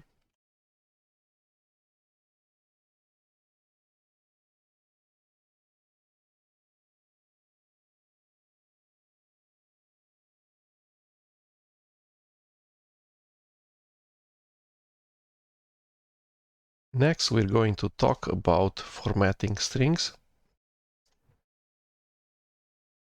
So we already had really long print statements that had just one parameter, and where we did string concatenations and maybe even casts. Let's see how that would look like. Okay, new file, formatting strings. So let's look at all of the possibilities of creating a long string or to print a long string using two local variables.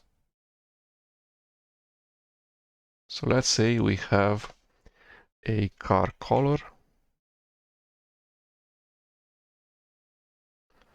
which is blue, a string, and then license plate, which is NY337. This thing. Now let's say that this is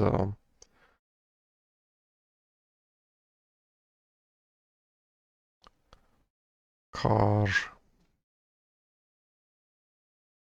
year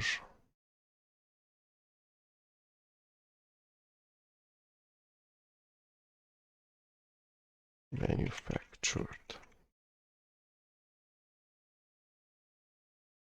So that's 1999. A really old car.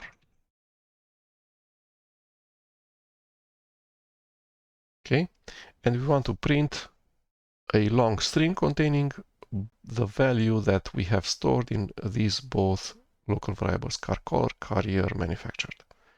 So you can go print my car is blue and it was built in the year 1999. Let's put a dot. Okay, let's run this thing. My car is blue and it was built in the year 1999. So now we will replace this blue with car color, this 1999 with car manufactured. As we did it previously, we'll do it step by step. So first we're going to split a string here. So 2 double quotes and a plus. Split a string in here, 2 double quotes and a plus. Split a string here. Split the string here.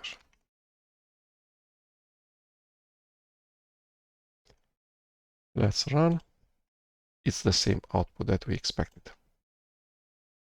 Okay, this is a string literal. The same string literal BLUE is also stored inside of this bucket. So we can just place the bucket name on top. Let's run.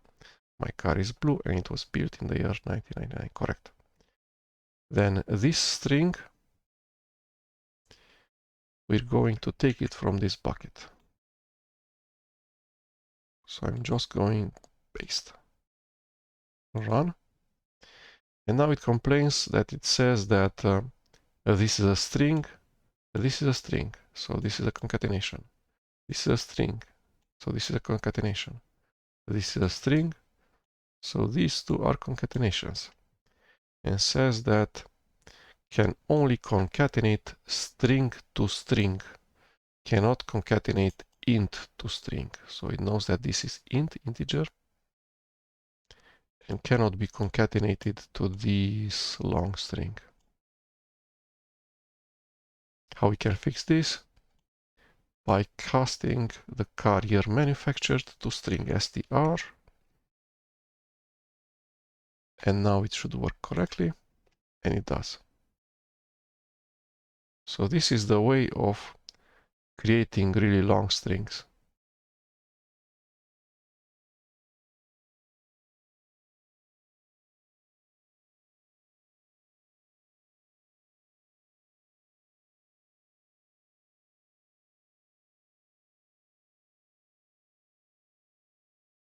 So type 1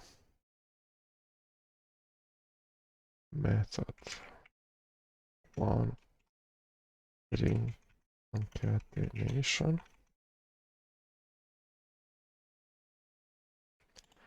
That's method 2.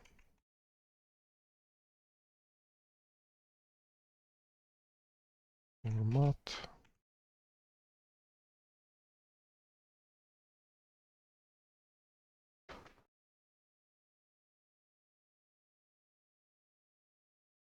So using the format function,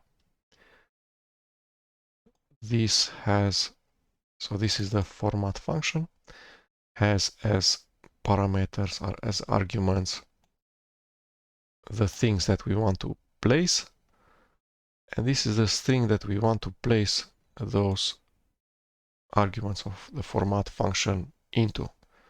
So the string to put things into and what to put things into the string. These are placeholders, a pair of squarely brackets which are empty, curly brackets, 1 and 2. This placeholder gets replaced to the value of car color converted to string, so BLUE. The second placeholder gets replaced with the value of car year manufactured converted to string. So it takes the integer 1999, converts it to string, and the result is the 4-character string 1999. Let's see this thing running. So the second print writes exactly what the first print does. So this is the second print on line 9, and this is the first print on line 6. The next way to do string formatting is using PEP 498, which is string literal string interpolation, or F strings, or formatted string literals, which was added to Python 3.6. So to the string is enclosed in double quotes, for instance. Before that opening double quote, you put a lowercase f or an uppercase f. Let's see how that works.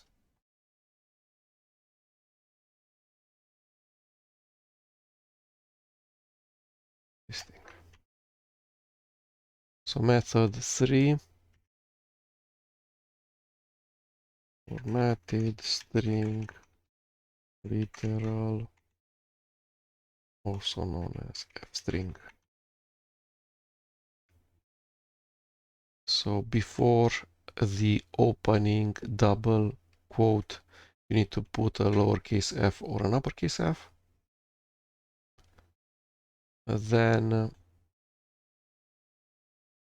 you put car color in the correct place and the year in the correct place.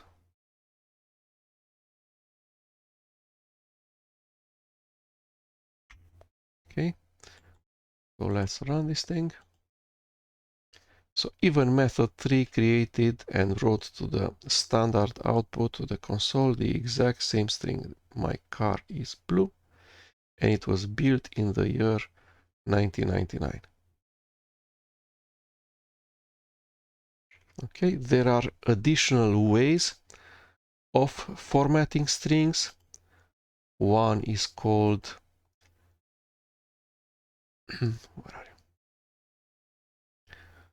Percent print style string formatting.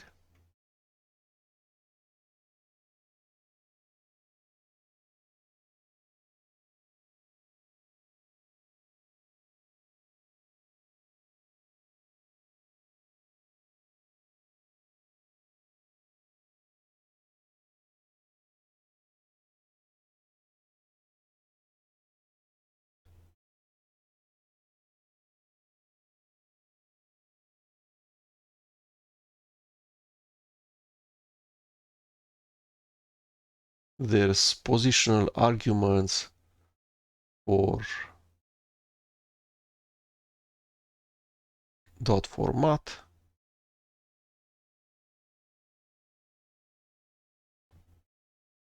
There are multiple ways in Python to create long strings by putting inside of a string the values that exist in local variables or in parameters to the current function.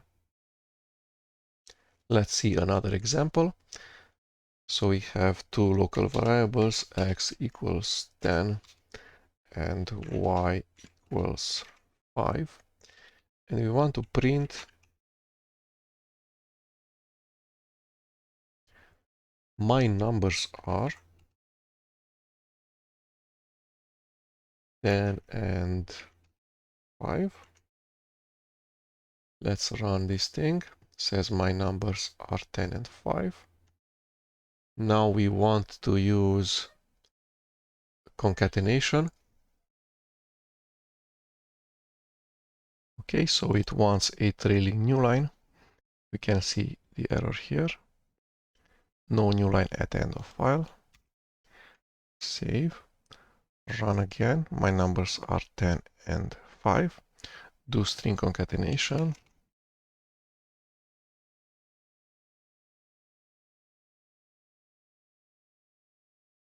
And around 5.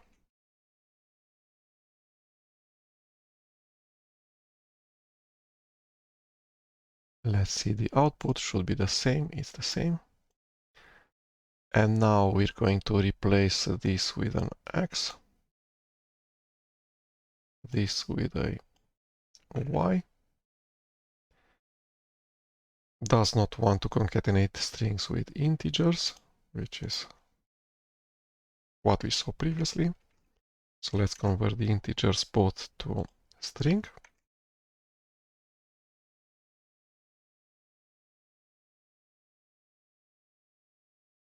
Okay. Next is to use the format.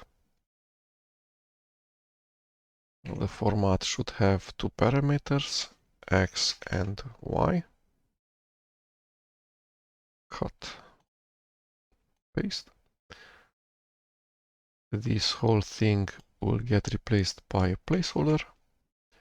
This whole thing gets replaced by a placeholder. Run, and it's the same output. So this list of arguments, the order of arguments for the format function has a meaning. The first argument will be put instead of the first placeholder, the second argument converted to string, and then put instead of the second placeholder. So if we put the order, put them in inverse order, then it will say my numbers are 5 and 10, but I want it to say my numbers are 10 and 5. Okay, so back to where it was. We can also say something like this. The output is correct, my numbers are 10 and 5, so there's two placeholders and three format arguments. The first argument is put instead of the first placeholder. The second format argument is put instead of the second placeholder. And there's no use for the other arguments of the format function, so they are not used. Okay. And then with interpolated strings, with f strings, we need to put a f in front, and then we cut these and paste them here.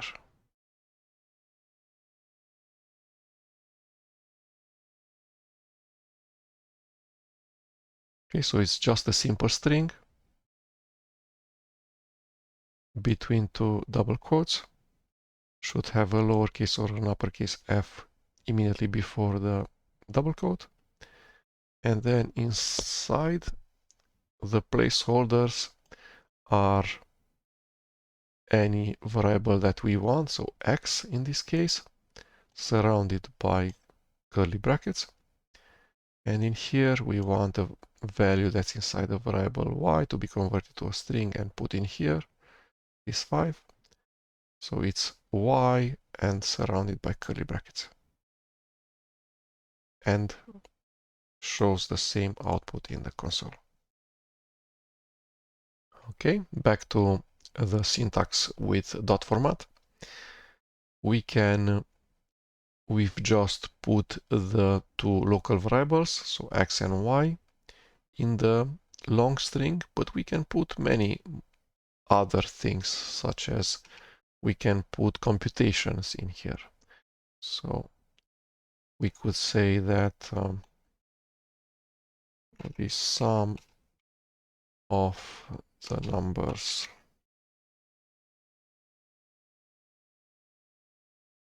this and that is another placeholder. So the sum of the numbers x and y is x plus y.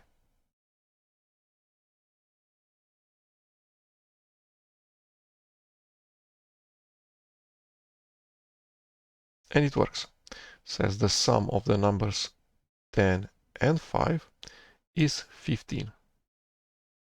Okay, so this was done.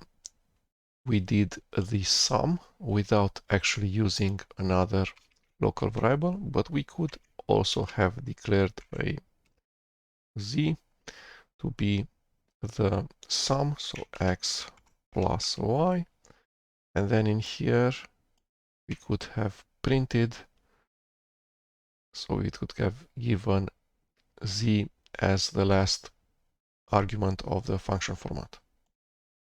It shows the exact same output. So z is a variable, x plus y is a right hand side. Inside of x there's a 10, inside of y there's a 5. 10 plus 5 is integer 15. This is integer, and this integer 15 is going to be replaced instead of this pair of curly brackets, so instead of the third placeholder. Now, using dot format is often easier and safer than using string concatenation and conversions to string, as we had previously, because we can mess up double quotes, we can skip doing the conversions or do the wrong conversions, or we'll have trouble putting the spaces in the correct way, in the correct place. Whereas in here it's extremely clear how the output string will look like. It will be just the sum of the numbers, and then these placeholders will be replaced, some integers. We know exactly their values x, y, and z. But we need to read this thing at least twice to understand it, because we need to go the sum of the numbers and is, we need to memorize this, and then we need to see that there are t placeholders. So let's put the finger on the first placeholder, go over format and see, okay, the first placeholder is going to be x, the second is going to be y, the third is going to be z. Okay, so it's not immediately obvious by just reading the string part and ignoring the format what will be inside of these, what will be put inside of these placeholders. That's why we have the f string interpolated string literals syntax for, to make it easier by just reading once the string to know how the resulting long string will look like. Okay, next up it's formatting string exercises.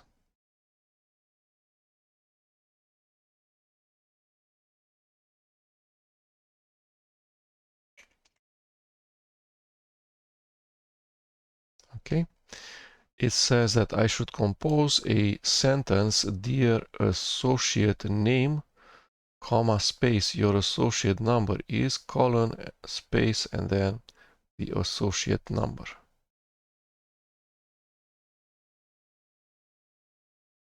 Let's see how that looks like. So associate name is a variable, has this value, which is a string. Associate number is an integer variable. has this value, and I should print this. Let's try with f strings first, because that's probably the easier way to do it. So f string starts with an F before the double quotes. It goes dear associate name.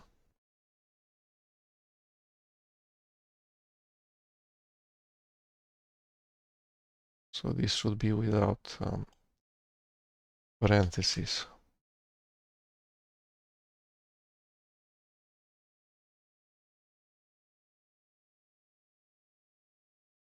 And that's it. Dear Jesse Pinkman, your associate number is, and the spaces are put correctly after the semicolon, and after the comma, and between the words.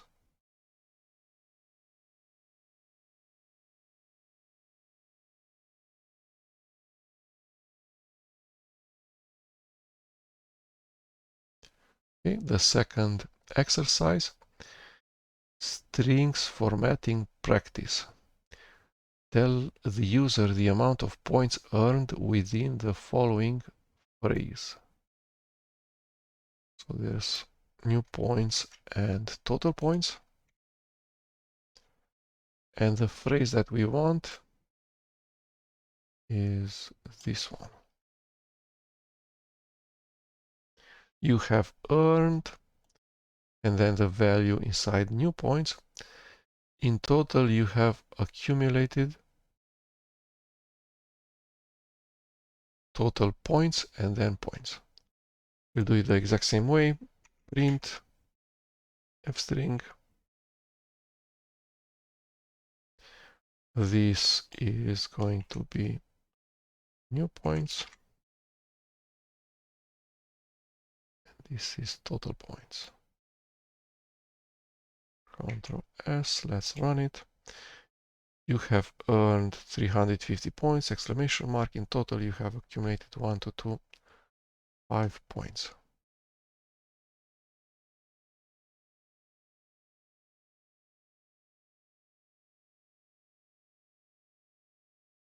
Okay. The third exercise.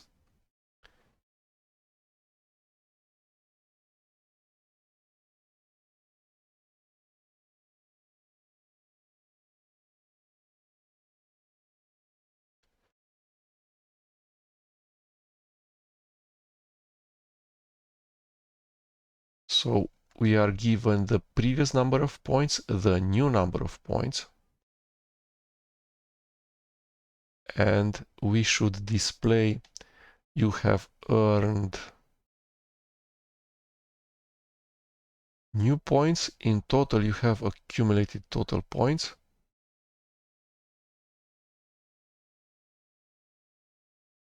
And we'll need to compute the total points. So total points is the sum of previous points plus new points. Ctrl S and run it. And says you have earned 350 points now. So are the new points. In total, you have accumulated 1,225 points, which is correct, which is the sum of previous points and new points. So it takes, in here it declares on line 1 and 2, declares two integer variables. On line 3, sums 875, as you can see if we hover on top of previous points, with the value that's inside of new points, which is 350. The resulting integer is saved into the variable total points. And then we read from the variable total points here, and we read from the variable new points here.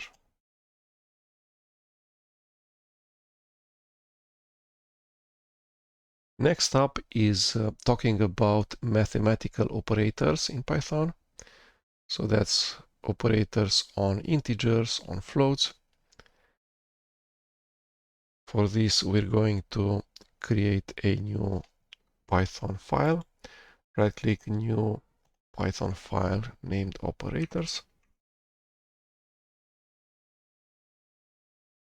Okay, so some of the mathematical operators are the arithmetic, addition, subtraction, division, and multiplication. So this is addition, subtraction, division, and multiplication.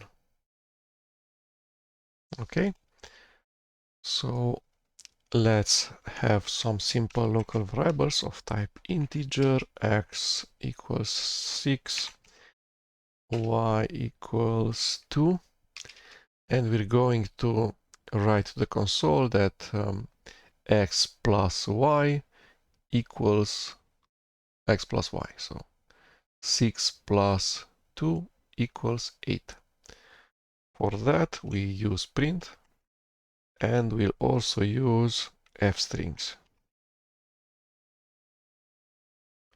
So we say 6 plus, let's see, 6 plus 2 equals 8.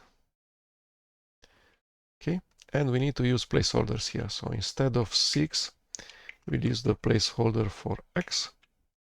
Instead of 2, we'll use the placeholder for y. Instead of 8, we'll use the placeholder for x plus y.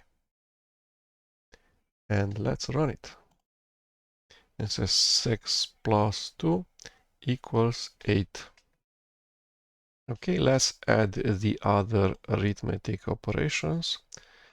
So I go Ctrl X to delete the line. Then I go paste, paste, paste, and paste. So says x plus y equals x plus y minus times and divided. And then this operator for minus is actually minus, so division, subtraction. Times is the asterisk, and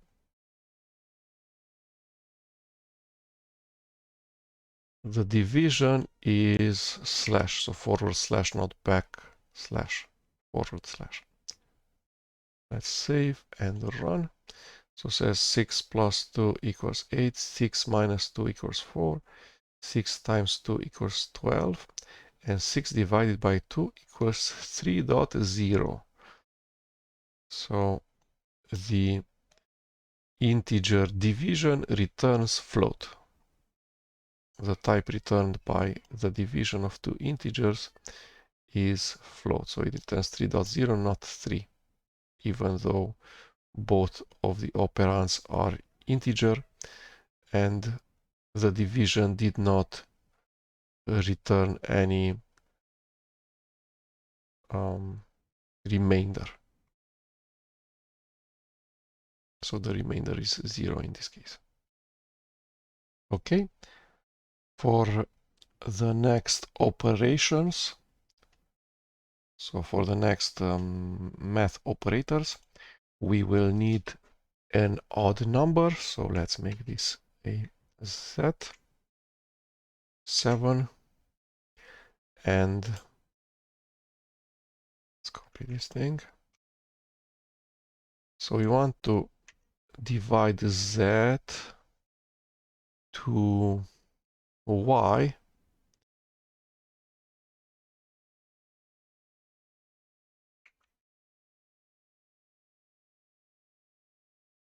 using floor division.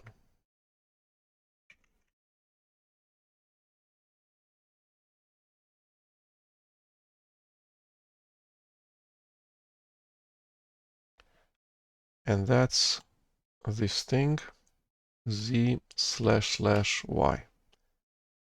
So what does it do? If we have 7 divided by 2, Let's put a comment here.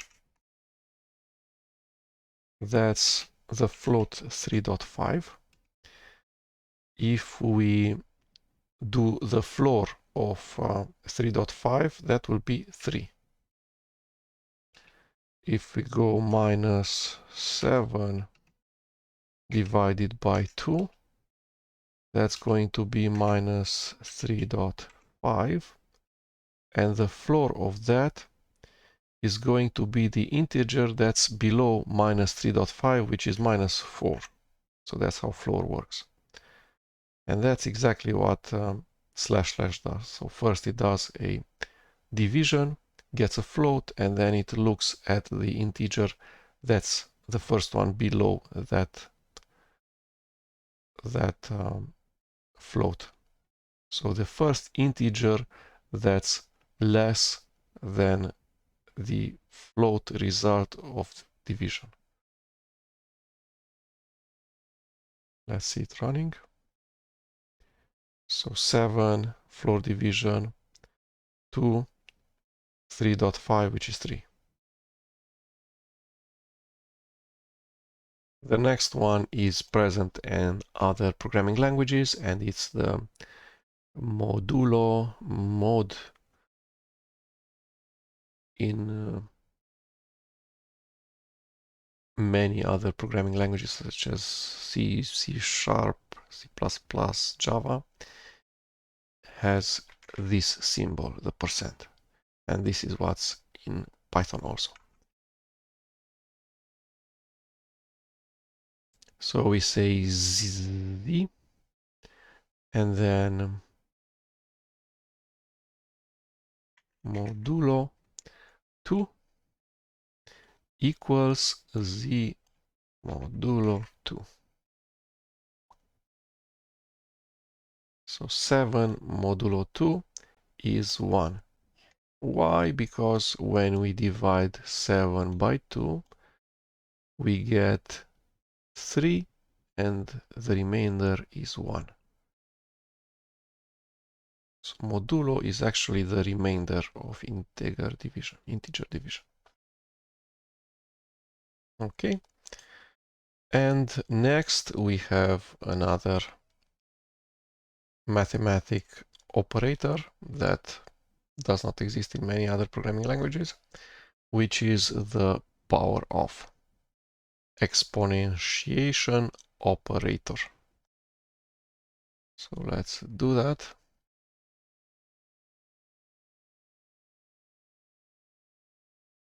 We say x to the power of y, which is 2, equals x and then times y. Let's run it. Says x to the power of 2, so this is x, this is 6, and then y is 2, so 6 to the power of 2 equals 36. Yes, 6 times 6 is 36. And then we can use this exponentiation operator to also compute square roots. So if you want to see the square root of 6,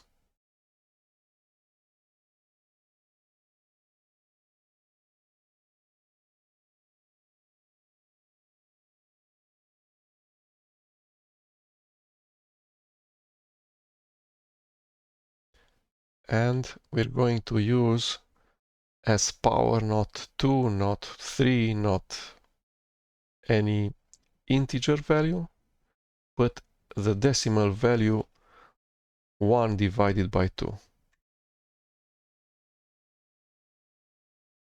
That's the definition of square root. It's exponentiating whatever is inside the square root to the power of 1 on 2. Let's run it. Says that square root of 6 is 2 2.44 and then a bunch of numbers. Let's look at the square root that we actually know. So x times 2.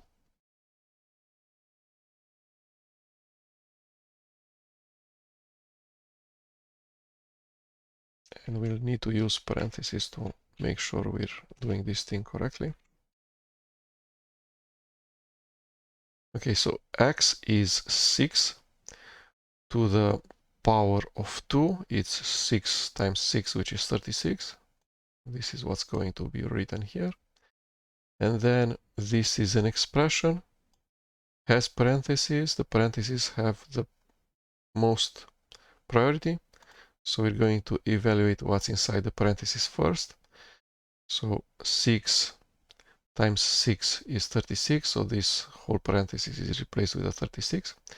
And then we go 36 raised to the power of 1 divided by 2, which is the square root. And says that the square root of 36 is 6. And again, it's float 6, not integer 6.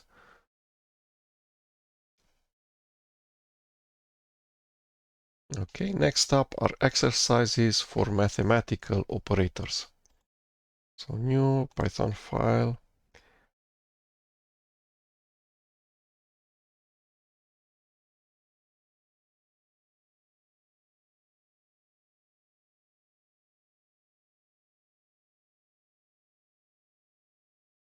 Mathematical operators exercise. Okay, that's one. Says print on the screen the floor division of the following two numbers, 874 divided by 24. So we need to print just the result. So we go print and 874 floor divided by 27. Nothing else.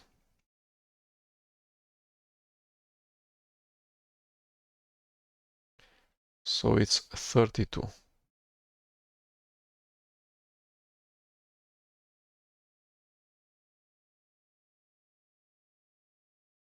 Eight, 7, 4 divided by 27 is 32. And then it has decimal positions. So this 3, 7, 0, 3, etc. When we go floor division, it's going to find the first integer that's less than 32.3, which is 32. And that's what's going to be printed on the screen.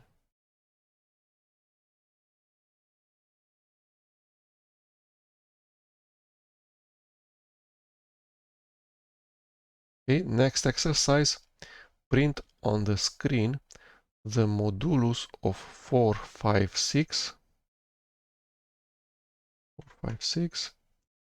divided by 33. So it's 27. How can we compute this thing?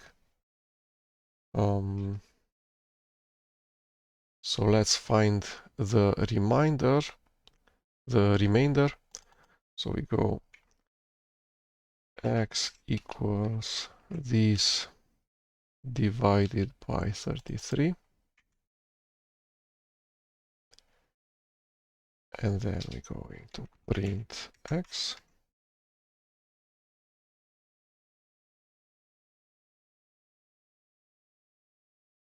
So 456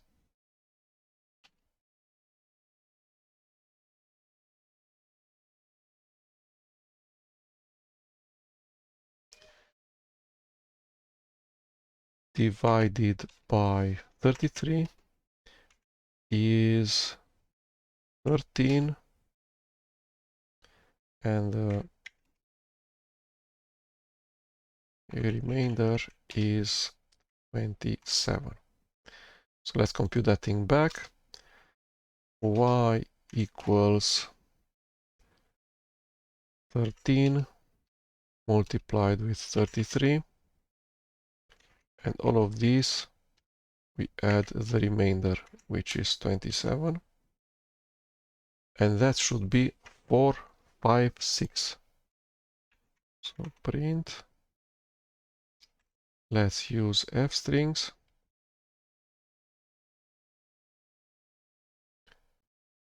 where we say y equals to y. Okay, so y is 456, which is 13 times 33, and then at this result you add 27. You take 456, you divide it by 33, you get integer 13 plus all of these decimal positions. So this is period 81, which is actually the remainder 27, this part.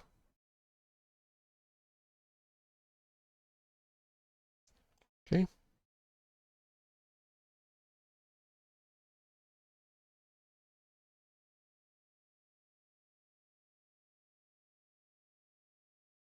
Let's run it. 27.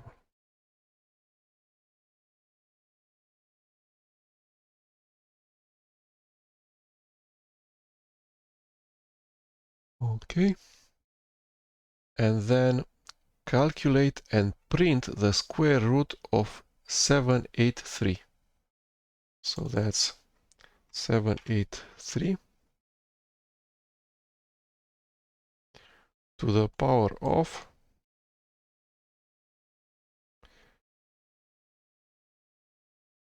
1 on top of 2. Let's see if that works.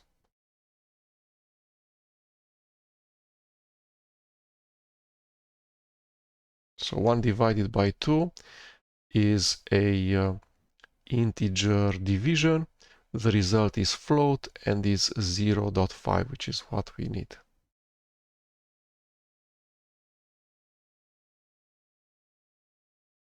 So the integer division will generate a floating point number, so a float, and that float might have many digits in the fractional part, so after the dot.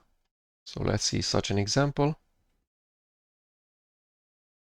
Create a new file named rounding, and in there we're going to print 90 divided by 7. So that's 12 and then a huge number of decimals. We have the possibility of rounding this float either to the floor, which is the integer number that's immediately below, immediately smaller than this float number. We can round to the ceiling, so round up to the first integer number that's greater than this float number, or we could use the round function, which tries to be a bit clever in the sense that 12.1 will get rounded to 12, 12.4 will be rounded to 12, 12.5 will be rounded to 13, 12.9 will get rounded to 13. And we can also round to a float that has just the first decimal positions. So if we go around with 0 decimal positions for this number, it will give 13. If we say round with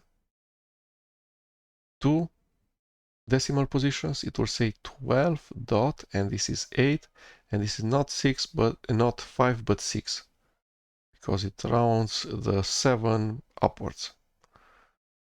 So let's see this thing in action. Okay, so the first way of doing format is doing rounding using the round function, is to give it just one parameter, which is an integer. So let's do that. Let's go result equals this part.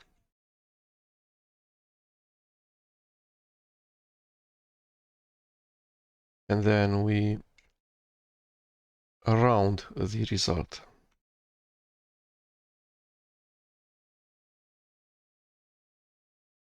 So round is a built-in, is a function, and has as parameter a number, which is a float in this case, which is named result.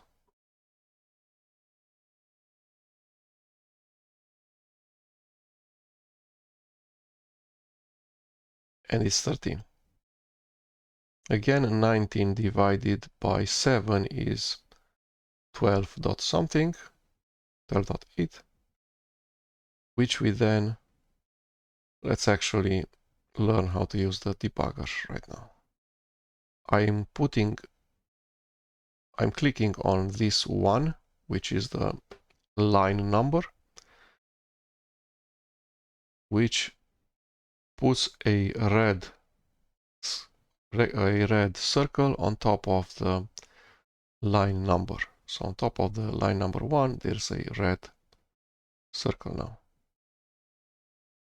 We do not click on the run button, but we click on the debug button. Okay, and now the debugger has stopped on the first line.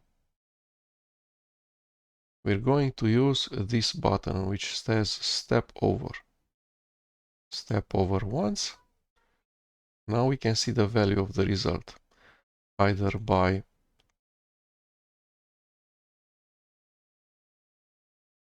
looking at this thing, which does not exist in the source code, but it's just written here by the debugger so that we can see. So it's a debugger hint. It says that result is 12.85 and then other decimal positions.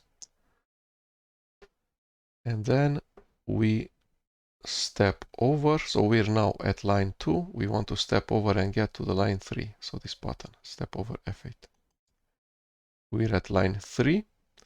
And the value of rounding is 13. So it's the value 12.85 rounded. So 12.8 gets rounded upwards to 13.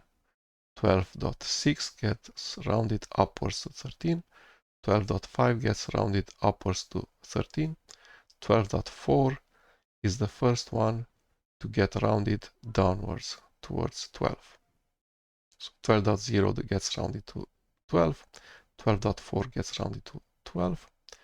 The other get rounded to 13. And then we're printing the int rounding 13. You can also see the values of local variables here.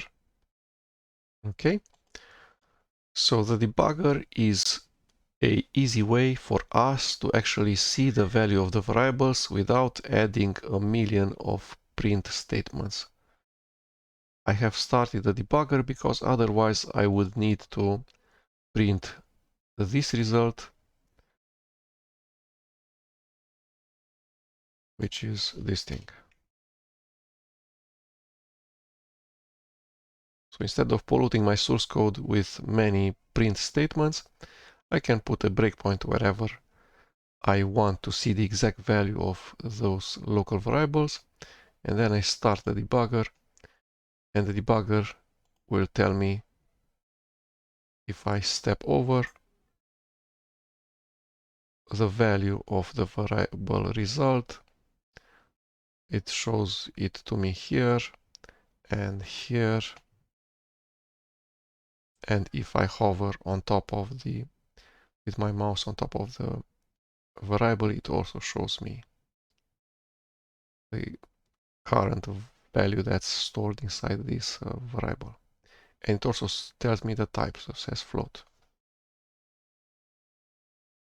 Okay, so that also makes it such that I do not need to print result and then also print the type of result, like this.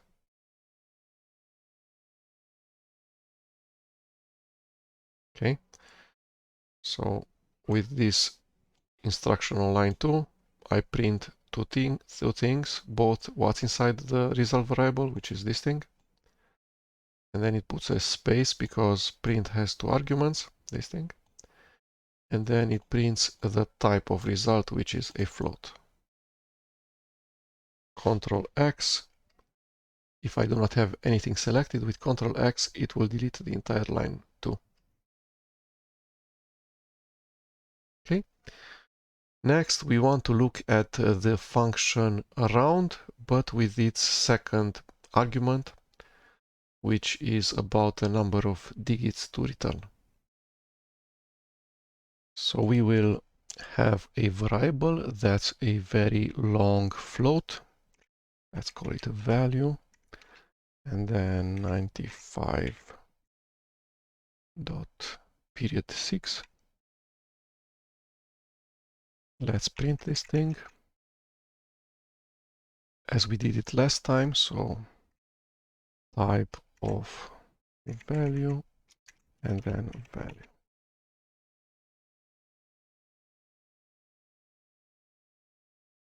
Let's run the current file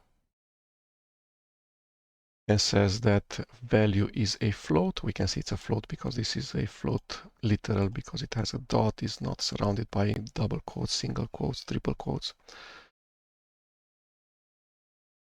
Okay, so this is the type of value, and then the value of value is 95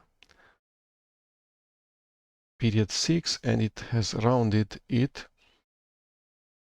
with the final 7. So there's not enough precision in the float type in Python for all of the 6's that we have put at the decimal position. There's 1, 2, 3, 4, 5, 6, 7, 8, 9, 10, 11, 12, 13, 14. 1, 2, 3, 4, 5, 6, 7, 9, 10, 11, 12, 13, 14. Okay, let's run it again. And now this last digit is a 6, not a 7, so there was no rounding. Okay. What happens if we use the function round?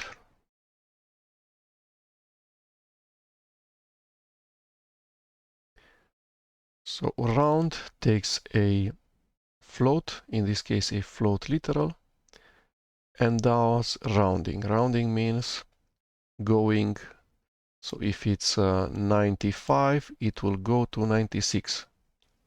If it's 94, it will go to 90. What? No. If it's 95.5, it will go to 96. If it's 95.6, that's bigger than 95.5, so it will be rounded to the integer 96. 95.4 will be rounded to 95. So the float values between 95.0 and 95.4 get rounded to 95, whereas the values between 95.5 and 95.9 get rounded to 96. Okay, so let's look at the documentation for round. So round is a built-in that has just one parameter, this number. Let's see if there's documentation about it. So in here it says that there's just one function, but there might be one plus an overload. Says that it has two parameters. The first one is mandatory, is a number, and the second one is the number of digits. Might be missing, so none means that this parameter does not exist at all. It's not the value 0, but it does not exist at all. So let's put on the second parameter, which is n digits, let's put a 5. Run. And now it has rounded 95.146 to 95 point, and then only 5 digits after the decimal point. So only these 5, 6, 6, 6, 6, and a 7. Why a 7? Because it took these 4 digits as they are, but then the last digit needs to be rounded. So this means that this is 66, or 6 followed by a 6. If this were 65, that would get rounded to 7. 66 gets rounded to 7. 64 would get rounded to 6. Like this. And now the last digit is 6. So 64 gets 6 and 64 gets rounded to 6. 60 gets rounded to 6. 65 gets rounded to 7. And 69 gets rounded to 7. Let's go back to the value 6. Okay, so that was 5 decimal points, the 5 decimal places. We can have it with 2 decimal digits, so that would be 95 dot. This is certainly a 6, but this one needs to get rounded, so 66 would be 7. Okay, so 95.67. Okay, what else can we do? Let's try to round just when we print, and then we print a type.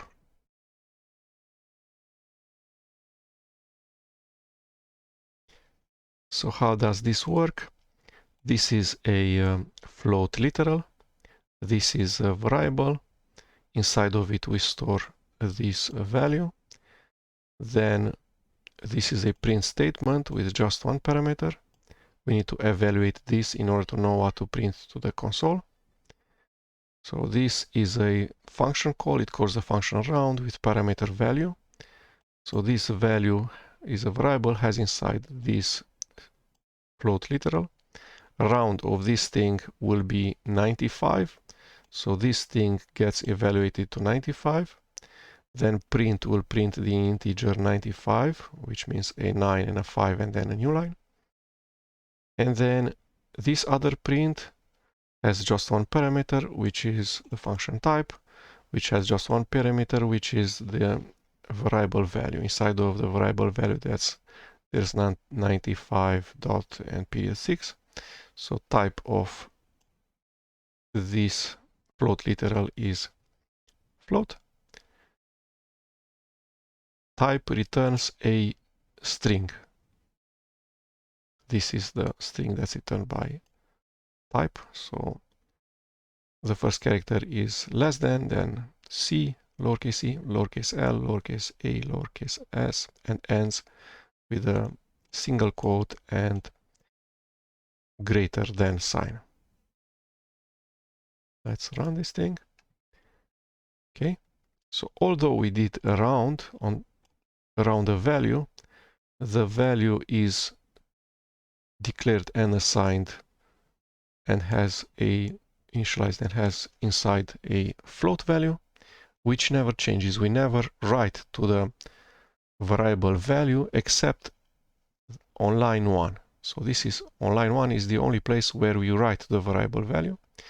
We read from the variable value in order to compute a round of value, which is 96. And then we read from the value variable again in order to determine its type, which is float. So nobody writes here to the value. Nobody writes here to the value. The value remains, inside of the value remains what we have wrote on line 1, which is 95.36. Okay, so we're at exercise with rounding. So let's create a new Python file, which would be convert rounding exercise, and says round the result of the division of 10 by 3 to a number with 2 decimal places and print the rounded value on the screen. So 10 divided by 3.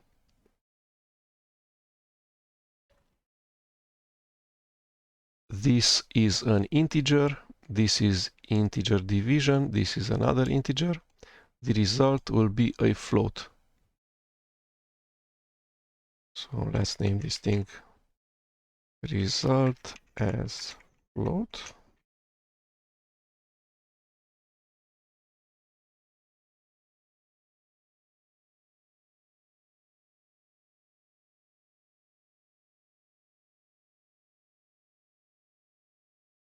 Let's see how it looks like. So it's 3.3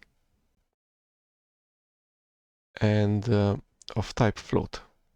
Okay, so we divided 10 by 3, and now we need to do a rounding with 2 decimal places.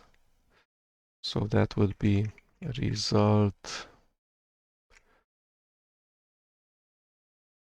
just result, equals, and then we need to round. Round has 2 parameters in this case, number and n digits. And the number of digits is 2 decimal places, so 2. And then we print this thing. So this is just result, Control C, double click, Control V, double click, paste, run. Okay, so we have 2 floats. One is named result as float, which has many digits in the precision, so the decimal places. It's of type float, and then we round that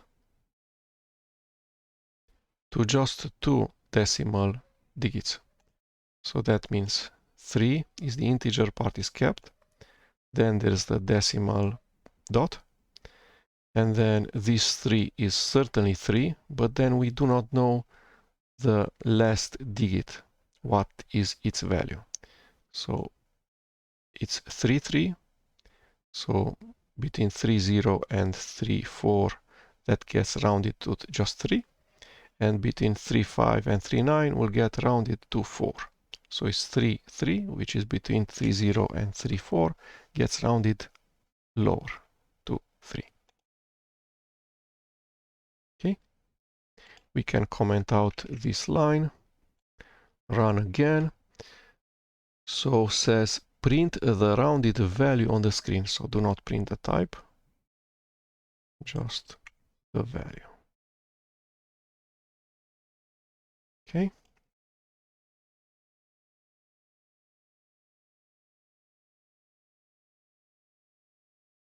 Next. Round the number, this thing. Round this number to the nearest integer and print the result. Nearest integer. So nearest integer means round. So not floor, not ceiling. So we go round of num. And it says round to the nearest integer and print the result. So we can go print round num. So this is a float literal. This is a variable, has inside a float literal, so it's of type float. Round, so we evaluate line 2, which means print, just one parameter. Round, just one parameter. Because the parentheses, we need to first evaluate what's the deepest nested inside the parentheses, which is this num, which is 10.676767. And then we go round of this thing. We didn't specify the number of decimal places, so it's going to be rounded to integer. So that means this is for sure 1, but this we're not sure what it is. So we look at the next digit. So it's 6. So 0.6 gets rounded to 1. 0.5 gets rounded to 1. 0.9 gets rounded to 1. 0.0 gets rounded to 0. And 0.4 gets rounded to 0. So this will be 11.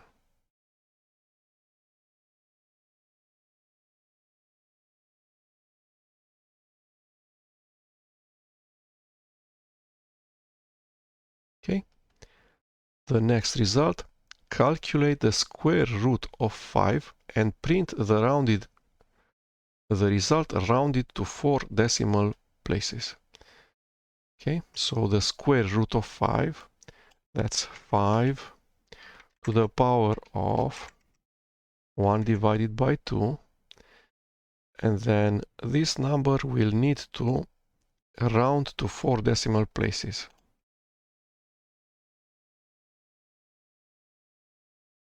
Okay, so this is square root of 5, 2.2361, etc. And then let's also print. So print type of num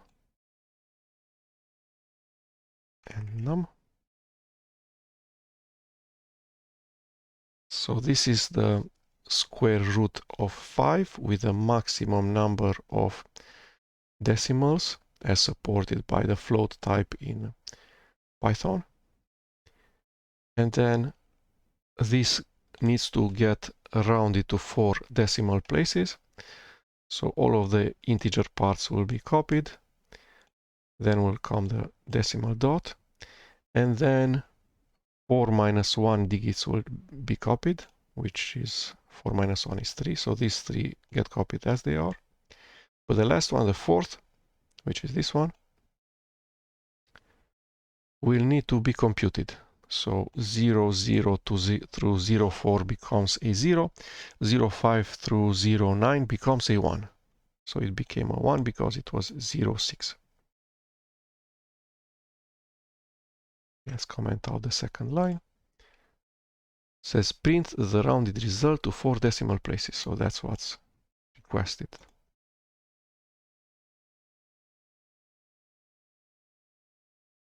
Okay. Let's now take the quiz. Says question 1, which of these statements is true regarding lists in Python? They can contain different data types. Yes, they can. They have an index order, and because of this, each item has an associated index number. Yes. They have an index that starts at 0 and identifies the elements. Yes. They are immutable data structures which we can add, remove, modify, insert. Yes. They admit duplicate values. Yes, you can have a list with the element integer 4 3 times. Not a problem. All are correct. So this is a radio button. So I need to select the last option, which is all are correct. Which of these statements is true? Where are you? Sets can contain duplicate values? No. Sets cannot contain duplicate values. Let's suppose we execute the following code.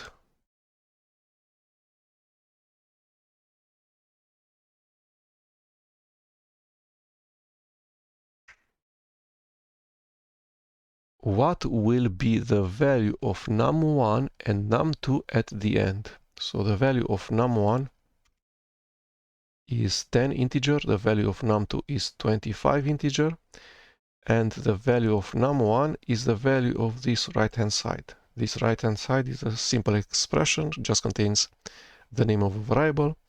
So we need to read what's inside the variable is a 25 integer. So this is the same as writing it like this. Okay, Control Z. Says what will be the value of num1 and num2 at the end. So num1 will be the value of num2, which is 25, and num2 is assigned a value just on line 2, whereas num1 is assigned values both on line 1 and line 3. But line 3 is the last line where num1 is assigned a value, so that's what the value at the end of the executing the Python program is for num1. So num1 will be 25, not 10. So both are 25.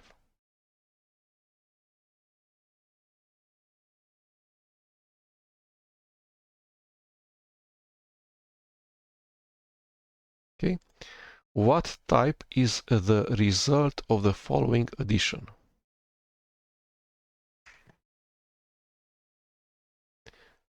So type of 7.5 plus 2.5. So this addition is a float addition because both operands are float literals, and this is the operator addition float addition. So this will be 10.0. So the answer is float 10.0.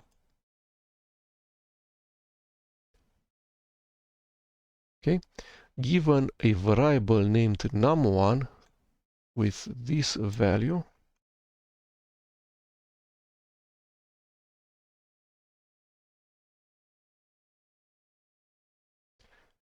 the following lines in Python should return the same result.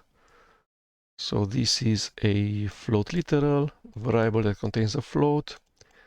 We read the value of the variable is 13.87. A round of 13.87 is 14.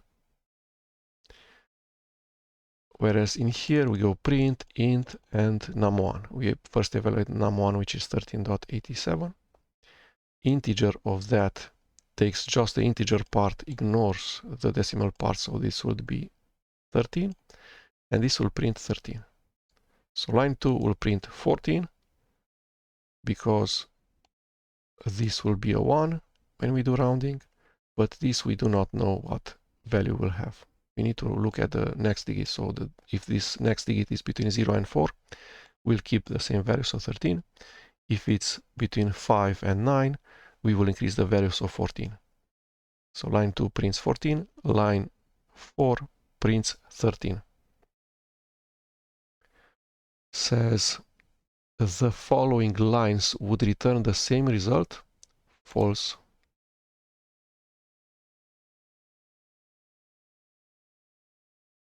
What type is the value in the variable num1?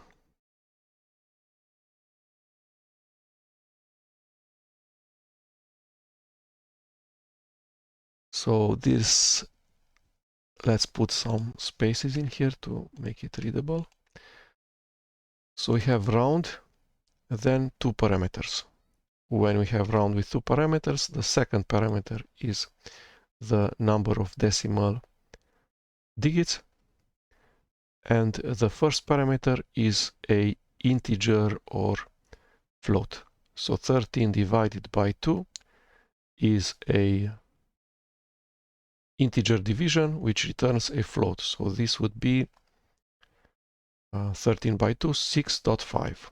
With 0 digits, this should be integer 6.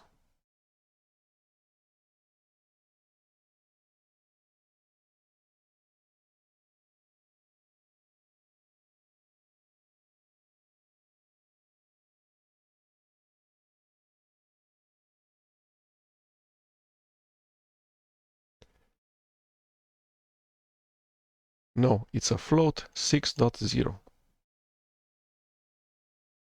So you need to actually have a none here in order for rounding to return an integer. Otherwise, it will do the same as returning one digit. No. Interesting. So with one digit, it returns that decimal. So the original 13 divided by 2 is the float 6.5. And if we round that thing, the 6 will become a 6 because we have one decimal position. And then 5 will remain 5 because we have a decimal position. There's nothing after, so there's no need to round. So it will return the float unchanged. It was 6.5 in here, and it's 6.5 in here, in here, in here, and in here. Whereas if we say 0 decimal positions, in fact, it will not round, so it doesn't return 7, because that would be 6.5 rounded.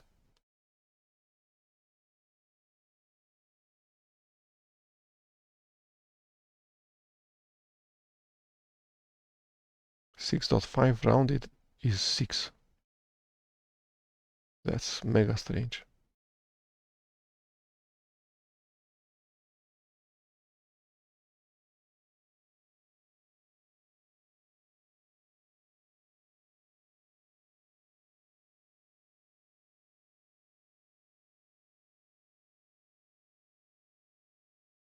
.6 integer 7, but 6.5 gets rounded down. Wow. Interesting. Okay, so we failed to respond correctly to this exercise. I thought it would return the integer 7. Instead, it returns the float 6.0. Totally unexpected. Okay. And let's see the answers. So what type is the value in the variable num1? Since num1 is rounded with an argument and digits equals to 0, its type is integer. Since the rounded value of the type float, since the rounded value is of type float and n digits is 0, the result is also a float. This is a floor division, so the result is 6 integer. This is a modulus operation, so the result is 1 integer. So without actually running it in Python, I would have never guessed, because I did not know the full documentation and specifications of round with a second parameter. So the result, the correct answer can only be, since the rounded value is of type float and n digits is 0, the result is also a float.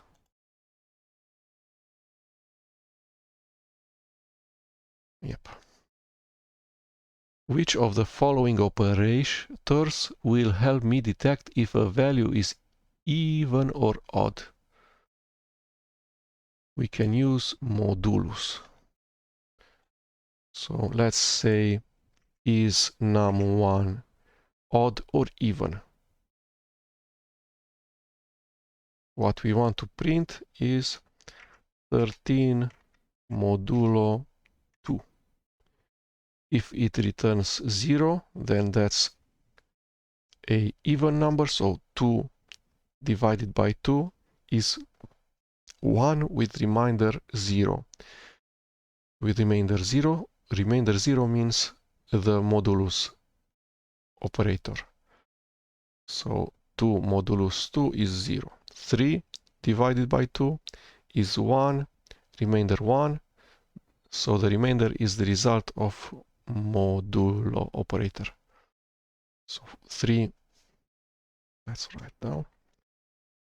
So 2 divided by 2 equals 1, remainder 0. So 2 modulo 2 is 0. Whereas 3 divided by 2 is 1, remainder 1.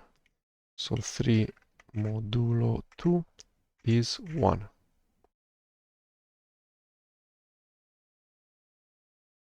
Thirteen is odd because the modulo of 13 is 1, not 0. So if modulo is 1, then it's odd. If modulo is 0, then the number is even.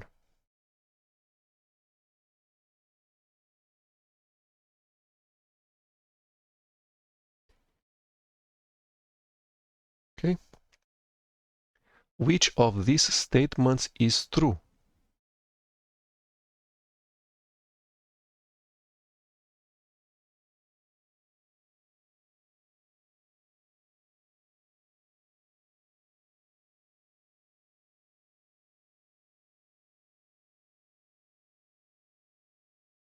Okay. So this would be the end of the quiz. Okay, next up is a coding challenge for the day 2. So let's create a new Python file. And the challenge says like this.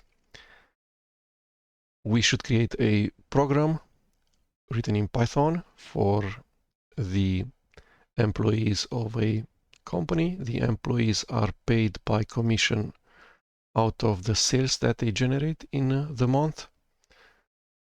And the program should return the following result. Okay, then name, let's say John, and this month you earned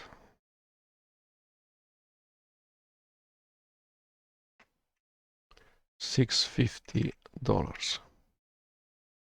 Okay, so this is a commission. It's computed out of the amount of sales generated by John this month,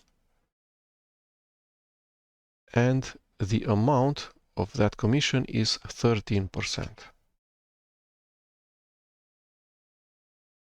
So 13% out of the sales.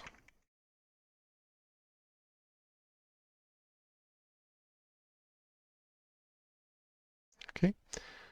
In order for this program to work, each individual employee needs to enter its name, because the name will be displayed on the console, and also needs to input the sales, so the value in United States dollars of the sales that that employee has generated in the last month. Okay, let's see how this thing is done. We will read first, we will write this thing first. So print, let's see if the program runs correctly. Yes. If all of your employees in the organization are named John and all of them earn a certain amount, so all of them did sales in a certain amount of United States dollars, then all of them will have earned $650 that month. So the program will be correct. Okay, now let's make the program correct also for users that are not named John. So for that, we will use input. The user needs to write using the keyboard the user's name. Please provide your first name or your name. Could be anything. Okay.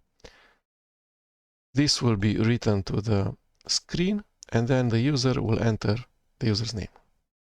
And we will need to store this name later somewhere in a variable, because we'll need to put it in here. Okay, the variable will be named name. Okay, and then similarly, so let's run it. All of the users must be named John for the program to work. And then it writes the correct text. Okay, let's make the program work even if the name is not John. So for that, we're splitting this long string into more strings around the John part.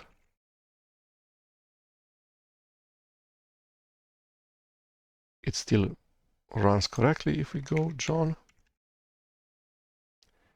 And now this John thing needs to be replaced by this name.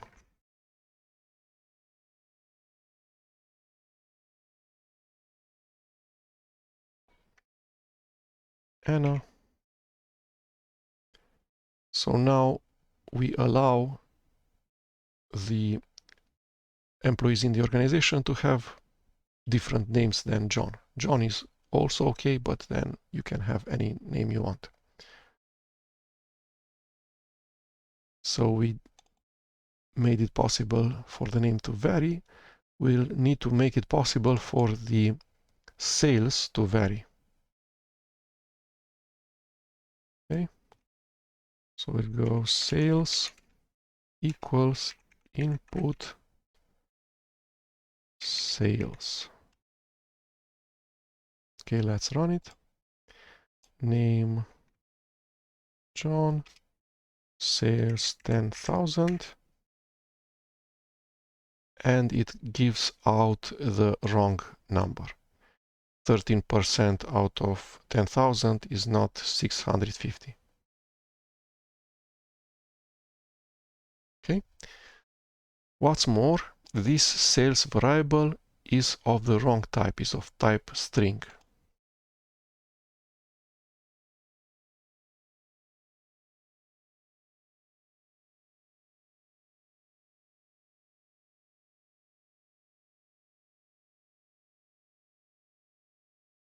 So it says it's of type string, but with the correct value. So we want sales to be an integer, not a string. For that, we convert the input to an integer. Hopefully the user has entered in here an integer number of dollars.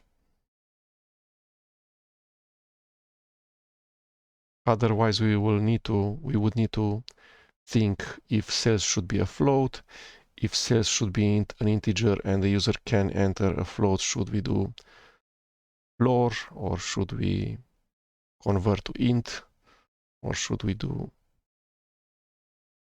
ceiling?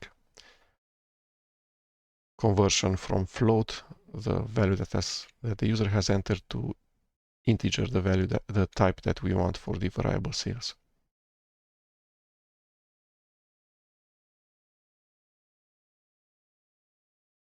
So let's make this 10,000.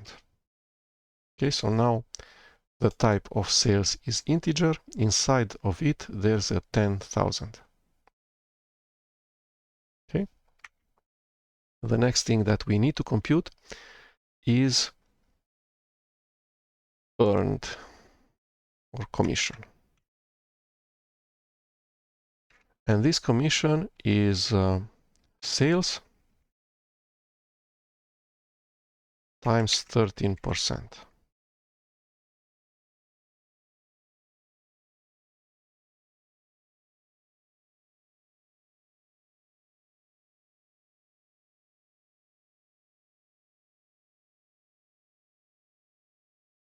What's this guy?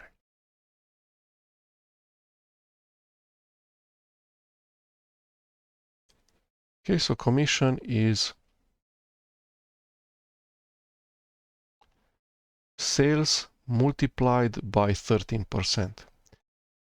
This percent sign in Python is not the percent sign, so it doesn't represent how many parts out of 100. It actually represents the binary operator modulo. So how do we compute 13%? Well, 13% is 13 divided by 100.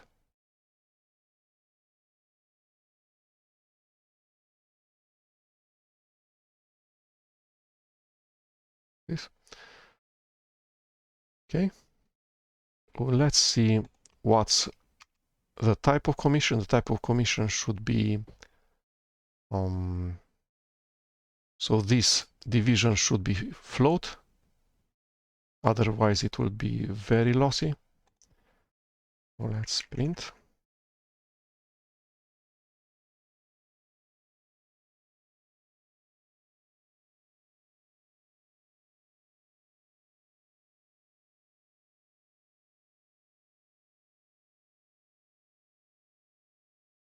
So it's 0.13, which is correct. So it's float with just 2 decimal points, and the decimal digits 1 and 3. So we're not losing precision by dividing, and then we can multiply that thing with 10,000, which means 1, 2, 3, and 4. So that's 1,300. Okay, let's print also the commission.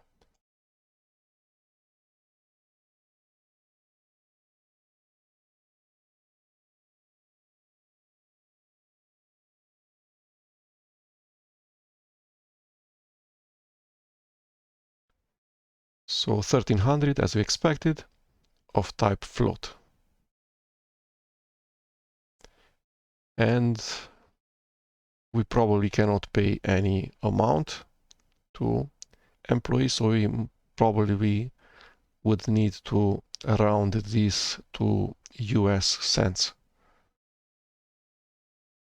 So I would say this thing is around and 2 digits.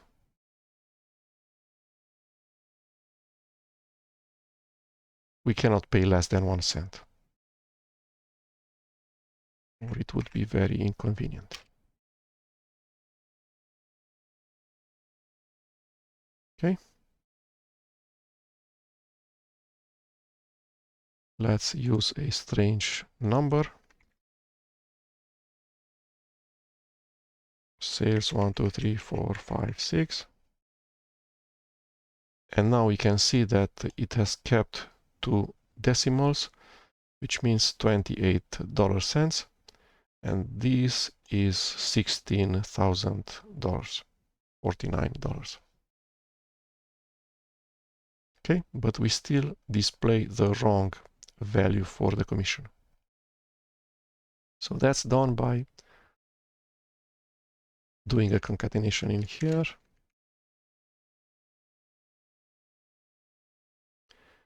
And now this 650 needs to be replaced with the commission. Okay, let's run this thing.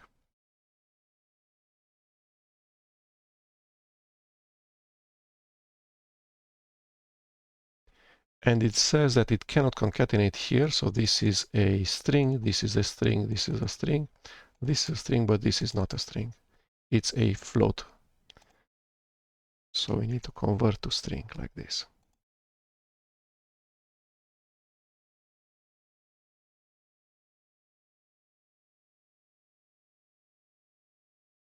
Okay, so it says okay, then the correct name, which is John, this month you earned, and then the correct amount with 2 cents, with correct amount of US dollars and US cents.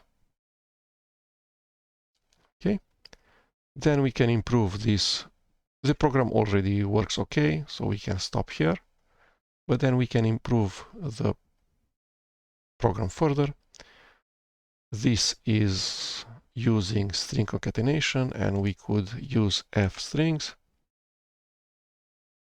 like this. And then we don't need to convert the commission variable, which is of type float, to string any longer, because f strings, when they take the expression inside of the placeholder, that will be converted to string, and then that value, the evaluated expression as string, will be replaced in here.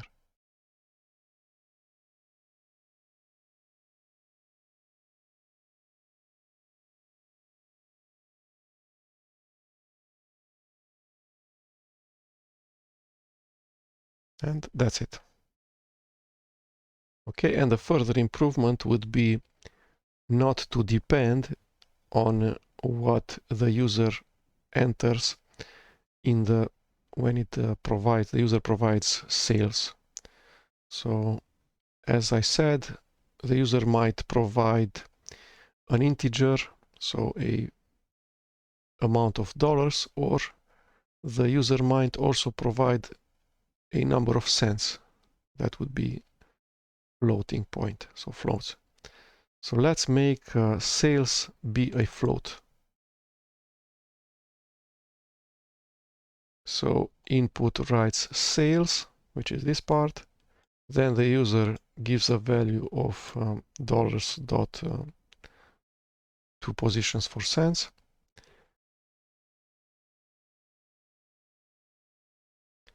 And then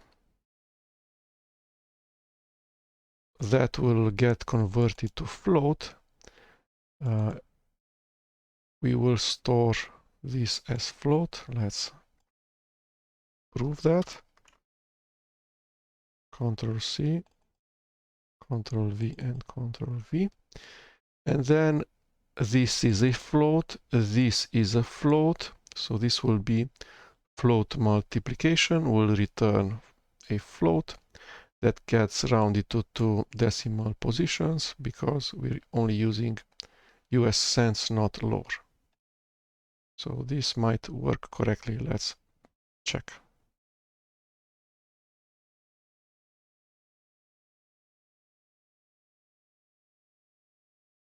So sales is float and has the value 43234,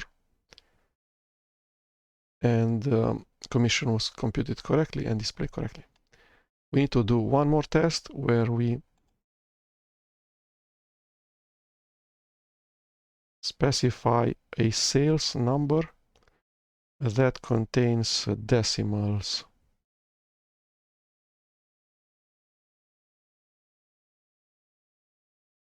So 234. Let's see if that works.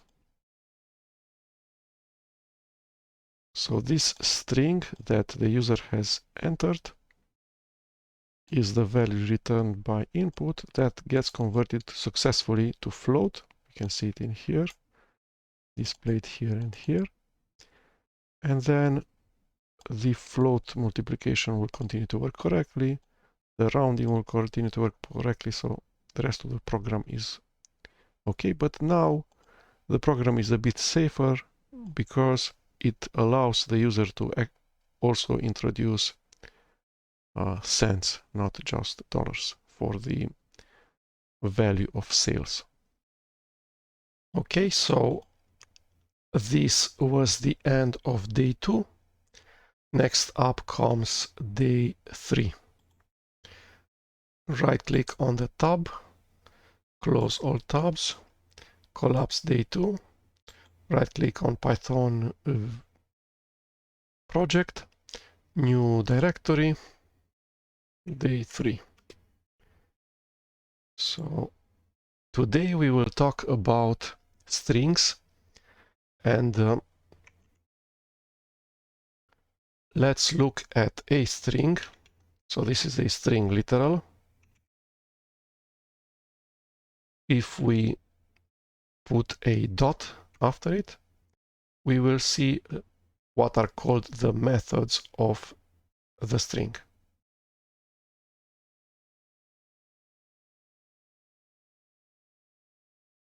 So test is a string literal, is a object of type class str, string, and because it's an object, it also has some functions that can be applied to it. Those functions are called methods.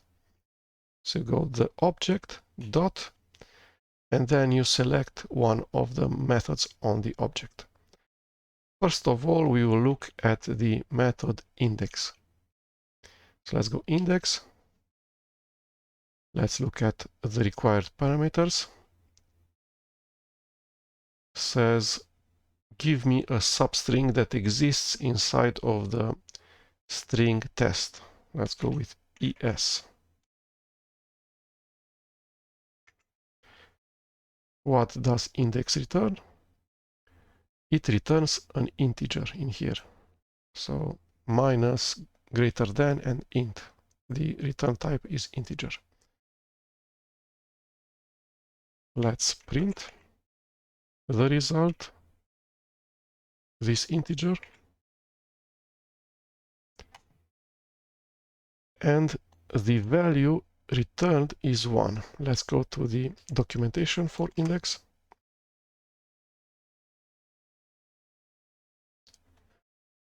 Says that it returns an integer. This is the first parameter, the substring to find. So you use it like this, a string, and then dot, and then the name of the method, which is index. And then the only mandatory parameter there is a substring. Start and end are optional parameters. Says it returns the lowest index in the string S, where the substring sub, so the first parameter, is found, such that sub is contained within S between start and end. If the sub string is not found inside of the string, then it will raise a value error. It can also find just one character, so the string that has one character should return 1. Okay, why does it return 1? Because this E is at index 1.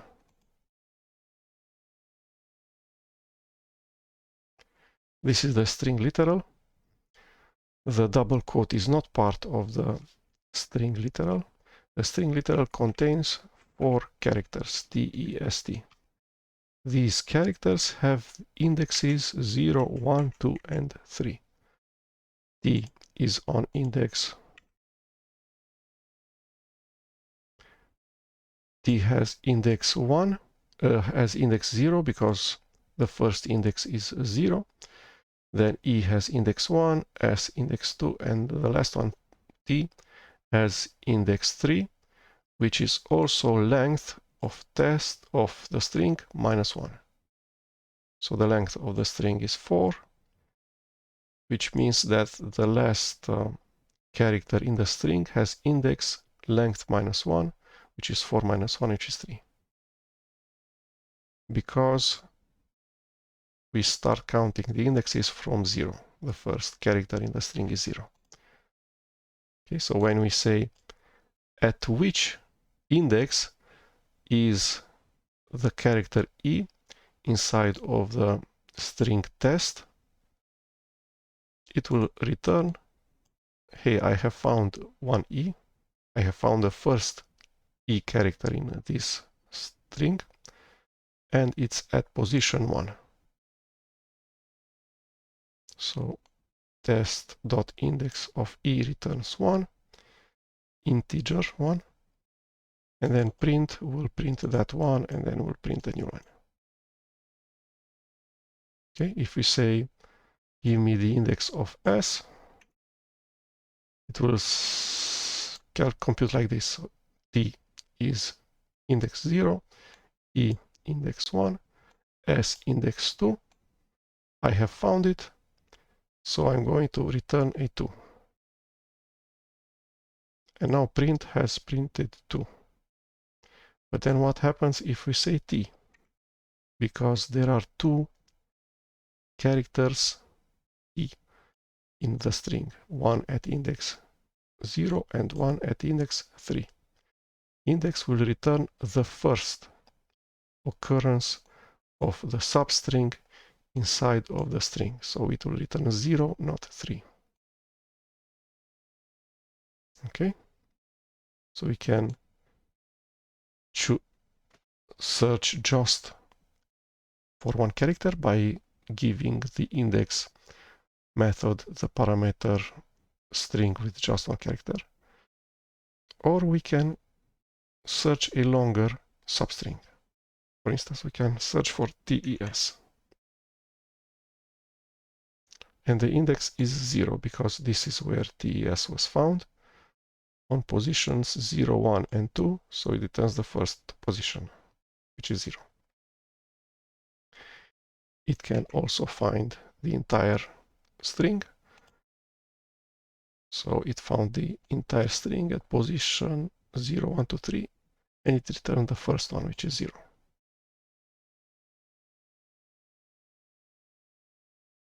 If we give it a substring that does not exist in the string, it will fail and throw a value error. Substring not found. Okay. And then we can have a local variable which we assign the string test to. So var will be string, and then we can index inside of the variable. The variable is also an array of characters. We go var1, and then we index at position 2. So the index at position 2 should be S.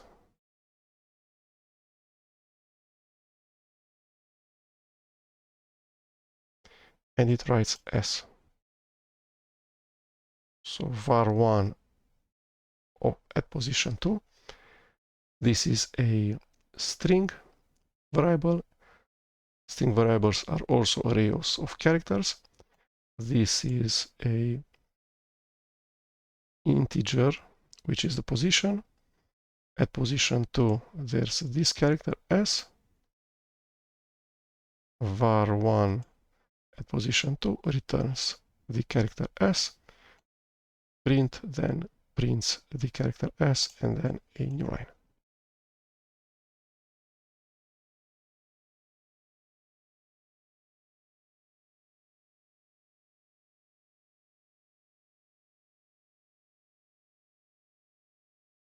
So it's actually a string, not a character, returned by the index operator.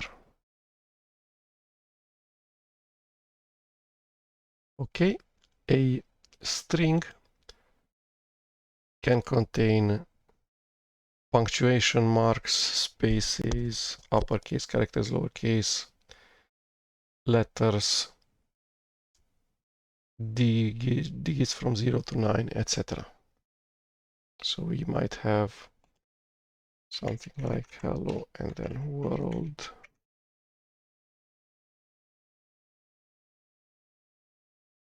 As long as these are characters that you can type on your keyboard, and they're enclosed in double quotes, then that's a string. So let's look at the indexes that exist in here.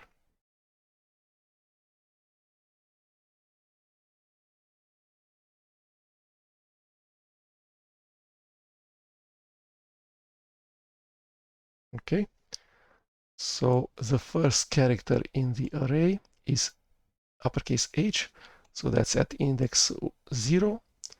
The second character in the string is lowercase e, which is at index 1. Then the third character in the string is lowercase l, which is at index 2, etc. Then we have this space. This space is an actual character, appears in the ASCII chart, in the ASCII table. It actually has a keyboard dedicated to creating spaces,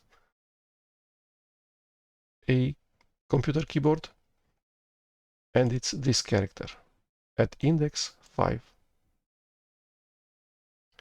And the string ends with an exclamation mark, which is at index 11.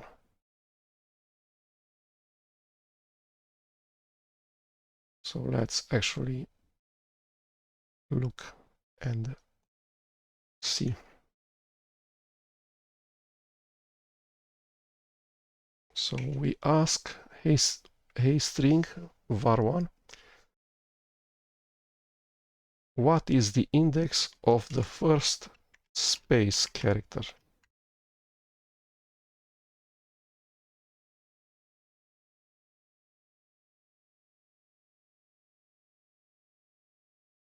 Should be 5, and indeed it's 5. Okay, then for the exclamation mark, should be 11, and it's indeed 11. Okay, so Python allows us to ask a string, what character do you have at index 5?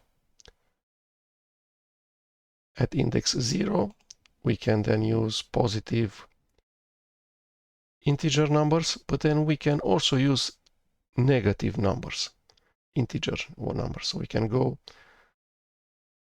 the last one will be -1, the character before would be the index -2, this -3.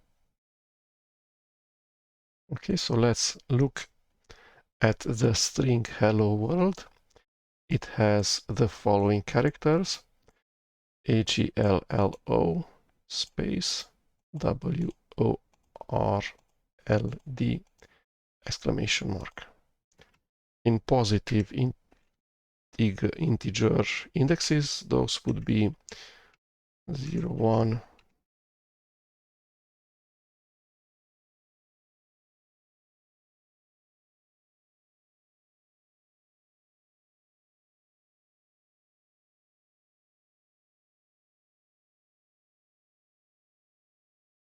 so these are the positive indexes, and then we can also have negative indexes.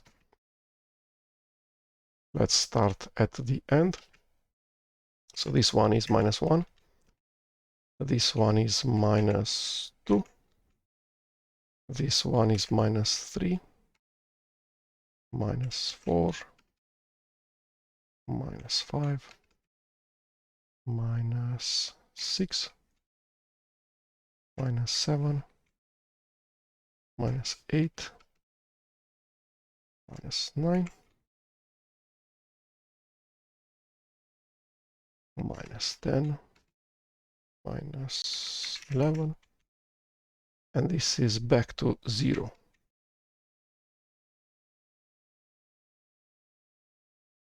Okay, so let's check that var1 at position -5 is in fact the letter O lowercase. And indeed it is.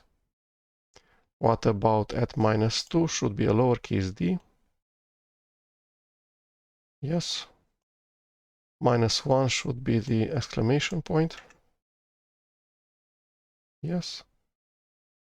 And -11 should be E. Indeed. So this is how we index inside of a string. 0, 1, 2, 3, 4, 5, 6, 7, 8, 9, 10. And then the last one is length -1. So the length is 12. -1 means the index of the last character in the string is 11 in this case.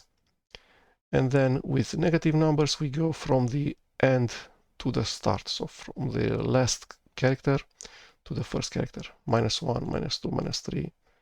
And then the last one is -11. And then it goes back to 0. And then 0, 1, 2, 3, 4, 5. 11, -1, -2, -3, -4, -10, -11, 0, and then back 0.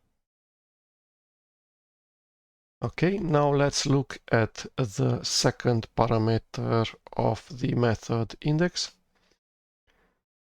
So we go var1 dot index of O, and we print it.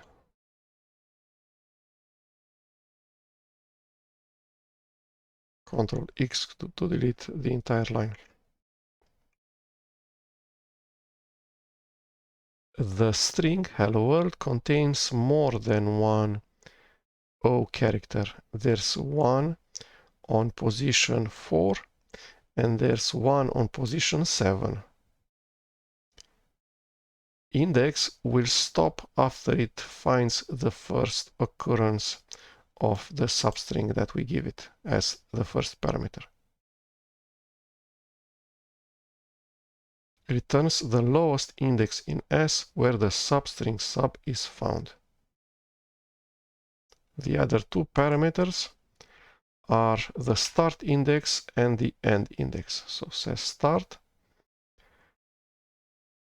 and we're going to say start from the position 5.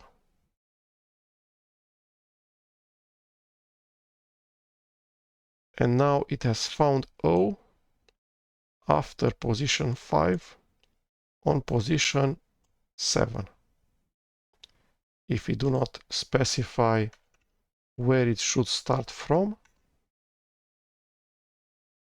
it goes from H, so starts from position 0, does not find an O, 1 does not find an O, 2 does not find an O, 3 does not find the character O, 4 finds the character O, returns 4, and then this function stops. So it stops after it finds the first occurrence of the substring of the string O, and returns its index, which is 4, and then print will print 4. We can, and this is the result, we can obtain the same thing if we say start at index 0. It will still return 4. Where are you?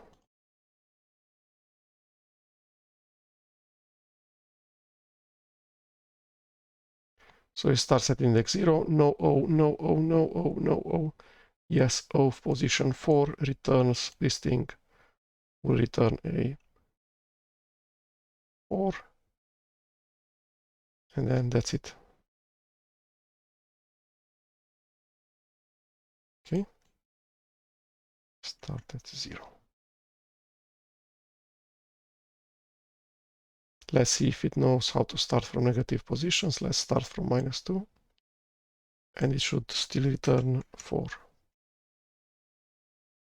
And it does not allow negatives. It does, but it starts at -2, which is D, does not find an O here, goes to -1, which is 11, which is exclamation point, does not find the substring here, the string to search in finishes, and then throws error substring not found. So we actually need to put -6 in here.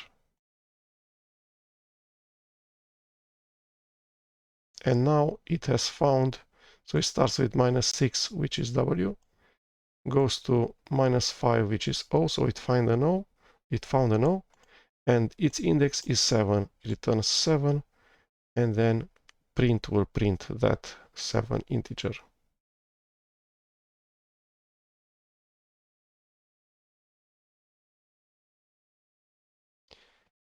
Okay, now this expression is the only parameter to the function print. We can cut it and store it inside of a variable. And then we can print the variable. It's the exact same thing. So there's a string, which is this variable var1, is of type string, contains the characters H, E, L, L, O, and ends with the exclamation mark.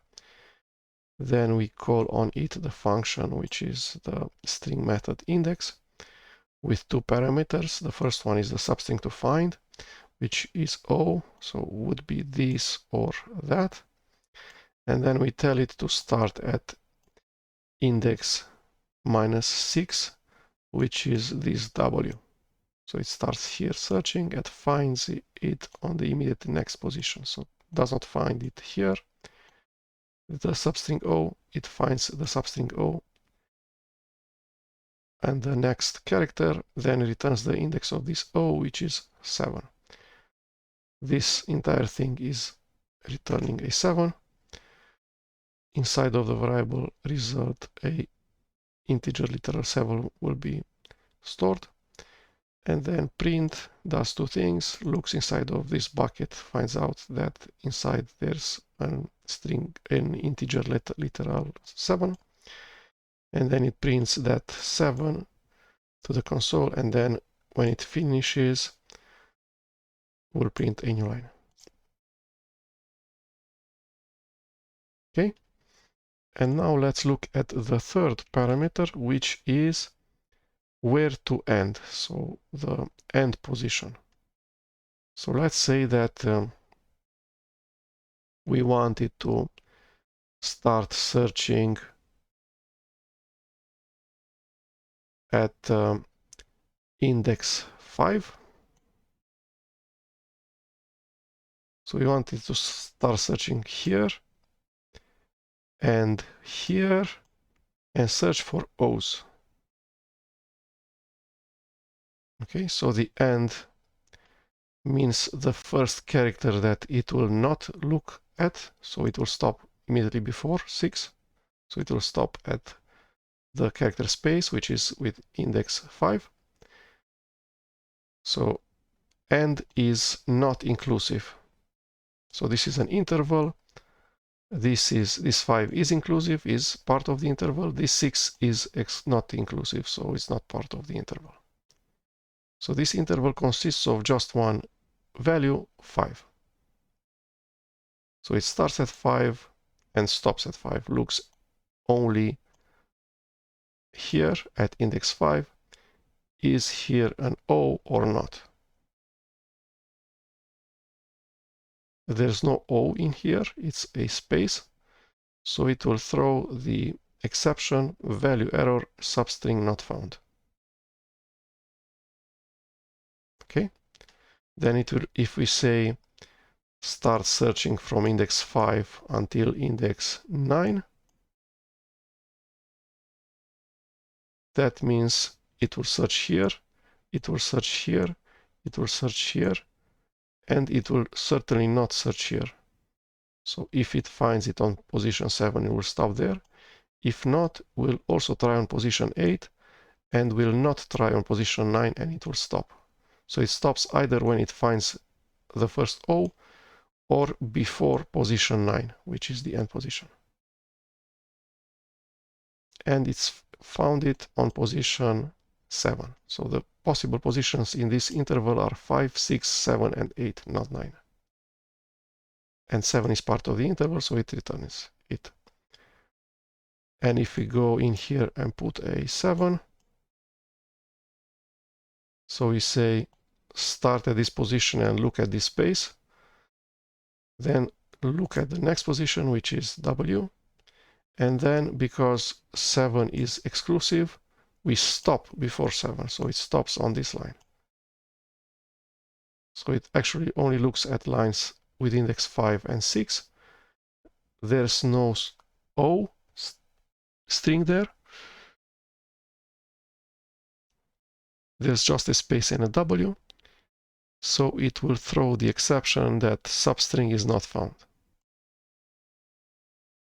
Okay? Although O is on position 7, because we say stop immediately before 7, it will not be able to find it.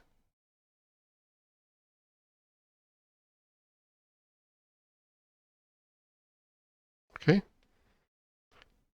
In this case, position 5, there's no O there, position 6, no O there, position 7, no O there, and yes, this is the O, and then it certainly will not get at position 8, so it will stop here, whether it finds the O or not, but in this case, it has found the O. If it does not find the O, it will throw an error, an exception, but it found it, so it will return 7.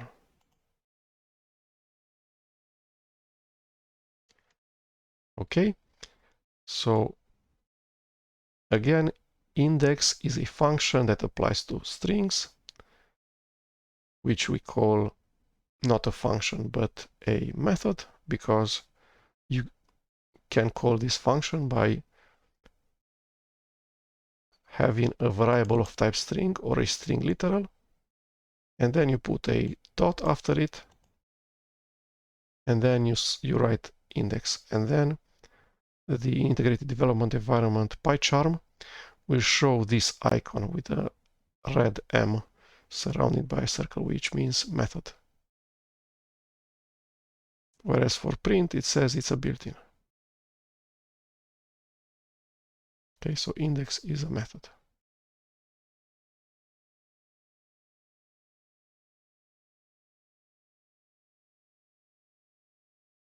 Okay.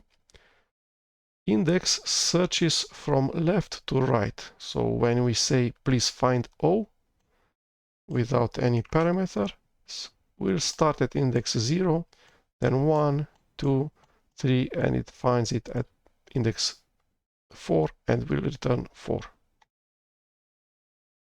So again, this index goes from left to right, and it has a pair method which is called rIndex, which goes from right to left.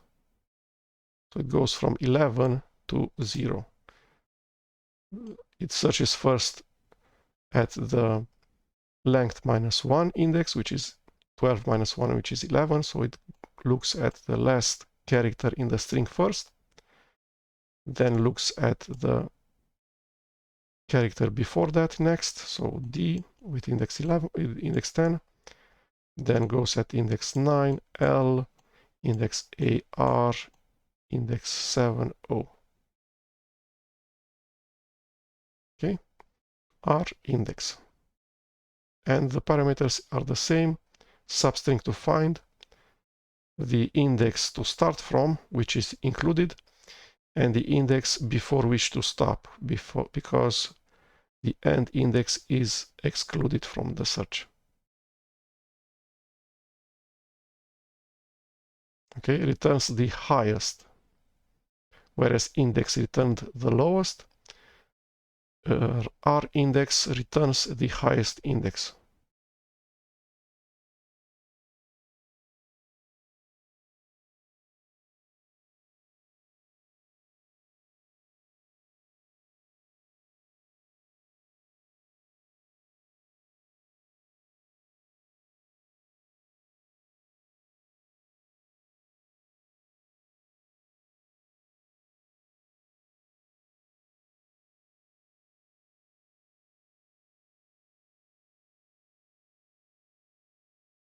Okay, so the difference between index and R index is that there's an extra R here,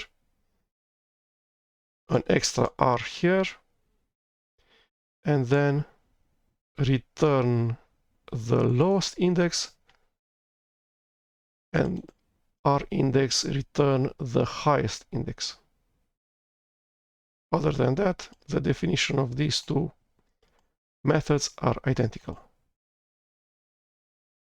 You can see it by the character that has the background darker blue. So R, R, H, I, G, H, and in the left hand side just L, O, W.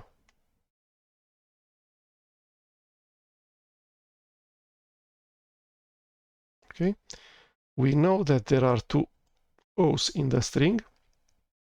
The first is this one at index 4, and the last is this one at index 7. If we go var1 dot index of O will return 4. If we go var1 dot r index of O will return 7. This. And similarly to index, there's a second and a third parameter to r index method, which is the start and end indexes. Okay, next up we should do the string index exercises. So let's create a new Python file, string index exercise, and says that find and display on the screen which character occupies the 5th position within the following word computer. So we have this variable, and we need to print on the screen, to display on the screen, which character occupies the 5th position. So first character, 0th position, 0th index. 1, index 1, index 2, index 3, index 4, and index 5. So at index 5 is a T.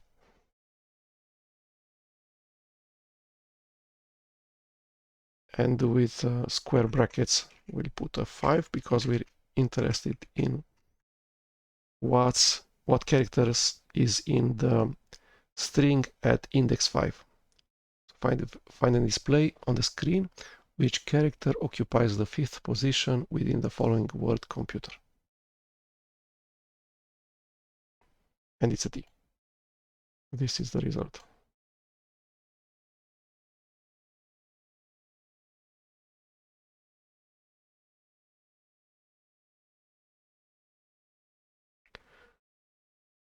Which character occupies the 5th position?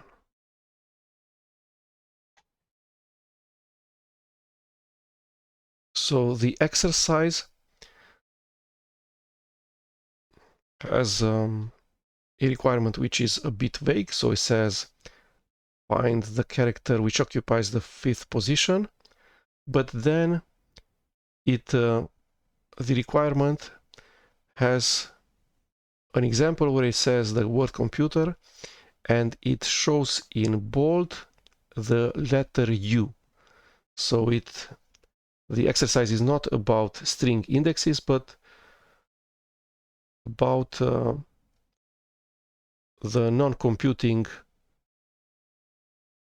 idea of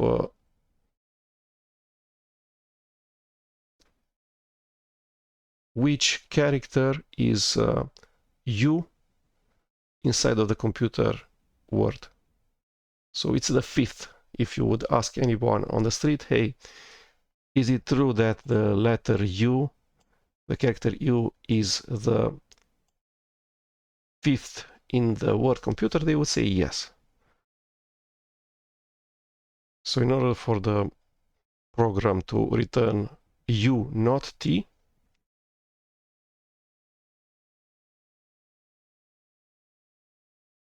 we need to not think in indexes, but to think in count of character. So how a normal person on the street would describe the letter C as being the first in the word. So the our Python program should return U, which is, let's write a bit.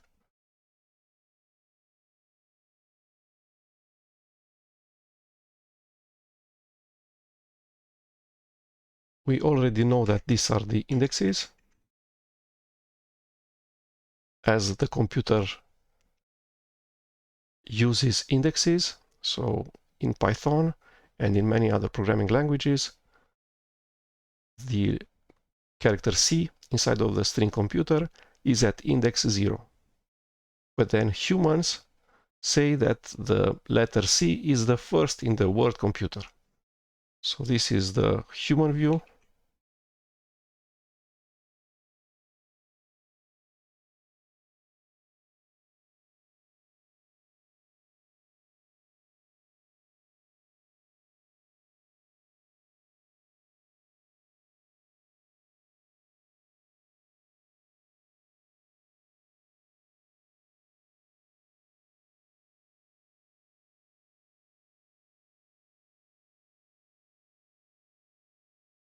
So humans say that C is the first letter, O is the second letter, M the third letter, etc. And our Python program should return U, which means that U is at human view letter in word 5, whereas Python will consider that index 4. So what we want to do is to go 5 minus 1. Okay, so all of the indexes in Python, in lists and in strings, are non-intuitive and are lower with 1 value. So the last letter in the word computer, people would say that it's the 8th letter. So R is the 8th letter in the word, whereas Python considers that to be index 7. So it's always, the Python index is always the human view minus 1.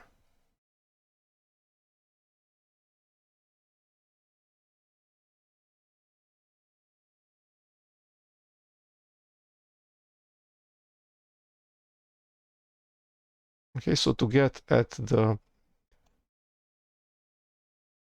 Python indexes,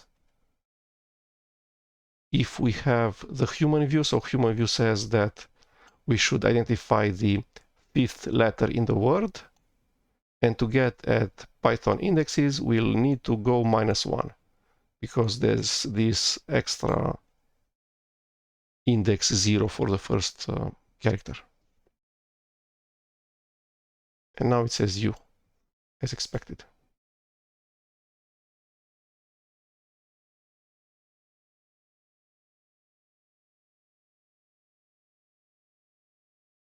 Okay, the next exercise.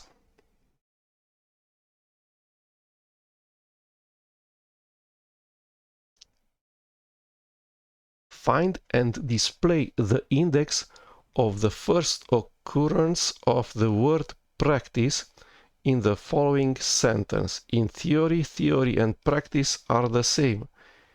In practice, they are not. So find the first occurrence of practice. Hopefully this talks in terms of Python string indexes, not in the terms of human language, which character in the word. Okay, So we have a variable which is called sentence, which is of type string, contains inside the string literal. In theory, theory and practice are the same. In practice, they are not. And in order to find a substring inside it, we will use the method index. The substring to find is practice.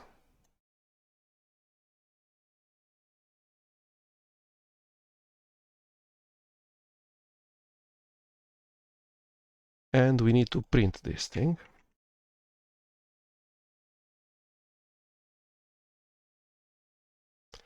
And it's at index 22. So 1, 2, or not. So this is 0, 1, 2, 3, 4, 5, 6, 7, 8, 9, 10, 11, 12, etc.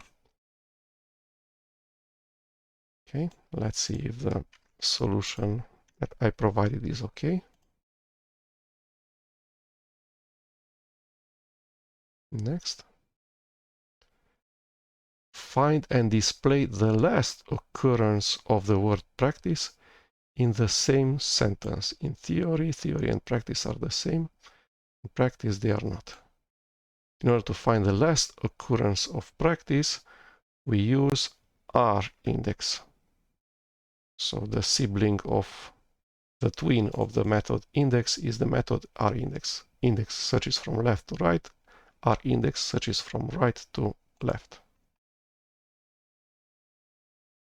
So it should find this practice, not this practice. So this practice was at index 22, and this practice is at index 48.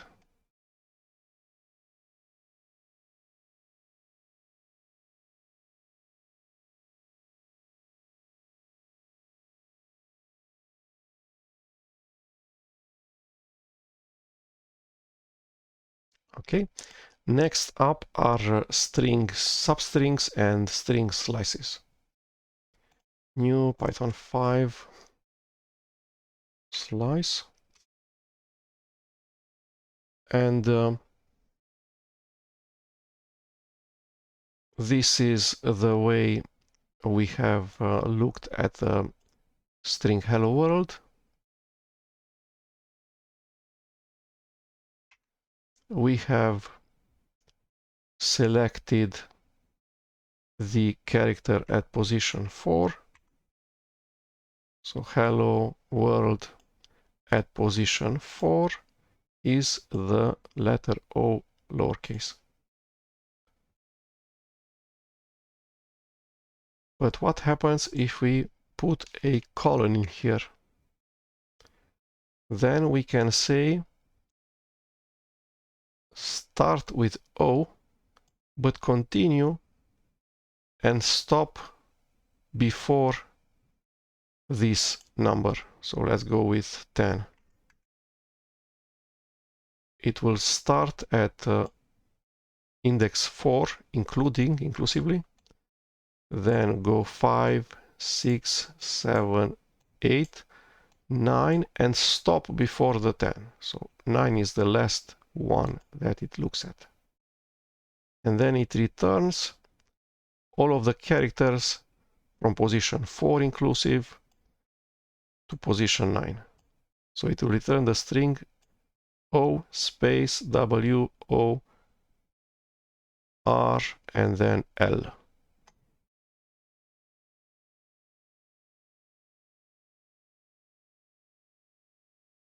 Okay. O space W O R L. When you use just one integer in parentheses, that would be the operation of indexing inside of a string. So you go give me the character at index 4. Whereas when we use a colon and this syntax, so variable name of type string, then square parentheses, then one integer, then colon, then one integer that's bigger than the first. This will be the slicing operation. We will create an interval of integers which starts and includes 4, but stops before 10 and does not include 10. So 4, 5, 6, 7, 8, and 9. And then looks inside of a string and returns a new string containing all of the characters at those positions. 4, 5, 6, 7, 8, and 9. That's the slicing operation. Okay, so let's go back to slice.py. Have a local variable of type string with uppercase letters in the English alphabet.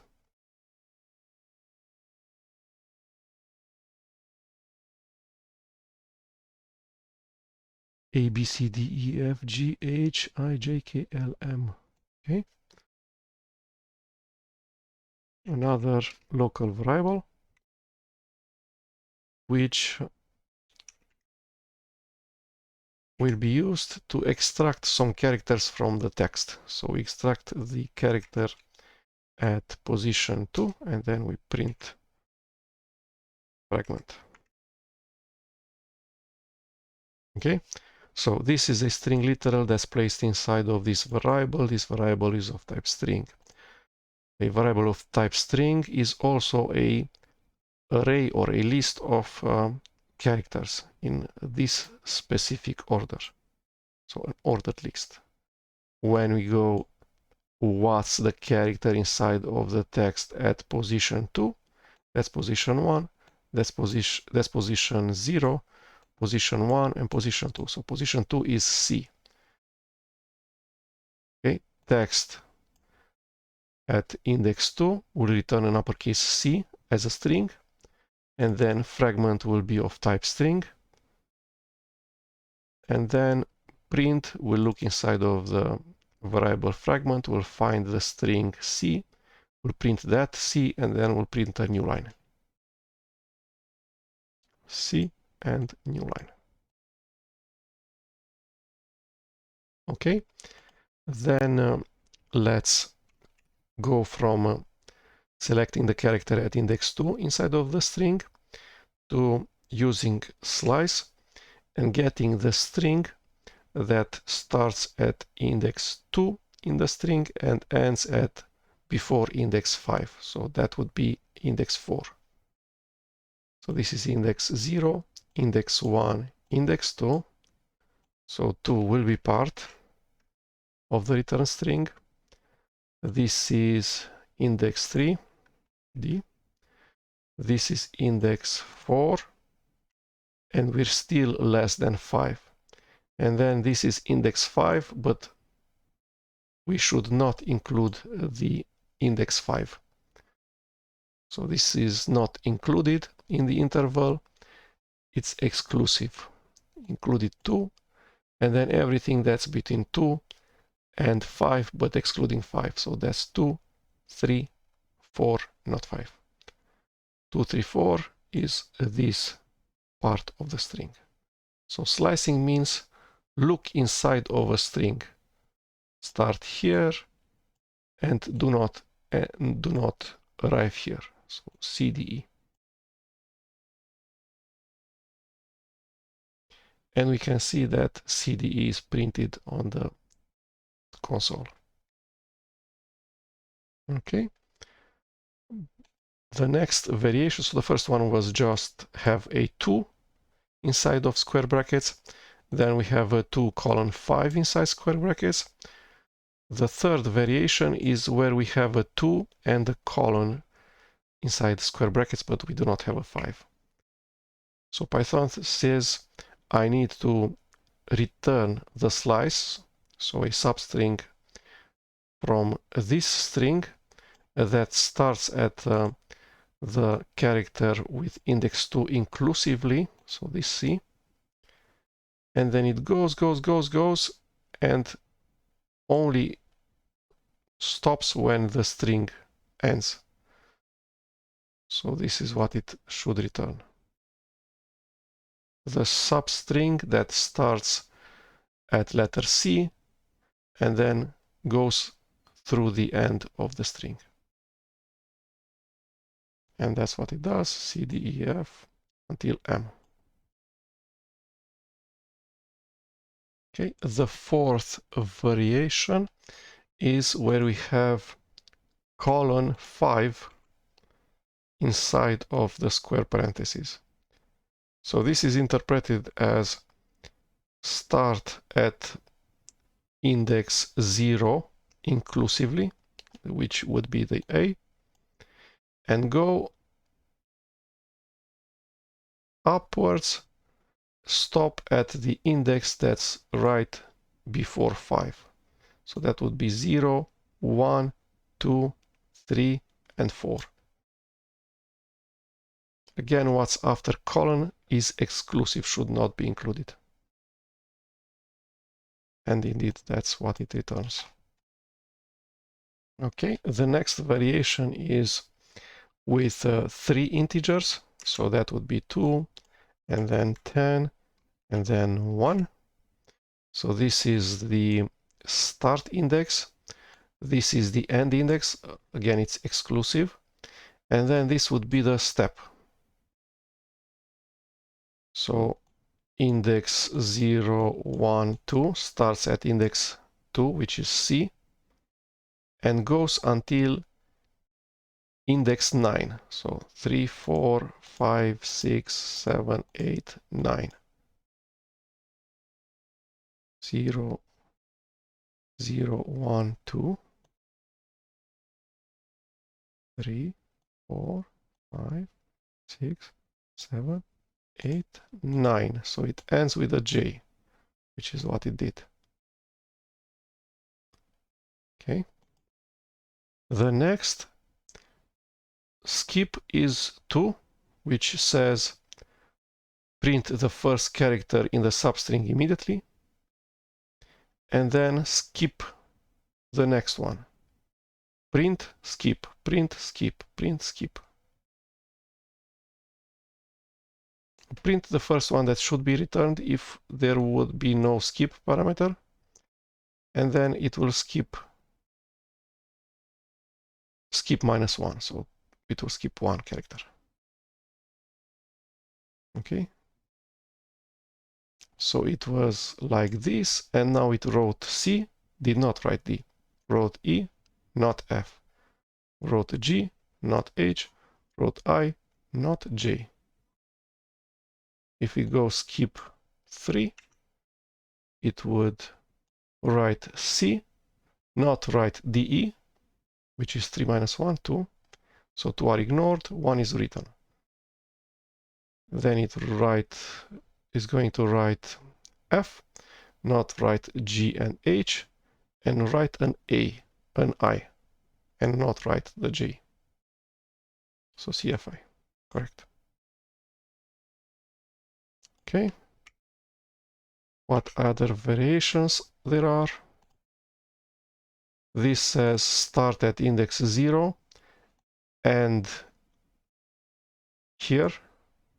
So include even the last character in the string, but do skip 3, which means write the first, skip 2, write the next, skip 2, write the next of G, skip 2, write a J, skip 2, and then write M.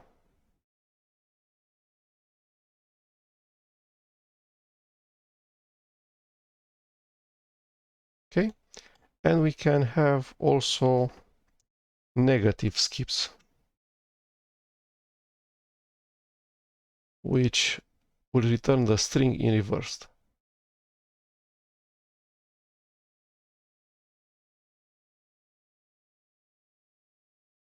Okay, and then -2 returns returns the string in reverse, and then skips 1. So it writes M, skips L, writes K, skips J, writes I, skips H, writes G, skips F, writes E, skips D, writes C, skips B, and then writes an A.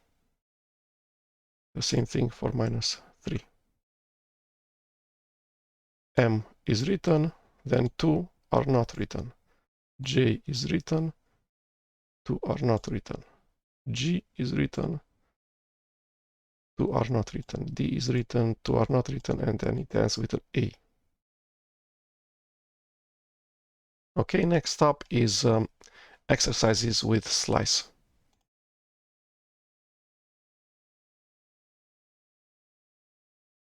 Okay, we are given this text variable.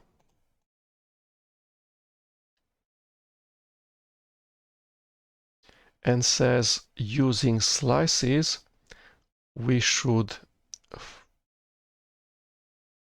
extract the first word in the sentence and display it on the screen. So what is expected is that we have, for instance, a variable named result, which is sentence, and then we should use slicing. Slicing means we should use at least one colon. And this thing should start at position 0 because we want the first word, this one, not including the space. So a way to do it is to go sentence dot index of space.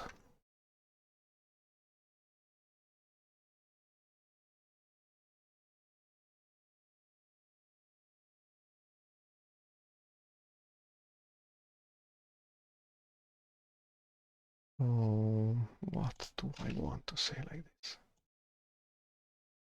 Okay, so it has return controlling without including the space. Because we're using slicing, we say we don't specify what's before the colon. So that means start at index 0, the first, including the first string in the first character in the string. And then after the colon is the end of the interval exclusive, so not included. The end of the interval is sentence.index of space, which we do not know exactly what's the value of. And this character should be excluded, which is exactly what the second part of the second integer after the colon does. Okay, so this would be the way to compute both the position of space and then have slicing to get the first character, the first word out of the sentence.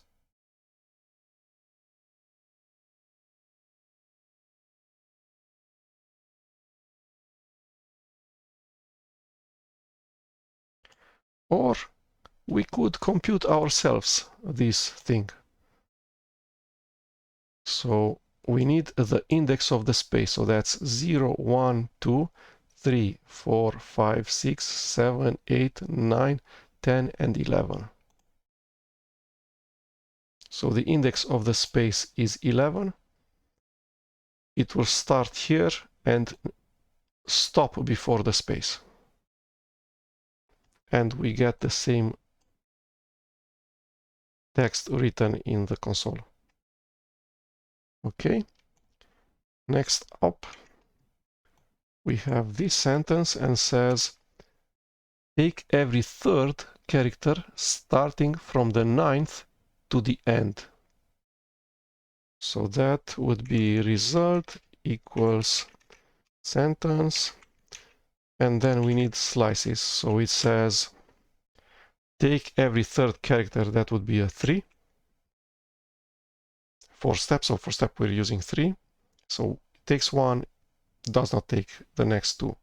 Text one does not take the next two, which means taking every third character. We start from the 9th character and we go to the end of the sentence, which means we should not put anything as the second integer. Let's print this.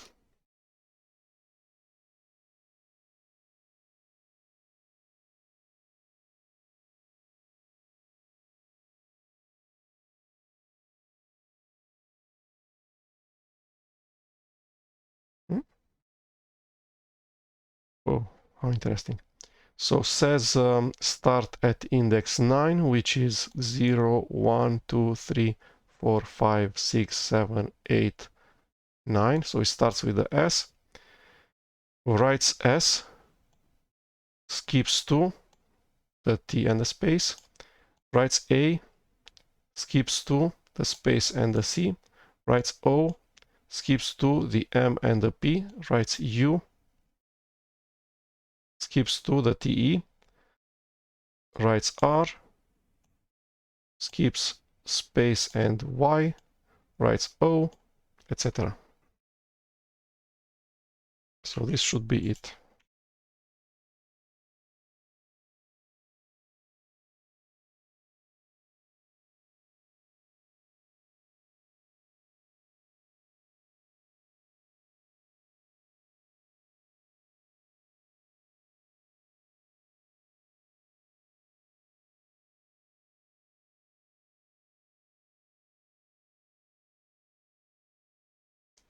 Take every third character. Okay, so now it complains that the requirement is to take every third character starting from the 9th. So not from index 9, but from the 9th character. So the 9th character is actually index 8. So again, it's confusing because it sometimes it means Python indexes, sometimes it means real world 9th character. Okay, so 9th character, that would be the 8th index. So that would be 9 minus 1. Okay, and now other characters are selected. So the 9th character, this is the first, second, 3, 4, 5, 6, 7, 8, 9. So the 9th character is character with Python index 8. That's okay, and then we skip 2, and then we put a space, and then we skip 2, and then C, skip 2, P, skip 2, E, etc.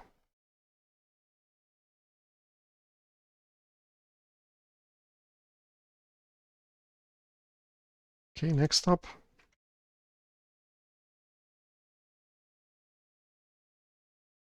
Sentence, it's great to work with computers.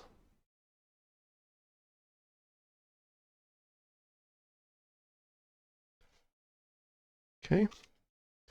Says reverse the position of all the characters and display the results on the screen. So reverse the positions of all of the characters.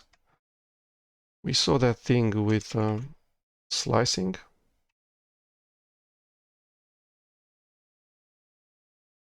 So that was colon colon minus 1.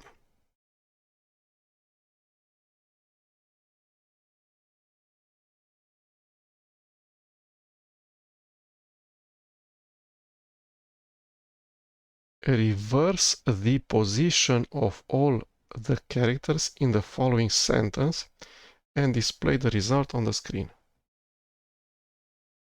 So beer becomes REB space RUOY. Let's see if this is okay.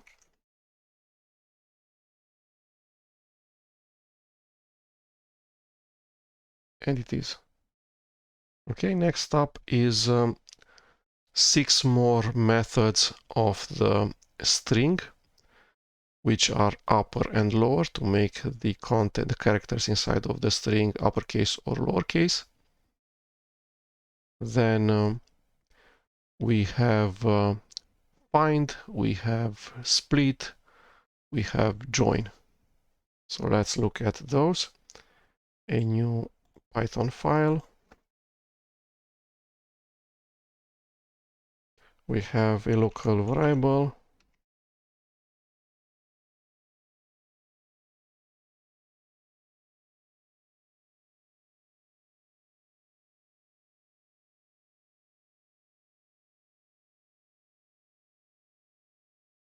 We are going to learn 6 methods today.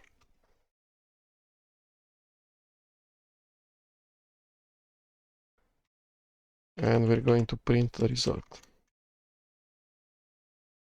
Okay, so this is a string literal, contains these characters W, E, space, etc. ending with A and Y.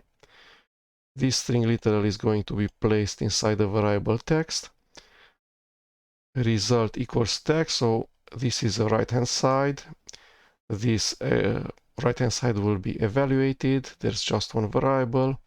Python will look inside of the variable, will find this string literal, will take this string literal, will also put it inside of this variable. Then print, looks what's inside the variable result. It's this string literal. It's going to print this string literal, so the characters W, E, space, etc. ending with A and Y. And at the end, print will also print a new line. Okay, so this thing plus a new line. Okay, let's now look at the methods that are available for strings. So it's this list. Let's make this bigger. We've already looked at index. We've used index. We've looked at format in order to compose longer strings using the value of variables that already exist in the Python program. Index, which does the same thing as index, but starts from the end of the string and ends at the beginning of the string. Find, which is similar to index. We will look at join to take a list of characters or of strings and to concatenate them. We will look at lower to make all of the characters in this string lowercase. So the only change that will actually happen is the character on the 0 index will change from uppercase W to lowercase w. Okay, there's also upper, which will look inside of the string. There's characters. If the character is not already uppercase, such as this lowercase e, it will make it uppercase. So it will be uppercase W, uppercase E, space, uppercase A, uppercase R, uppercase E, space, uppercase G, etc.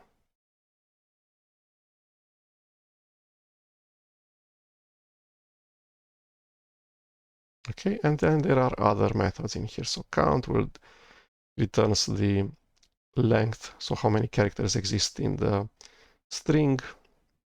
If is a number, if is alphanumeric, if is numeric, if is a space.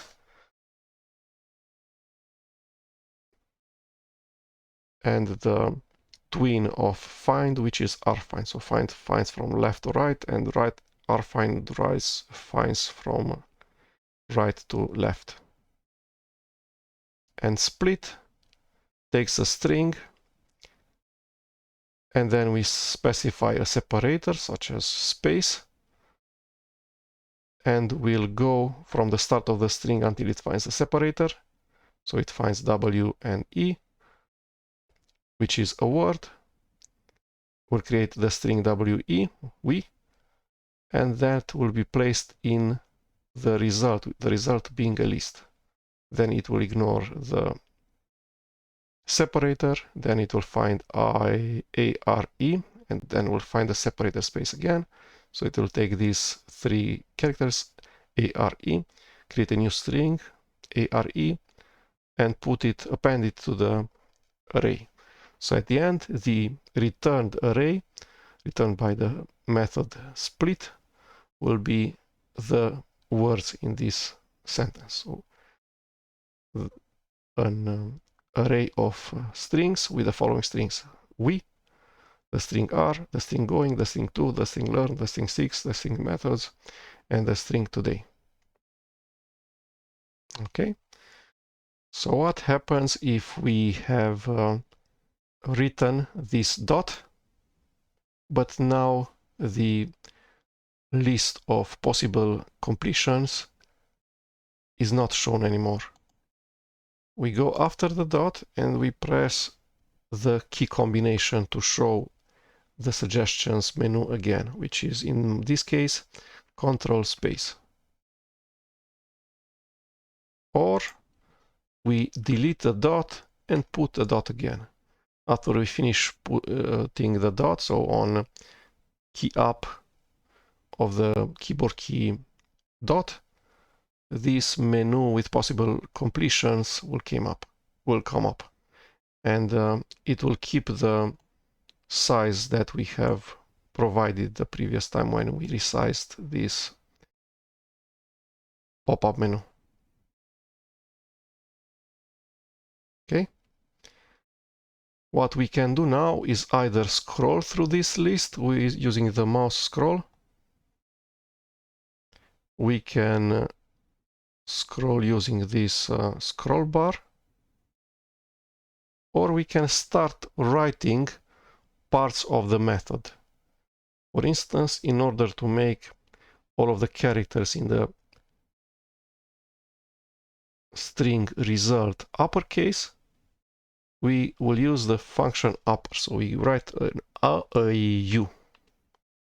And now the list of methods is filtered. Only the methods that contain U in the name are kept. And then we can go P, P. And now the list has only two elements, is upper, which returns the boolean if the string is uppercase, which will be false in this case, and we do not want to use the method is upper. In fact, we use the method upper, which will return a string that has all of the characters uppercase. Okay, and then we must specify an empty pair of parentheses. When you want to call a function or a method, you must put the pair of parentheses as in here. So the print has a pair of parentheses, and inside it has a list of parameters. This is also a list of parameters, but it's empty. So the list of parameters might be empty or might have one parameter or two. The parameters are also called arguments. So this is a variable of type text, of type string. This is the method upper and a pair of empty parentheses. In order to tell Python, please call the method upper on the object text, which is of type string, and the returned value will be the value of the right hand side, and then that will be placed inside the variable result. So it will take text, will make all of the characters uppercase, and will return the string we are going, etc. Takes that string, which is the result of this computation, which will be the result of the right hand side, and places it inside of the variable result. This variable will be of type string, and then print will look inside of the variable, we'll see this all uppercase string, this thing with all of the characters uppercase, we'll print it to the console, and then we'll print a new line. So this is what it did. We are going to learn 6 methods today and then a new line. Again, make sure that you're actually putting the pair of parentheses, because if you're not putting the pair of parentheses after a method, what will happen is that the method, so the address of the method, will get assigned to this variable. So the address of this method will be taken and placed inside the variable. So now the variable result will no longer be of type string, will be of type, I don't know, type or reference to method or something. Let's look. Okay. Says built-in method upper of the type string, or the object of type string at this index. So this is a variable of type string, it's an object, and because it's an object, it can have methods. And this is the method that doesn't come from object, but comes from the object of type str, which is called upper. So we very rarely want to get the address of a function or of a method. We almost always want to actually call a function or a method. In order to call it, you need to use a pair of parentheses. Okay, and now the result is a string, which will be placed in here and printed.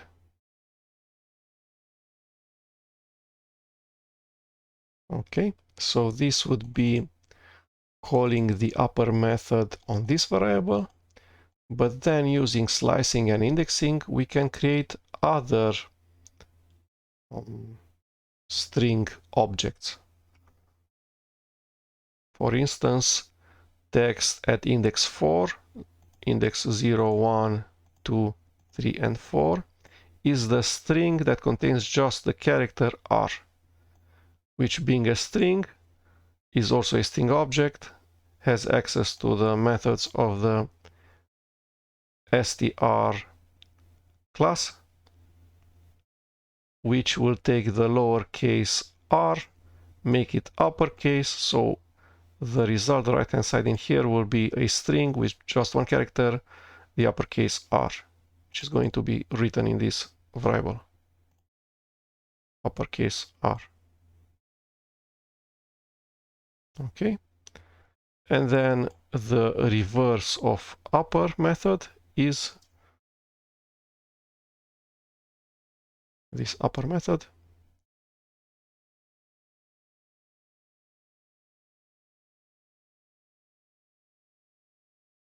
It's probably the lower method,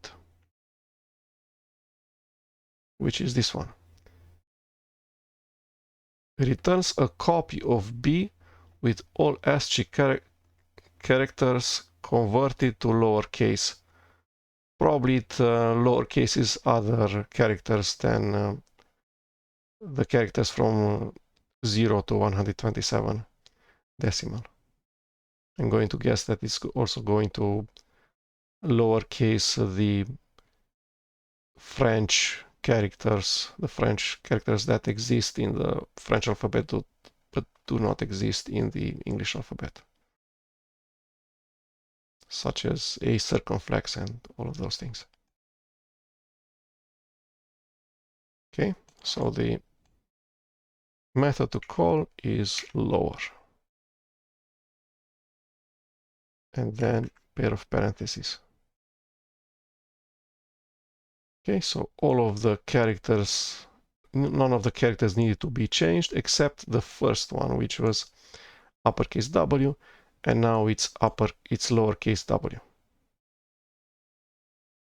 Then when we say text.lower, does it actually change the text and then it returns it, or it just returns a new string that is all lowercase and leaves the variable text alone? Let's find out. So we have defined the variable text in here. We have read from the variable text in here, but not written. So the value of text is unchanged on line 2. We only read from the variable text. We do not write to it. The only line, Python source code line, where we write the variable text is the first one. So text remained with an uppercase W, although result is with all lowercase. Okay, so result all lowercase, where text remained unchanged the way we defined it on line 1.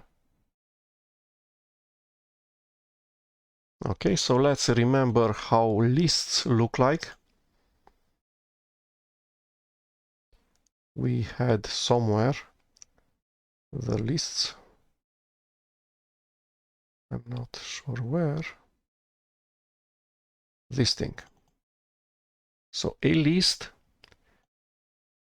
is surrounded by square brackets and might contain either items, so it contains items separated with a comma, and the items might be either the same type, as in here, all of the items are of type string, or the items might have different types, integer, string, and float in this example. So this is how a Python list literal looks like. The only things that we can do with a list is say, give me the item at position 0, give me the item at position 1, remove the item at position 0, remove the item at position 1, insert an item between the items at position 0 and 1, append a new item which will automatically put it after the item inside of the list that has the biggest index. We can say list empty, we'll remove all of the items in the list. We can say list count, it will say 2 in this case, which is the number of items in the list. Okay, so back to our methods. Let's go with split. Okay, so it took text, which is this long string, which contains many white spaces. Space is a white space. And then it has removed all of the white spaces. But before removing, it took the string that's between white spaces. That's after the last white space, that's before the first white space. So it has actually cut the string like this.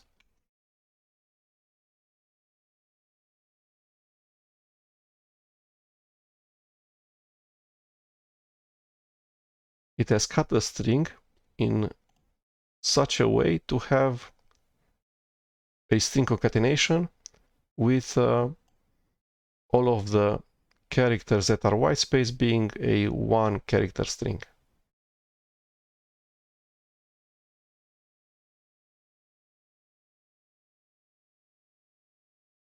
Okay, the result should be the same, but then it looks at one string in this concatenation and says this one does not contain white spaces, so let's take this string and append it to the list. So it puts it on the puts it inside the list. The list is empty, or in the case of we. And it goes to the next string, which is only white space.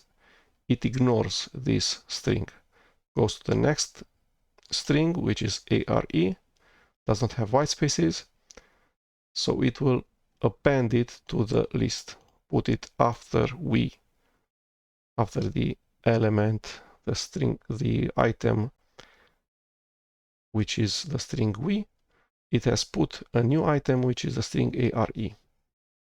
Then goes to the next string, which is only white space, ignores it, goes to the next string, which is going, which is no white space. It takes the string going, appends it to the list. Then it goes to space, ignores it, then 2, does not contain white space, is a string, appends the string 2 to the list. Then it goes to space, ignores it, learn, does not contain spaces, is a string, it appends the string learn to the list, etc. This is the end result. A list which is surrounded by square brackets of just strings. All of the items inside the list are strings.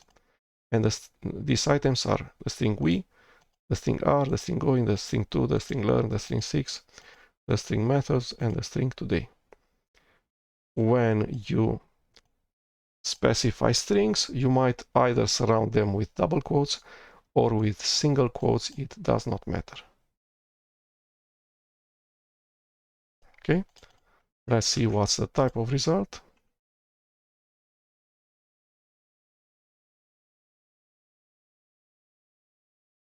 It says it's a class list. That's it. Python lists do not care if inside all of the items are of the same type as it's in this case. Because at any time we might append in a list that only contains strings, we might append, for instance, a new item of type integer. And the type of the variable will remain class list. Okay, so back to how it was. We are using the method split because the separator is optional. So the separator might be either a string or none, which is the nil, which means it's missing.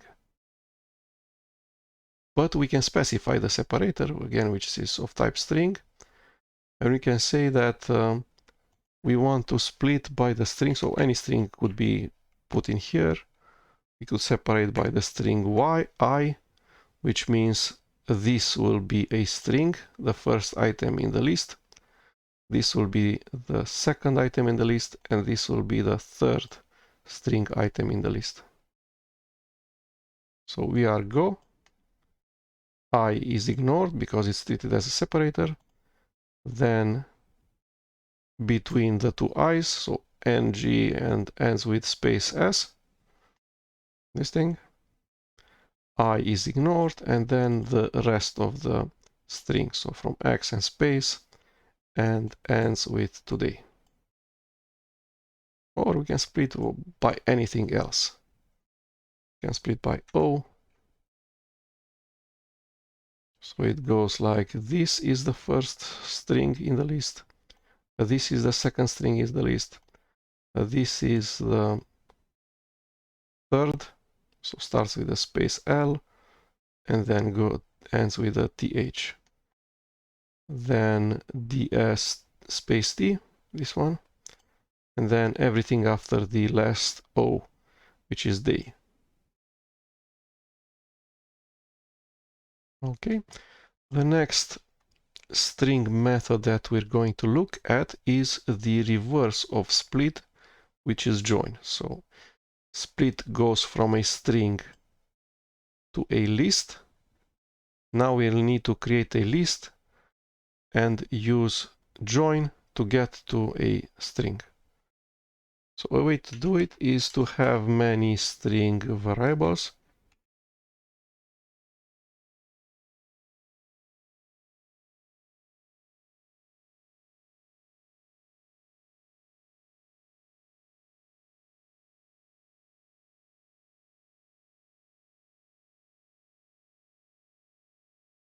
And we're going to create the new text.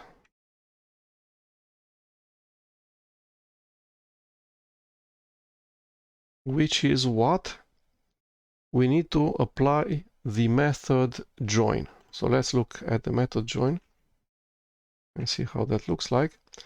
So says that this first parameter, which is the thing that exists before the dot. So this is the thing that exists before the dot. This in the documentation of split is shown here, self : str. So the part that's at the left hand side of the dot is shown in the documentation as the first parameter of a method. But when we call it, we don't say split and then round parenthesis text, comma, the string O, but we go text dot split, and then the second parameter in the documentation is the first parameter when we call the method. Okay, so what we want is a string dot, and then call the join method. Says concatenate any number of whatever. What is this? Byte array. Okay.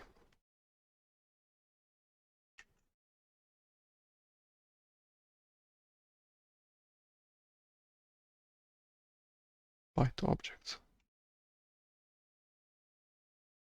Okay, this one.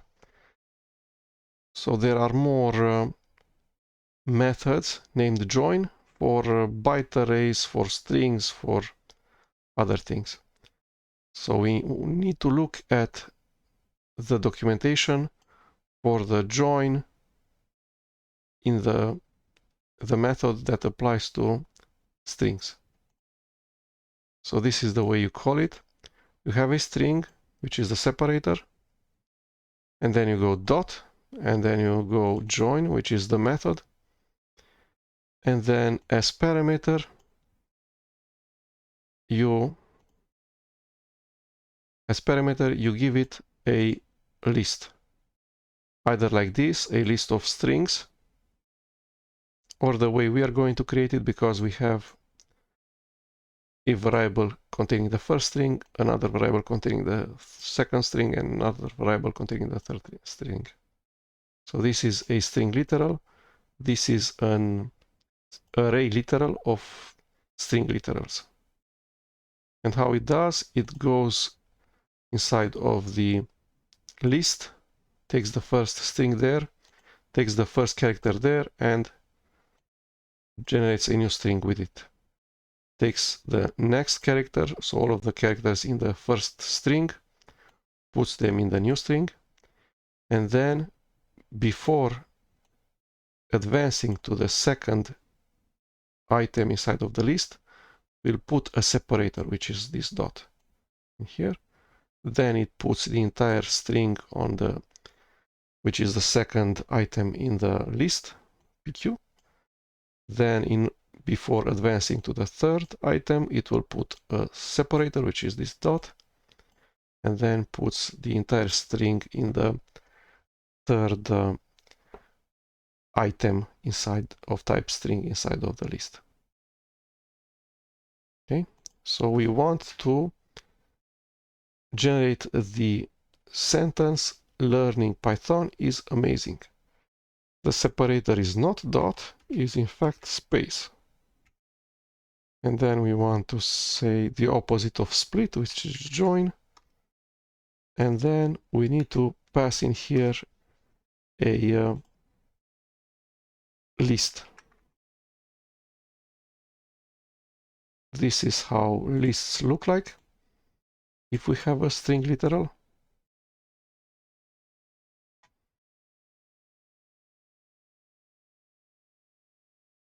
Okay, and now we want to print the new text.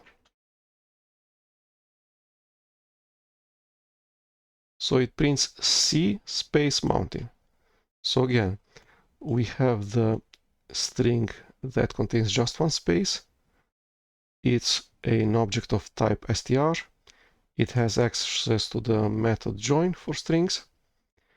And then what the method does, it looks at this array, says how many items do we have in here? 2.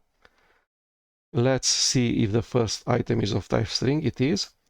Let's take all of the characters in the first string as EA. Before advancing to the second item, we'll put a separator, which is a space. So SEA puts a space, and then all of the characters in the next item in the list, mountain. When the list finishes, join returns, and join returns this thing, C space mountain, as a literal string. That's assigned to new text, which is a local variable, so it's put in the bucket of new text. And then print looks inside of the variable, sees the string SEA space mountain, and writes it to the console, and then puts a new line. Okay, but this is not what we want. We don't want to display C space mountain. We want to display learning space Python space is space amazing.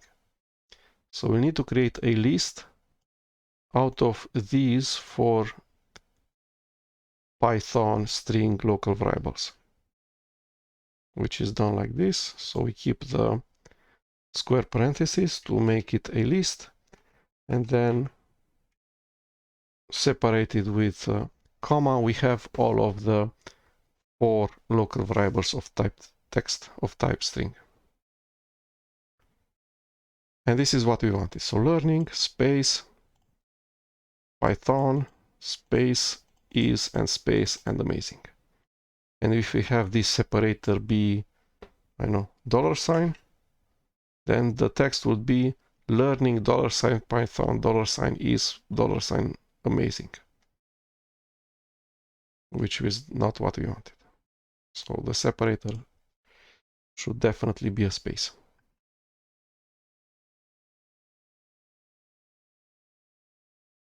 Okay. 2 methods remain.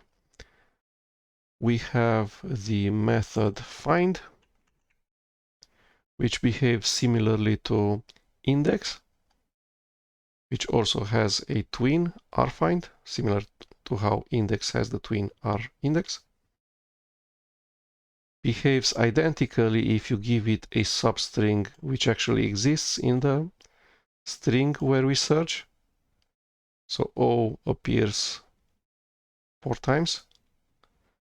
But when we give it a substring that does not exist in the text to search for, instead of returning exception error value substring not found, it returns -1. Most of the times when you search inside strings, you don't want any exceptions to be thrown. You want to receive the index -1. If it's index 0, then it has found it on the first position. So that's index 0, means found on the very first position, on index 0. Whereas if we search for a string that does not exist, it will say, nah, -1, could not find the substring in the string. Okay? And the last one is the string method replace. What does it do? Let's see in the documentation. Says inside of the string where it should search for, it searches for a string. All of the occurrences of that string will be replaced with the new string, and has an optional parameter named count. Okay, so for instance, in this example, we can replace all of the O's with a space. This way we create more words. Okay, so V space R space G, and then this O was replaced with a space. This thing. And then ing space T, this thing. And then O is replaced with a space, this.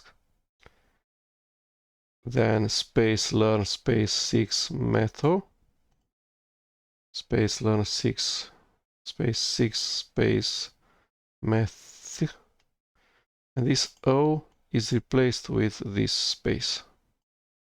Then ds space T, da space T, and then O is replaced with a space.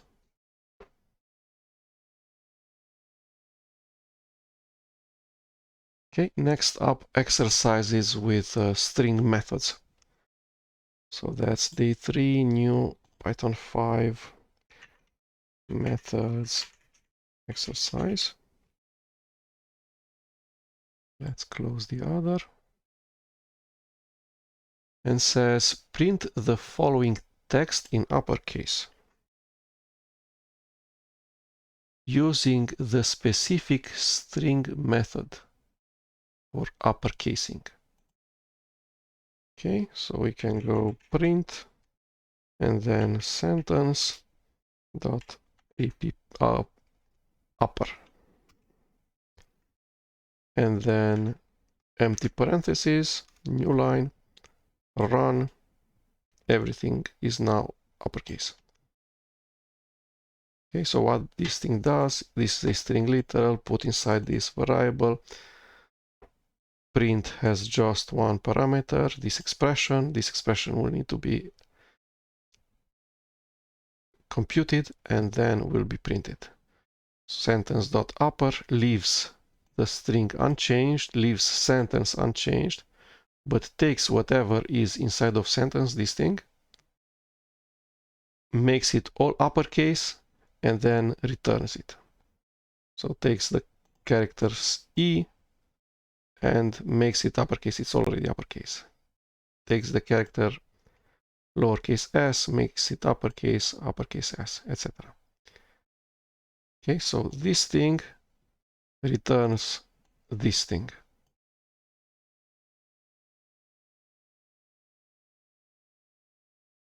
And then print takes the string, knows how to print strings, prints the string on the console and prints a new line.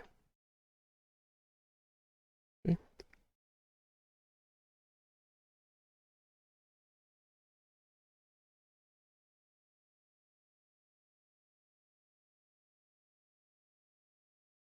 Okay, the next exercise, we have a list literal. Join the following list into a string.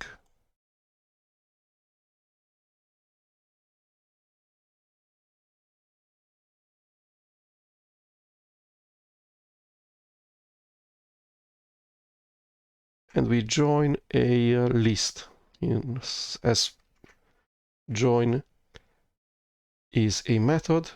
If we want to call it, we need a pair of parentheses. Inside of the parentheses, we need to specify a list. So we'll put this word list.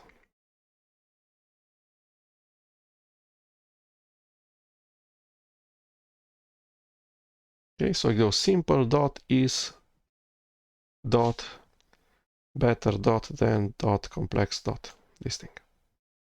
Because we told the string dot to be used as a separator between the elements that exist in the array word list.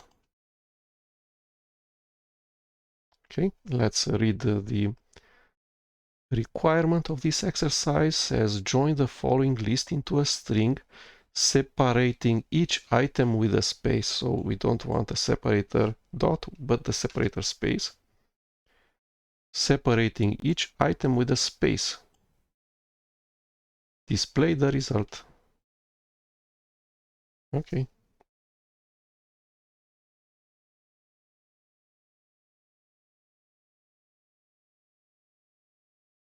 Next. Replace in the following sentence the following pairs of words. So let's get the pairs of words.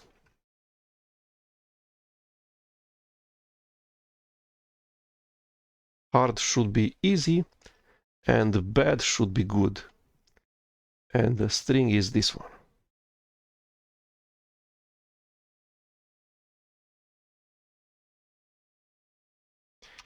Okay, so text is a string literal with this value. As we did before, result is text, and then we need to replace all of the hards with easy.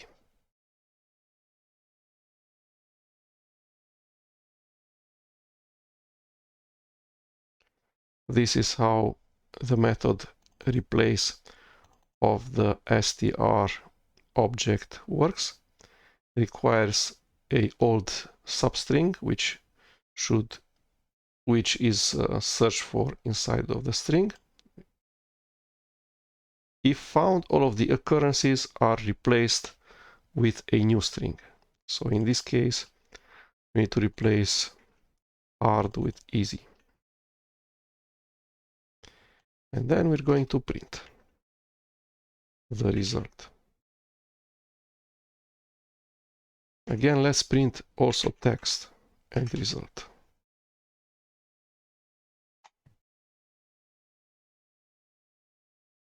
We don't know where the separation is between these.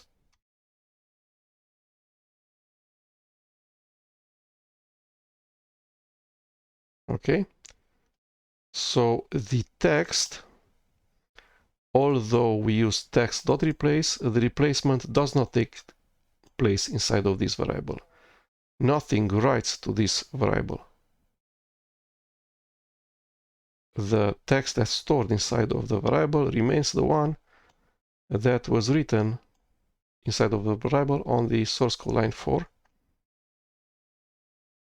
Because we can see it in here if the implementation is hard, whereas result contains the same text as text, but with all of the substrings hard replaced with the string easy. So this hard was found just once and replaced inside of the result.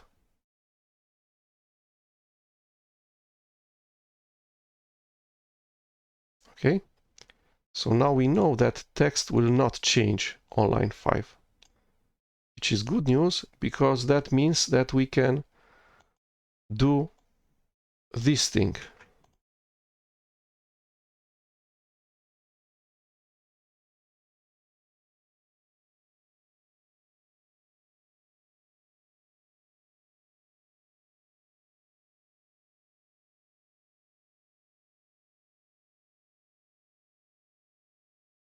Okay, so hard was replaced with easy, bad was replaced with good.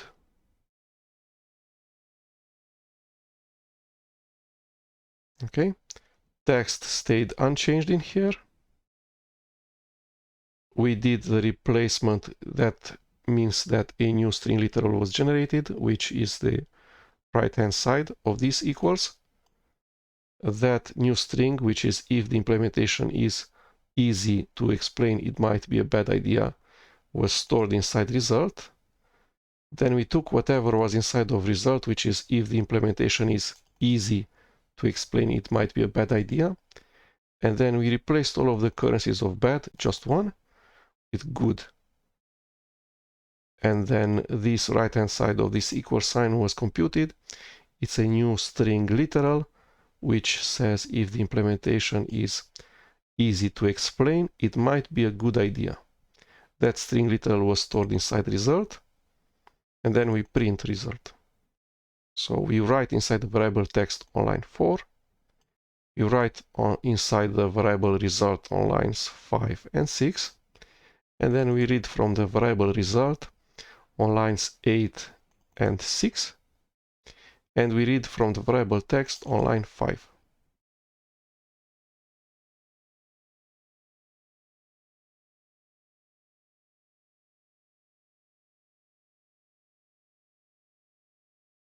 Next up is string properties. So a new Python file, properties. So this is about the strings having the property of immutability, as we saw previously. When we printed the text.replace does not write inside of the variable text. It creates a new string. It leaves whatever is stored inside the text variable unchanged. It reads what's inside the variable and generates a new string from scratch. Strings are immutable in Python. Once you create them, they remain unchanged. String replace will create a new string from scratch. Then there is another way of creating multi-line strings in Python without using the \n. escape sequence, but using 3 double quotes or 3 single quotes. So you wrap your multi-line characters in a pair of 3 double quotes or 3 single quotes. Then there's string concatenation, so you can have 2 string literals and concatenate them with a plus operator, or you can multiply strings, which will take the first string and then the asterisk, which is operator multiplication string, and then an integer. And it will create a new string which contains the first string concatenated with itself, the number of times that's specified by the integer after the asterisk.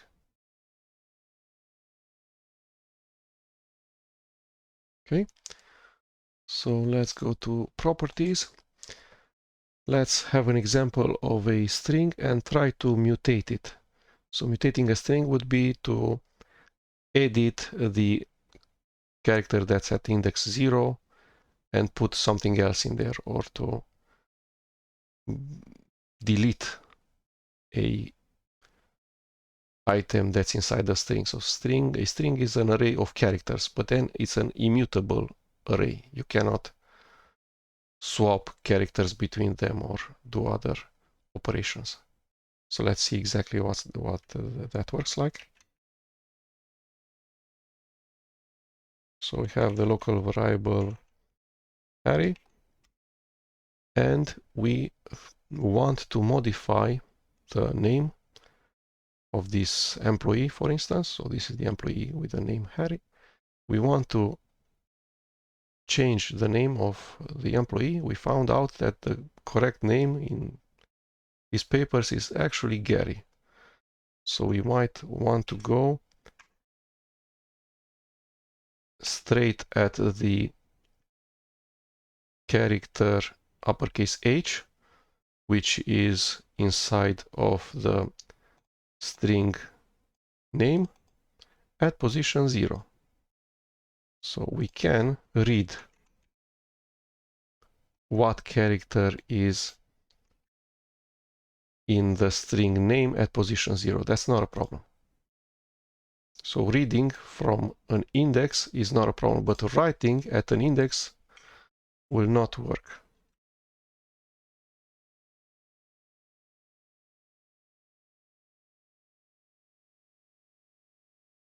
Okay, we can already see the squiggly error here. Says class str does not define set item. So it's str, the class str, the string class in Python, is an array, so is a list, but is a special type of list which does not allow you to set individual items. So you can read individual items, you cannot set them. You cannot say go here and give me and write in here an M. But you can say go here and give me what's in there. So you have a getter for the character at index 0, 1, 2, but you don't have a setter for character at index 2. Let's see the error when we run. So this is a Python exception type error. str object does not support item assignment. Okay, so you can read from items, cannot assign to items. That's if we want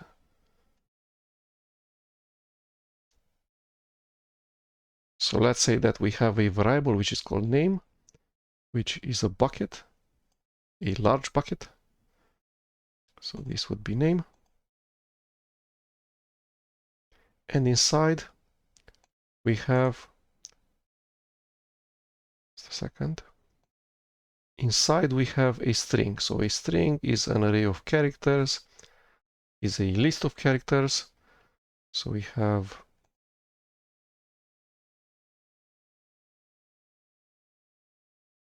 1, 2, 3, 4 and 5 items. The first item is an uppercase A, and there's lowercase a, lowercase r, and then lowercase y. We can take whatever there is inside of the variable. So the operations, normally operations with the variable are two. Read the entire variable, read the entire variable, replace whatever is in the entire variable with something new,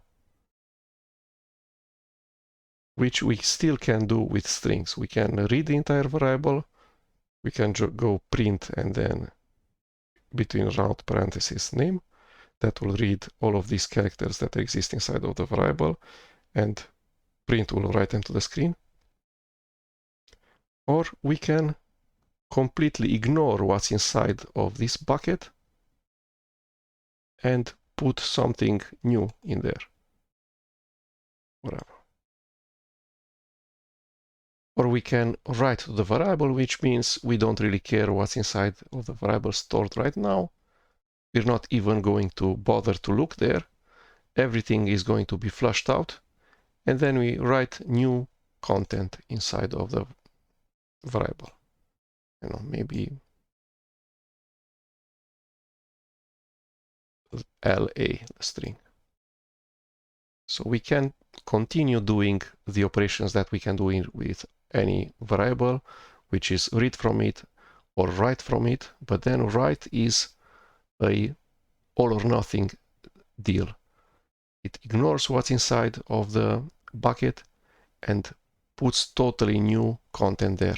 We cannot say, be very granular, look what's inside of the variable, replace this A with an M, but leave the L as it is. Okay? Because the string type does not allow such a granular modification access.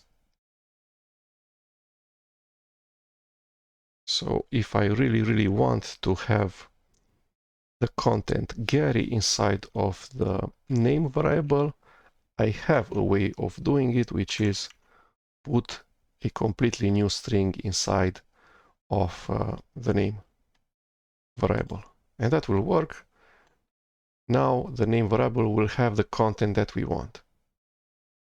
Or, even more advanced, we might do something like take this string literal, or take name. Okay, name.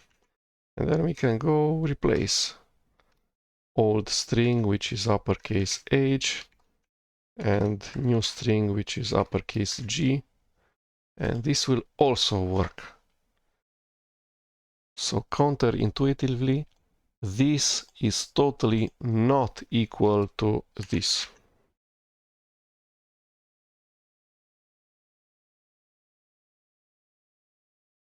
These two are very much not identical.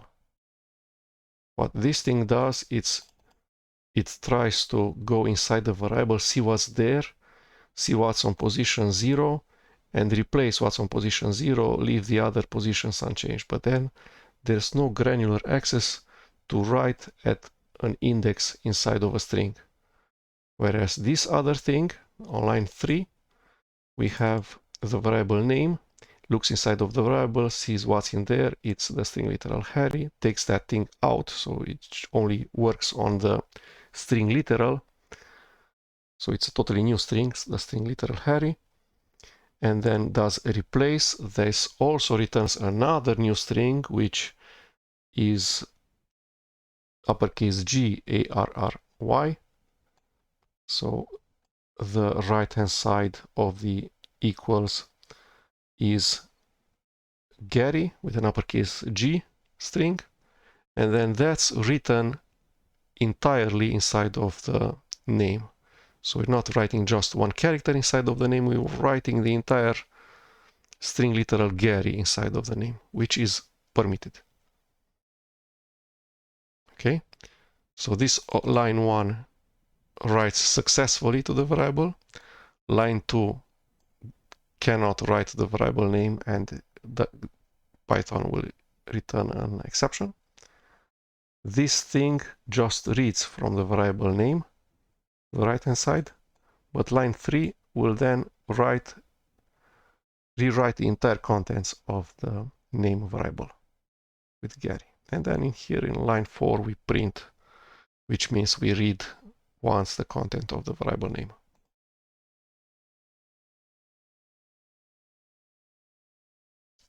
Okay, the next is string concatenations, which we did before.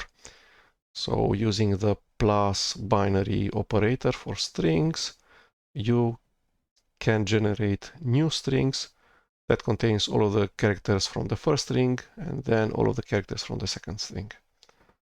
So if we have name1 is GA and name2 is RRY, you can print the concatenation of n1 plus n2, and that will be all of the characters in this first string.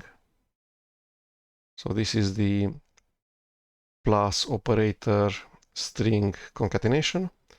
Takes the first operand, which is GA, generates a new string, which will contain GA, and then takes all of the characters from the second string, which is RRY, and it generates this thing. Okay, let's now see string multiplication. Let's do this thing, which is takes the string variable ny, which has the contents GA, so 2 characters, and concatenates n1 with itself 3 times. So this is actually n1 plus n1 plus n1, which means GA and GA. Okay, you can see GA, GA, GA. And we can also confirm that it's actually the concatenation with itself 3 times.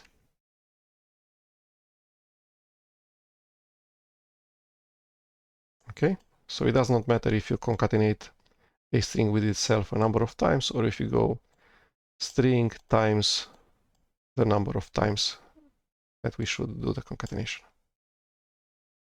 Okay, next up, if we want to have a multi-line string, let's say something like lines equals, as we did it previously, was line 1 backslash n, line 2 backslash n, line 3, and print the lines.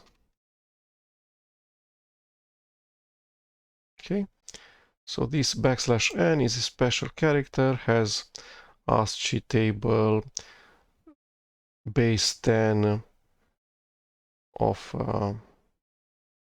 10, and when the console receives a character 10, it knows that it should advance to the next line. Okay.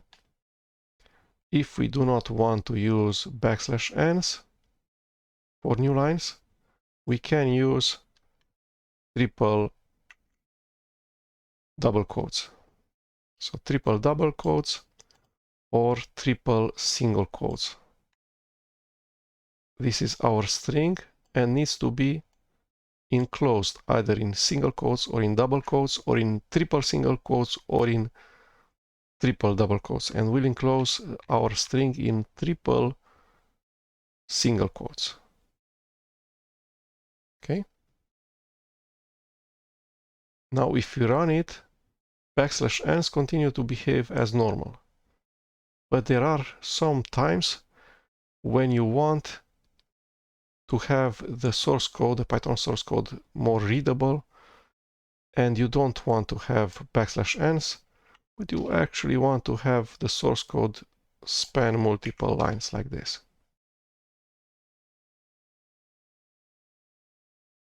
Okay, so a \n actually exists inside of the string. After an e, there will be a \n. We can do it like this. So position 0, 1, 2, 3, 4, 5, 6, 7, and 8.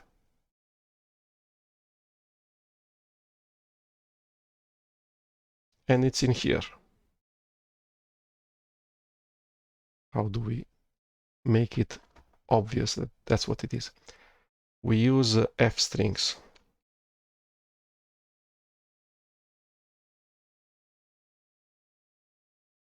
So what is between this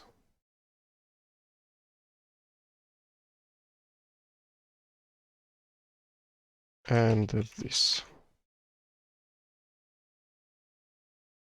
Well, lines of 8 is a \n, so it's a character 10. So Python, when it sees triple quotes and then a new line, will create a new string which contains on the first position uppercase L, lowercase I, lowercase n, etc. Then lowercase o and e. And then on position 8 we'll put actually a \n. So this thing is actually identical to what we had before in the computer's memory. Python stores them identically. The version that we had before, this version, and this version also. And this version also.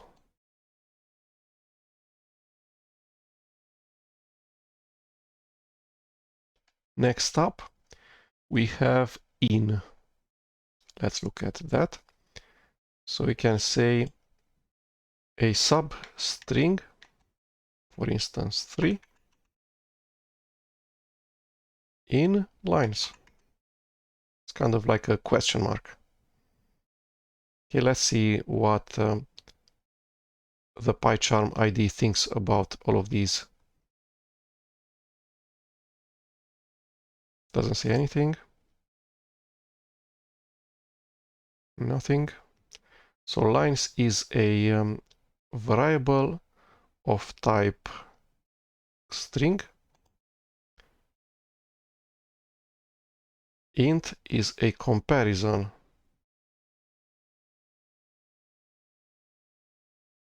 So might be in, might be not in, might be is not. Less than, greater than, equals, greater or equal, less than equal, not equal.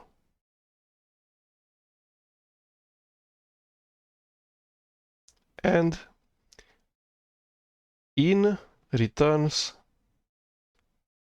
Boolean, a Boolean value. So it says all comparisons yield Boolean values. Boolean values are of type Boolean, which means uppercase T R U E or uppercase F A L S E. Just two possible values. And returns true because 3 is a substring that exists inside of the given string. Whereas if we go 4, does not exist in lines. But then, as we saw before, we can negate the in, we can go not in. Okay, says 4 not in lines, and says yes, which means true. What about line? Line not in lines. Line not in lines, false, because line exists in lines, so it's a double negation. Okay, next up, it's the properties exercise.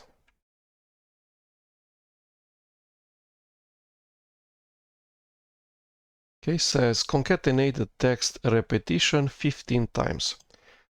So text repetition, and we want to concatenate it 15 times. Let's go have a temporary local variable, which is text, and then we can either keep concatenating it 15 times. How do we do that? So 1,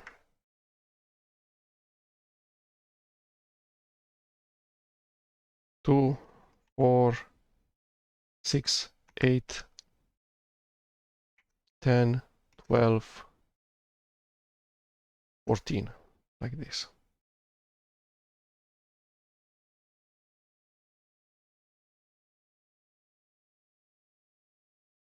Okay, so we can concatenate repetition 15 times. 2, 4, 6, 8, 10, 12, 14, 15, which is complicated because you need to count a lot and it's easy to mess it up. Or you can just multiply text by 15. So text times 15, it's the same thing.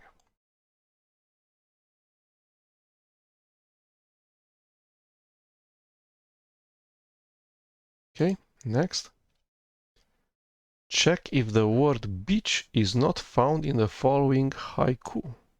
You should print the boolean.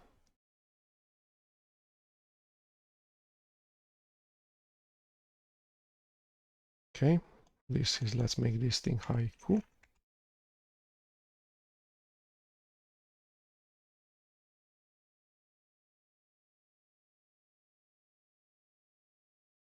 Okay, we want to make this haiku multi-line, but not put a double quote, don't put backslash n's.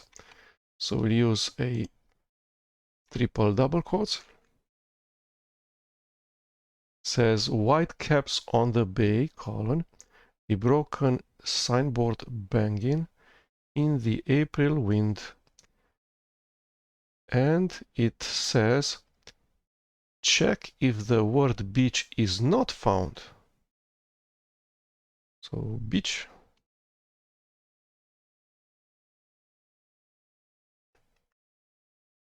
Not found, which means is in, like this. And let's look at the documentation by hovering on top of it. So not in. So is not and not in. Maybe the order matters.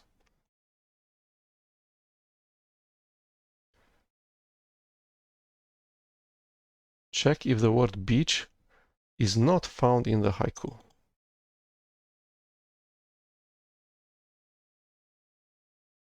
And the beach is not found in the haiku.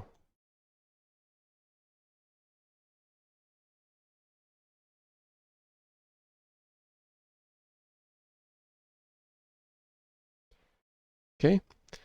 Then it says, check the Python documentation to find the description of the len function. Then display on the screen the length in number of characters of the word electroencephalographist. Okay.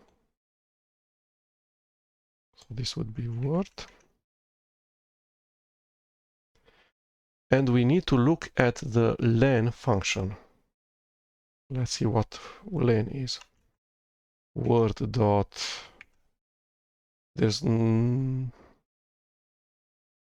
len is actually similar to a function, not similar to a method.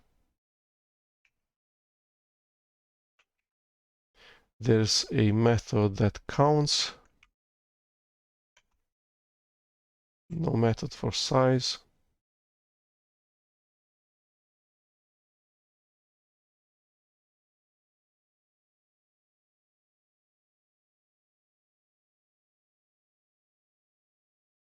Okay, so len of word len behaves similar to a function. It's a built-in len of any object and returns an integer. Returns the number of items in a container. Okay, word is a container because it's a string which behaves similar to a list of characters, but we saw that the string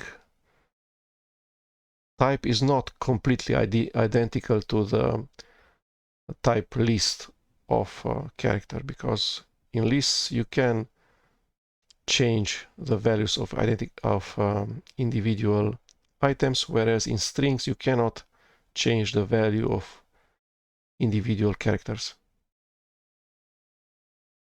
Okay, and we need to print this thing.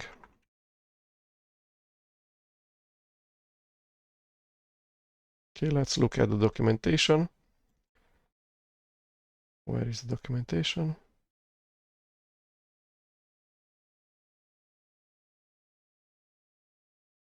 That's it.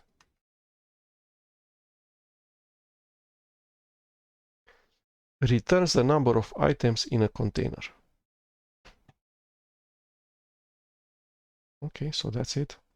Let's run it and see. So it says it's 24. We can compute how many characters they are because we can put just the words, so all of the characters of the word on an individual line, on a new line, and in the status bar of the ID PyCharm, it will say on which line we are and at which column, so on which character. So it says we're on line 4 before the character 1. If we move, we can see in the status bar that the column keeps increasing. So it's 4 colon 10, 4 colon 11, etc. Okay. So this is before the first character. This is before the last character. This is 1 and this is 24. So indeed the length, the number of characters in this word is 24 because we can see it in here in the status bar. So it says line 4 column 24.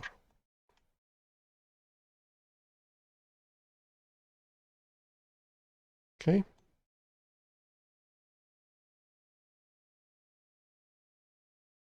Okay, and that's okay.